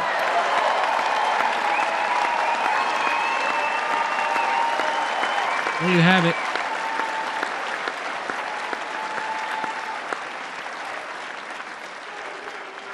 It is refreshingly simple to have an attorney general who has the approach that you're going to follow the law and enforce the law. And that sadly has been missing for the last 4 years. It's pretty basic, isn't it? It should not be complicated. Let me ask you, what keeps you up at night? What scares you in the first 2 weeks in this job? Pretty much everything. I don't sleep at night anymore. Of course, everything we talked about, the drugs, the cartels, the great, maybe I'll get a little sleep tonight based on the arrests that were just made, the children that are being trafficked, things that have been so personal to me since I was a state prosecutor and then since I was state attorney general. Now you just get to help people on a bigger level, which is pretty cool to get to do that.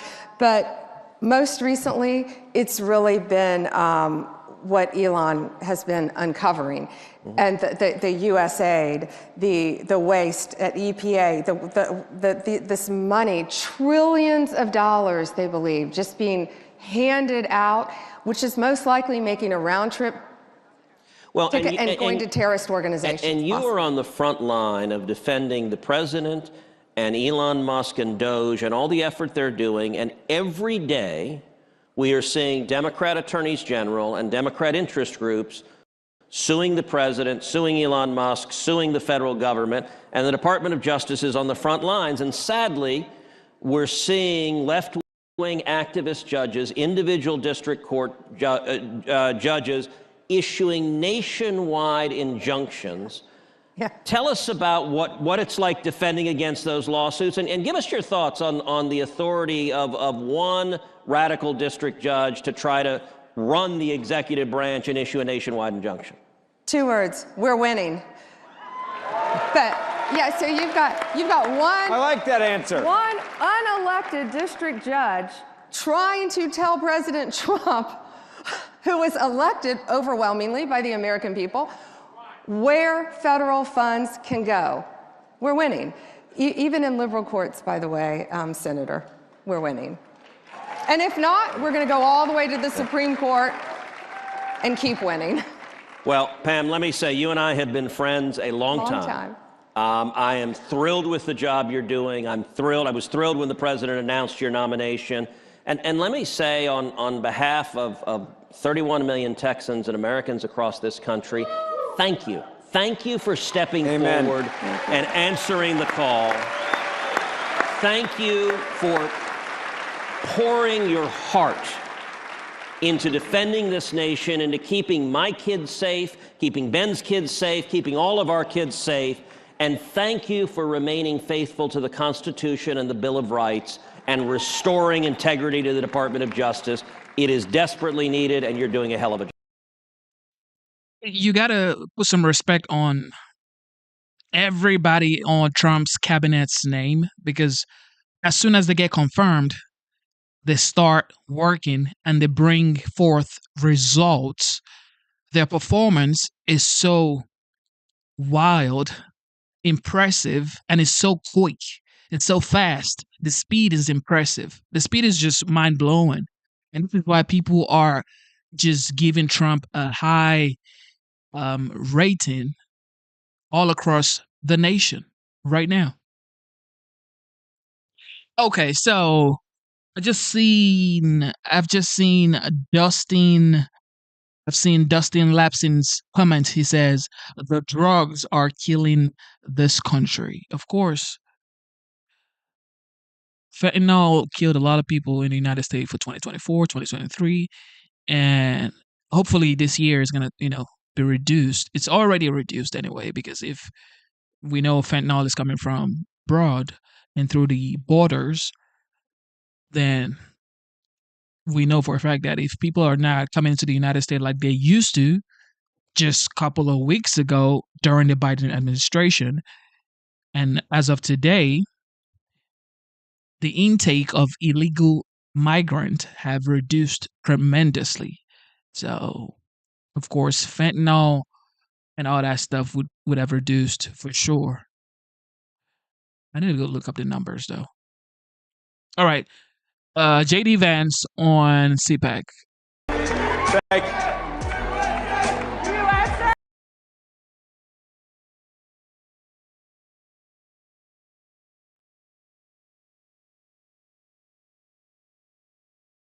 Yes, I am a little jet lagged. So we did a trip where we went to France and then to Germany, and then we went to San Diego for a family wedding, and then back in D.C., and we did all that in like 7 days. So a little jet lagged, that's okay. Well, I'm in a good place right now, Mercedes. Well, you know, I got some sleep last night. Okay, good. Then we're ready. We're ready. But it's a real special day today. You know what today is, guys? It's February 20th. That means our first 30 days, the happy one-month anniversary of the Trump-Vance administration. I mean, how exciting is that? It's very exciting. It's hard to believe we've only been in office for a month, because I think we've done more in a month than Biden did in about 4 years. Yeah. And thank God for that. But, you know, the president keeps us on a pretty breakneck pace. He always asks, what have we done today? What are we going to do tomorrow? What are we going to do next week? Because I think he realizes this is a special moment in time. And by the way, thank you. Thanks to all of you for making it possible for us to do all the great work we've been doing in the administration. I know we wouldn't have been here without you, but I think the president is acutely aware that the American people gave us a window to save the country, and that's exactly what we're going to do, and thank God for that, because it's been a hell of a lot of fun the past month. Okay, so I don't even think we can keep track of all the things you all are doing. In fact, I don't even think the press can keep track of all they're doing. I mean, they talk about the shock and awe strategy. Seriously. So when you're looking at this list after list after list, what stands out to you? Well, speaking of the press, I do think that we've had maybe more executive orders than CNN has viewers each night. So hello to our friends at CNN. I actually think that their plan was they were going to go all in on anti-Trump and hope that he could save CNN in the same way that he did, frankly, in 2017, because nobody really watched the network until he became president in 2017. But that's maybe the one thing I think the president has been unable to save the CNN's ratings over the last few months. But look, I think that what the president has tried to do is recognize that we have a historical mandate on a few issues. We have to secure the southern border, and thanks to his actions, border crossings are down well over 90%, and we're just getting started. And he recognizes that we have to really unlock the engine of American growth. We've got to get back to having a growing economy that creates good jobs and high wages for the American people. And a lot of that goes back to drill, baby, drill. We've done more on energy under President Trump's leadership than I think any administration in history, and that's not an exaggeration. And of course, we're going to do more. And then I think the third thing that he's tried to do, of course, with the help of Elon and all the great folks at Doge, is ask, what are we doing with all of the American taxpayers' money, and why are we wasting so much of it on garbage that the American people either aren't aware that we're spending it on or don't want to be spending it on in the first place? Like, for example, the stuff that we've figured out, Mercedes, is unbelievable. Why are we spending money on progressive modern art projects centered around toilets in Afghanistan? That's actually something that your tax dollars were funding until very recently. And I think all of us are sitting around and asking, what the hell have we been doing with the American people's money for the last 4 years? Let's turn off the spigot and spend the American people's tax money on the American people's priority. And that's, of course, been a big focus of the administration, too. Let's dig deeper into the immigration issue. Sure. We've seen, and you've met many of the victims, people who have family members who have died, Yes. have been tragically murdered. Those angel families in the hands of these criminal illegal aliens. Sure. What's your message to these families? What is your message to these horrific drug cartels and human traffickers who have preyed on the most vulnerable in the world? Well, our message to the drug traffickers is get the hell out of our country. Your free ride is over because President Trump is back in the Oval Office. That is, you're not welcome. You were never welcome, according to the American people. But unfortunately, you had President Joe Biden, who allowed you to run free over the United States of America, and Donald Trump has said, you're terrorist organizations, we're going to go after you, we're going to wage war on you, and certainly we want you out of the United States of America, and that's an important message, of course. But our message and you know this, Mercedes, our message to the families is President Trump cares about you. He thinks that it's disgraceful what your own government let happen to your children, to your grandchildren, and it's got to stop. And of course, we mourn with people, we pray for people, but we're also asking, as their government, why did this happen to your child in the first place? And the answer is that under Joe Biden, your government didn't do its job. Under Donald Trump, it is. Thank God for that. On the economy, and I'm getting this question all the time, you know, it's this question of affordability, right? Yeah. There's a lot of stress on our families, something that I think Joe Biden could not manage in terms of really helping lower that cost of living and making things just simply more affordable. Sure. We talked about energy independence being a critical component of this, of ensuring that we unleash this economic prosperity. What more needs to be done? Yeah, so one of the first interviews I did, it was, I think, 6 or 7 days after the inauguration, and somebody asked me, well, it's been 6 days. What have you guys done to fix the inflation crisis created by Joe Biden? I'm like, well, first of all, it's been 6 days. We've done a lot in 6 days, but it's going to take some time to fix what Joe Biden broke over 4 years. And we know it is easy, unfortunately, to burn the house down. It takes a little bit of time to build it back up. And here's what we have to do. Because look, the fundamental goal of our immigration policy, of our border policy, of DOGE saving taxpayer money, the fundamental goal is we want your children and grandchildren to be able to raise a family in security and comfort in the country that we all love. That is the whole goal of President Trump's agenda. Like safety and prosperity, right? Yeah. It's pretty common sense stuff. And we know that to do that, we have to, first of all, unleash American energy. Now, why is that so important? Because, look, we all know grocery prices got too high under Joe Biden's leadership. Well, one of the main drivers of groceries is energy. Because if the farmers are paying more for energy, then we're all paying more for what the farmers grow. And if the truck drivers who are delivering the groceries are paying more for fuel, then we're all paying more for what the truck drivers are delivering to the grocery store. If we unleash American energy, that will do more than anything to drive down the cost for the American people. The second thing, Mercedes, is we have got to stop spending the American people's money on garbage. Every dollar that we take in and spend, you have to pay for, either through taxes or through inflation. And if we spend the American people's money more wisely, if we stop taxing and spending the American people to death, that's also going to bring relief to all of the pricing pressures that are out there. We're going to make it affordable to live in this country again. That's our mandate. That's our goal. And you're right. There's a lot more that we can do, but I think we've got a pretty good start after 30 days. We've got a pretty good start.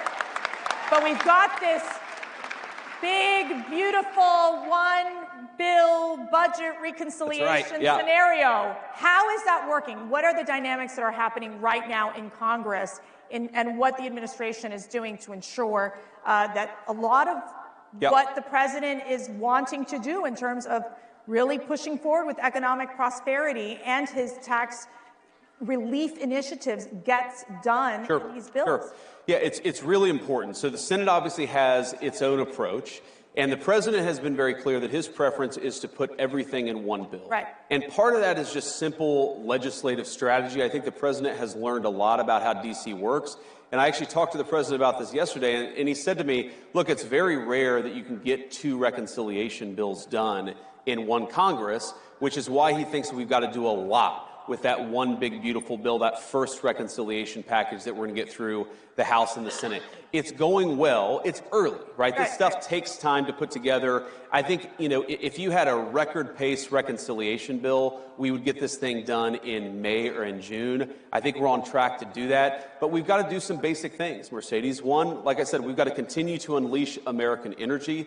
That's part of the reconciliation bill. We've got to make sure that other countries stop taking advantage of us. That's a big part of President Trump's tariff policy, is we got to stop being taken advantage of.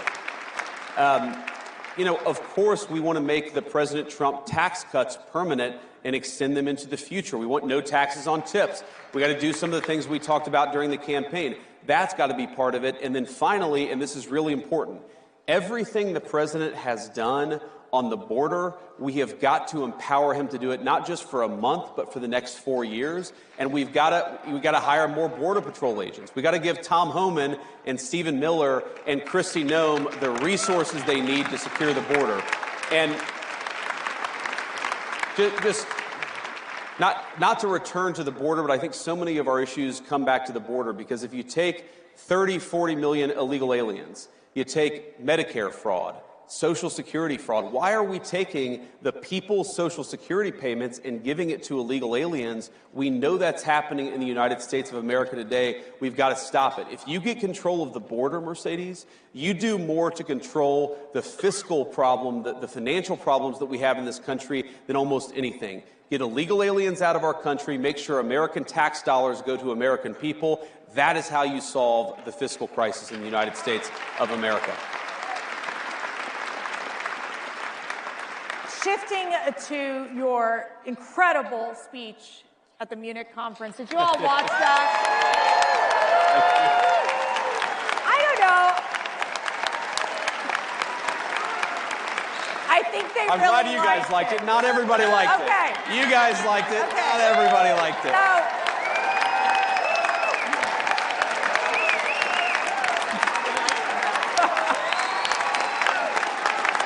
Good to see you.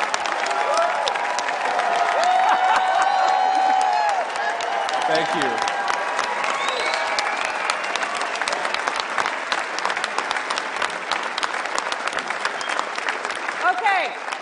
Okay. I'll take a standing ovation for a speech I already gave. That's like awesome. two for the price of one. Yeah, I was going to say, here's your speech to say it again. All right. But it was fascinating because there was obviously some of these European leaders that, they were a little uptight about it. It stressed them out just a little bit. A little bit. But you talked about the greatest threats in Europe. Yeah. So, look, the greatest threat in Europe, and I'd say it was the greatest threat in the United States until about 30 days ago, is that you've had the leaders of the West decide that they should send millions and millions of unvetted foreign migrants into their countries. That is the biggest threat to Europe. And frankly, it remains, by the way, the biggest threat to the United States because, yes, we've got 4 years of President Trump's leadership, but I guarantee you, if the Democrats ever get power again, they're going to try to do it again. We cannot rebuild Western civilization. We cannot rebuild the United States of America or Europe by letting millions and millions of unvetted illegal migrants come into our country. It has to stop. Thank God it stopped here, but it's got to stop there. And a related issue, Mercedes, is you can't just stop it. You have to allow European peoples, and of course the American people too, to raise issues about it. Right. You have to allow free speech to debate this stuff. You have to stop doing things to the populations of the world. You've got to give the populations of the world the opportunity to speak up and say, no more of this BS. We want borders. We want sovereignty. We want to be able to speak our own mind in our own country. And I guarantee you, if we don't allow free speech, and of course, the Biden administration, I made this point, Mercedes, the Biden administration did more to destroy free speech, not just in the United States, but also in Europe, than any administration in American history. I'm not even blaming the Europeans. I'm actually saying you follow the lead of Joe Biden into censorship and mass migration. Follow the lead of Donald J. Trump, and that's free speech, borders, and sovereignty. That is the future for our shared civilization. And I will tell you something that is really, truly remarkable that's happening at CPAC is, and we had our second CPAC International Summit yesterday, and we have many of these conservative European leaders with us today, where we stand in solidarity because they have an opportunity to basically make Europe great again, make Asia great again, make Latin America great again. And so in essence, I think your message was very well received by many of those conservative leaders across the globe. But what does this mean with the U.S. now that, in giving that speech? What does this mean with the U.S.'s relationship with Europe? Well, look, obviously, we're going to continue to have important alliances with Europe, but I really do think the strength of those alliances is going to depend on whether we take our societies in the right direction. Think about this. Germany's entire defense is subsidized by the American taxpayer. There are thousands upon thousands of American troops in Germany today. Do you think that the American taxpayer is going to stand for that if you get thrown in jail in Germany for posting a mean tweet? Of course they're not, right? So the point that I try to make to our European friends, and I think that they're our friends, I believe that, I know President Trump does, is that friendship is based on shared values. You do not have shared values if you're jailing people for saying we should close down our border. You don't have shared values if you cancel elections because you don't like the result, and that happened in Romania. You do not have shared values if you're so afraid of your own people that you silence them and shut them up. So let's have shared values. Let's defend democracy. Let's have free expression, not just in the United States, but all over the Western world. That is the path to strong alliances in Europe. We had Ambassador Rick Riddell with us yesterday. He'll be on the CPAC stage during these conferences. He has like 3 jobs, or 4 or 5. Yes, but let me ask you this. Where are we on basically the status of the Russia-Ukraine moving forward in terms of these negotiations in bringing peace to this endless war? You know, it's early, and I think what President Trump, what makes him such an effective negotiator, I've seen this in private, is that he doesn't take anything off the table. When he walks into negotiation, he says everything is on the table. And of course, that makes the heads explode in the American media because they say, why are you talking to Russia? Well, how are you going to end the war unless you're talking to Russia? You've got to talk to everybody involved in the fighting if you actually want to bring the conflict to a close. And I know the president does. But I'll tell you the goals that animate President Trump's policy. It's really simple. He wants the killing to stop. He wants to bring lasting peace to Europe. He doesn't just want to stop it now and have the war restart a month from now. He wants to bring lasting peace to Europe because the president believes this, and he's absolutely right. Peace is in the interest of Russia. It's in the interest of Ukraine. It's in the interest of Europe. But most importantly, peace is in the interest of the American people, and he's going to fight for it for the remainder of his administration. Wherever war breaks out, he's going to be the president of peace. Now, he, of course, is a very good negotiator, a very good businessman. He recognizes that a lot of these issues are tough. It's going to take a smart statesman to figure this stuff out, but we've got that in the White House, and I really believe that we're on the cusp of peace in Europe for the first time in 3 years because we have leadership from the Oval Office, and we haven't had it in 4 years in this country.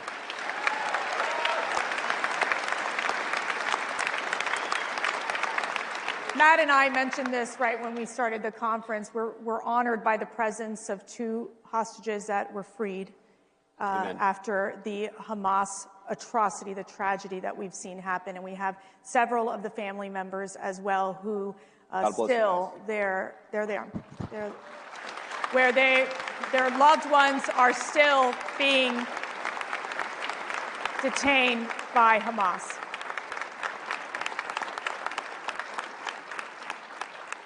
What is your message to these hostage families, these survivors? Our message is that President Trump loves you. He hasn't forgotten your loved ones, and he's going to fight every single day to bring them home. That is exactly what he's been doing, and that's what he'll keep on doing. I was actually talking with one of my best friends about this a couple of days ago. Can I be your best friend, too? Yes. Okay. I think we all want to be your best friend, right? Okay. But I was talking with him, and he was asking me. He was like, well, I don't understand. Why was Biden unable to do this? And then, like, the minute that Donald Trump won, we started to make progress in bringing the hostages home. And I said, man, it's just a question of leadership. You actually need a president who is willing to pick up the phone and say, you got to bring these people home. No. We're not focused on that crap right now. We're focused on bringing hostages home. And then when the negotiations hit a wall, because they always do, you need a president who picks up the phone and says, cut this crap out, we've got to make progress, and you've got to keep that pace going. It's leadership. It really is. And I saw it behind the scenes. And what the president did is he empowered, in particular, because this was before we were inaugurated. This is before we had our great Secretary of State, Marco Rubio, or any of the great people around us. The president sent his dear friend, and he's become my dear friend, Steve Witkoff, as an emissary of the President of the United States. And he said, Steve, you speak for me, get it done, and if there are problems, pick up the phone and call me. Steve Witkoff, with the president's leadership, got it done, and it's amazing. And of course, we still got work to do. We've got to finish the process. But I really believe the president is as committed to this as any American leader in my lifetime. We're going to keep on fighting for it.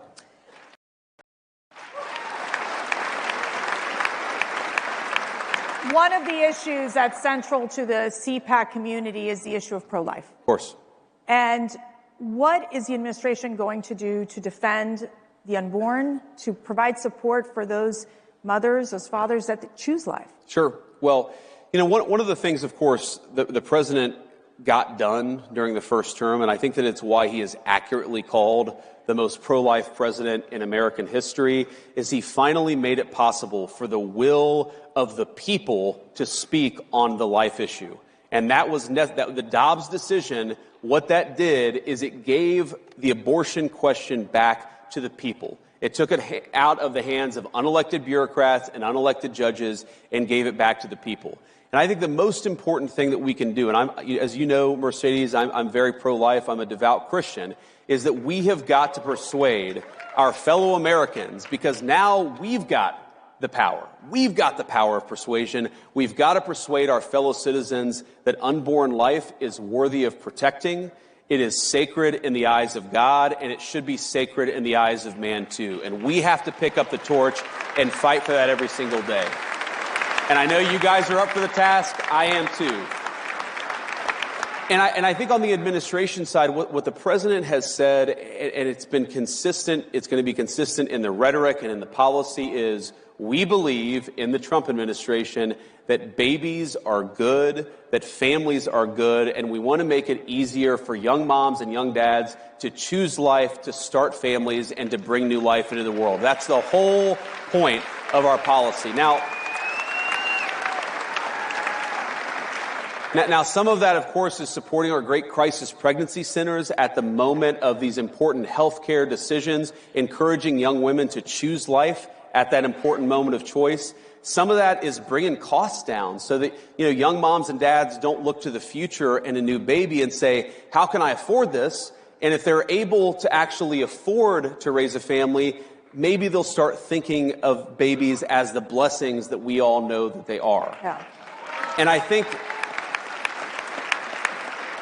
But I think fundamentally this is going to take a lot of leadership from the president on down, but from every single person in this room. We've got to persuade our fellow citizens to stop thinking about babies as inconveniences to be discarded. We've got to start thinking of them as blessings to cherish. And that's exactly what I promise to do. So now we're going to get personal. This is going to be so fun. Your faith. Yep. Why is it so important to you? What does it mean to you? Tell us why, when you go every single day to work, how faith is a part of who you are. Well, first is I believe the fundamental tenet of the Christian faith. It's not just a set of good moral principles, though it is that. I think the fundamental tenet of our faith is that the Son of God became man. He died, and then he raised himself from the dead. That is the fundamental tenet of the Christian faith, and I think so much flows from that. And I think one lesson that flows from that is that we shouldn't fear death. Of course, death is a very bad thing, but there are much more terrible things than just losing one's life, and importantly, you could lose one's soul. And I think whether it's fighting for the unborn or fighting for peace and security for our citizens, I want us to be the kind of society where my kids can grow up to be virtuous young people, can be good young Christians, of course, because that's what I'm trying to raise them to be. And that's what our public policy is trying to do. Creating the space where moms and dads can raise their children in their faith to become good young people who believe the things that I do. That is what I'm trying to create, is the space for you, of course, to raise your children as you see fit, but the space for me to raise my kids to be the kind of young people that I think they ought to be. And the other thing that I take from it, Mercedes, is if you look at the long history of the Christian faith, we've been around for about 2,000 years now, give or take a few years, and there have been really dark times in the history of the Christian faith. There have been really good times in the history of the Christian faith. And I just try to remind myself that we put our faith in God above, we put our faith in the grace of God, and we try the best to do His will, and we don't worry so much about whether we're going to have earthly rewards. We worry about whether we're doing right by God Almighty above. That's what I try to do, and that's how I try to run my life in public. You mentioned raising these children into good people and also into good citizens that can contribute to society and to the world. We had so many young people come out and support Donald Trump and J.D. Vance and thank you. This past election. So what is your message? And what is your message to the young men? You know, I guess my message to young people generally is we're trying to make your life better. And that is the simple thrust of President Trump's policy is we want you to be able to buy a home. We want you to be able to work a good job. We want you to be able to raise your kids, like I said, according to the values that you believe in. And we want you to be able to build a nice life in this country that all of us love. That is what we're trying to do.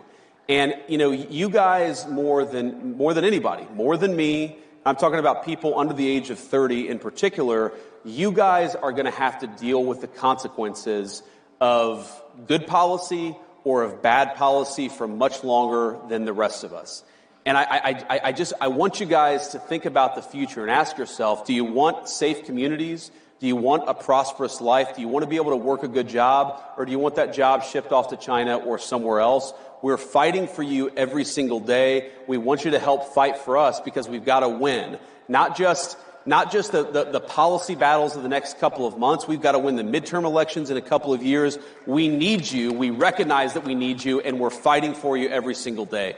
And I think, you know, you asked me, you know, my message to young men is I think that our culture sends a message to young men that you should suppress every masculine urge. You should try to cast aside your family. You should try to suppress what makes you a young man in the first place. And I think that my message to young men is don't allow this broken culture to send you a message that you're a bad person because you're a man, because you like to tell a joke, because you like to have a beer with your friends, or because you're competitive. It's...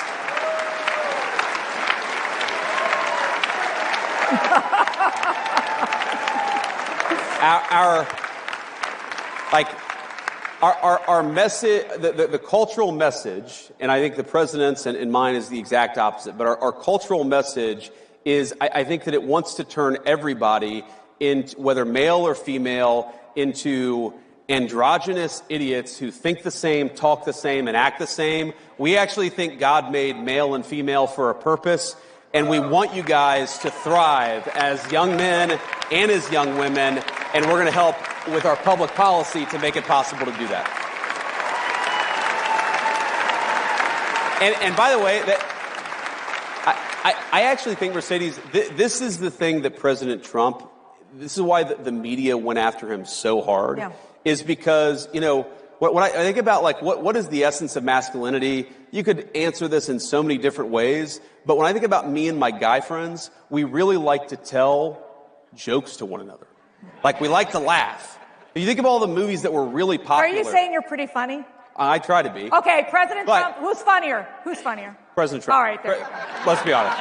There you go. He's got the best sense of humor of any American political figure. But I think this is why young men in particular are so, you know, they're so inspired by President Trump is because he doesn't allow the media to tell him he can't make a joke or he can't have an original thought. President Trump just says what's on his mind. That's a damn good thing, and it's a good example to set for young men in American culture. You know, I always tell my 5 daughters, I don't have any sons, but Matt and I, we have 5 beautiful daughters, and I always say, you know, the most important decision you'll ever make is who you marry. That's right. Always who you marry. And you made a very important decision in marrying Usha. I did. And I married up. She is a beautiful second lady, and I want to know, what is the best advice Usha has given you? Well, This is so fun. Okay. This is going to be very personal. One piece of advice she gave me like a week ago was you should be nicer on social media. I don't know that I'll take that advice. Some advice is good. Some advice is, you know, can be good, but you don't have to always take it. You sound like my husband. The best advice Usha ever gave me, when it comes, I mean, she gave me so many good life advices or pieces of advice, but the best advice she gave me when it came to politics is don't let them filter you. And in politics, you know, you've got consultants and you've got media professionals, you've got pollsters, you've got a lot of people who try to tell you what to say or how to behave or, you know, what to do. And Usha just said, just be yourself, be authentic, go out there and say what's actually on your mind, maybe a little nicer from time to time. But I think that's the best advice that she gave me, and that's why we take our kids everywhere, and that's why I'm not afraid to make a joke on social media, even if it's sometimes a dad joke. Forgive me, all of you who don't like dad jokes, but you just got to be yourself. Yeah. And I think that's President Trump's superpower in American politics, and that's probably the best advice Usha ever gave me, at least on politics. Okay, last question. What inspires you every day? Well, I mean, one is my family, right? I mean, I'm blessed to have a 7-year-old, a 5-year-old, and a 3-year-old, and I can't help but see the country through their eyes. And when we were on the campaign in particular, and we would take our kids with us, all of my kids, when we were about to land in some new place, you know, they'd all rush to the window of the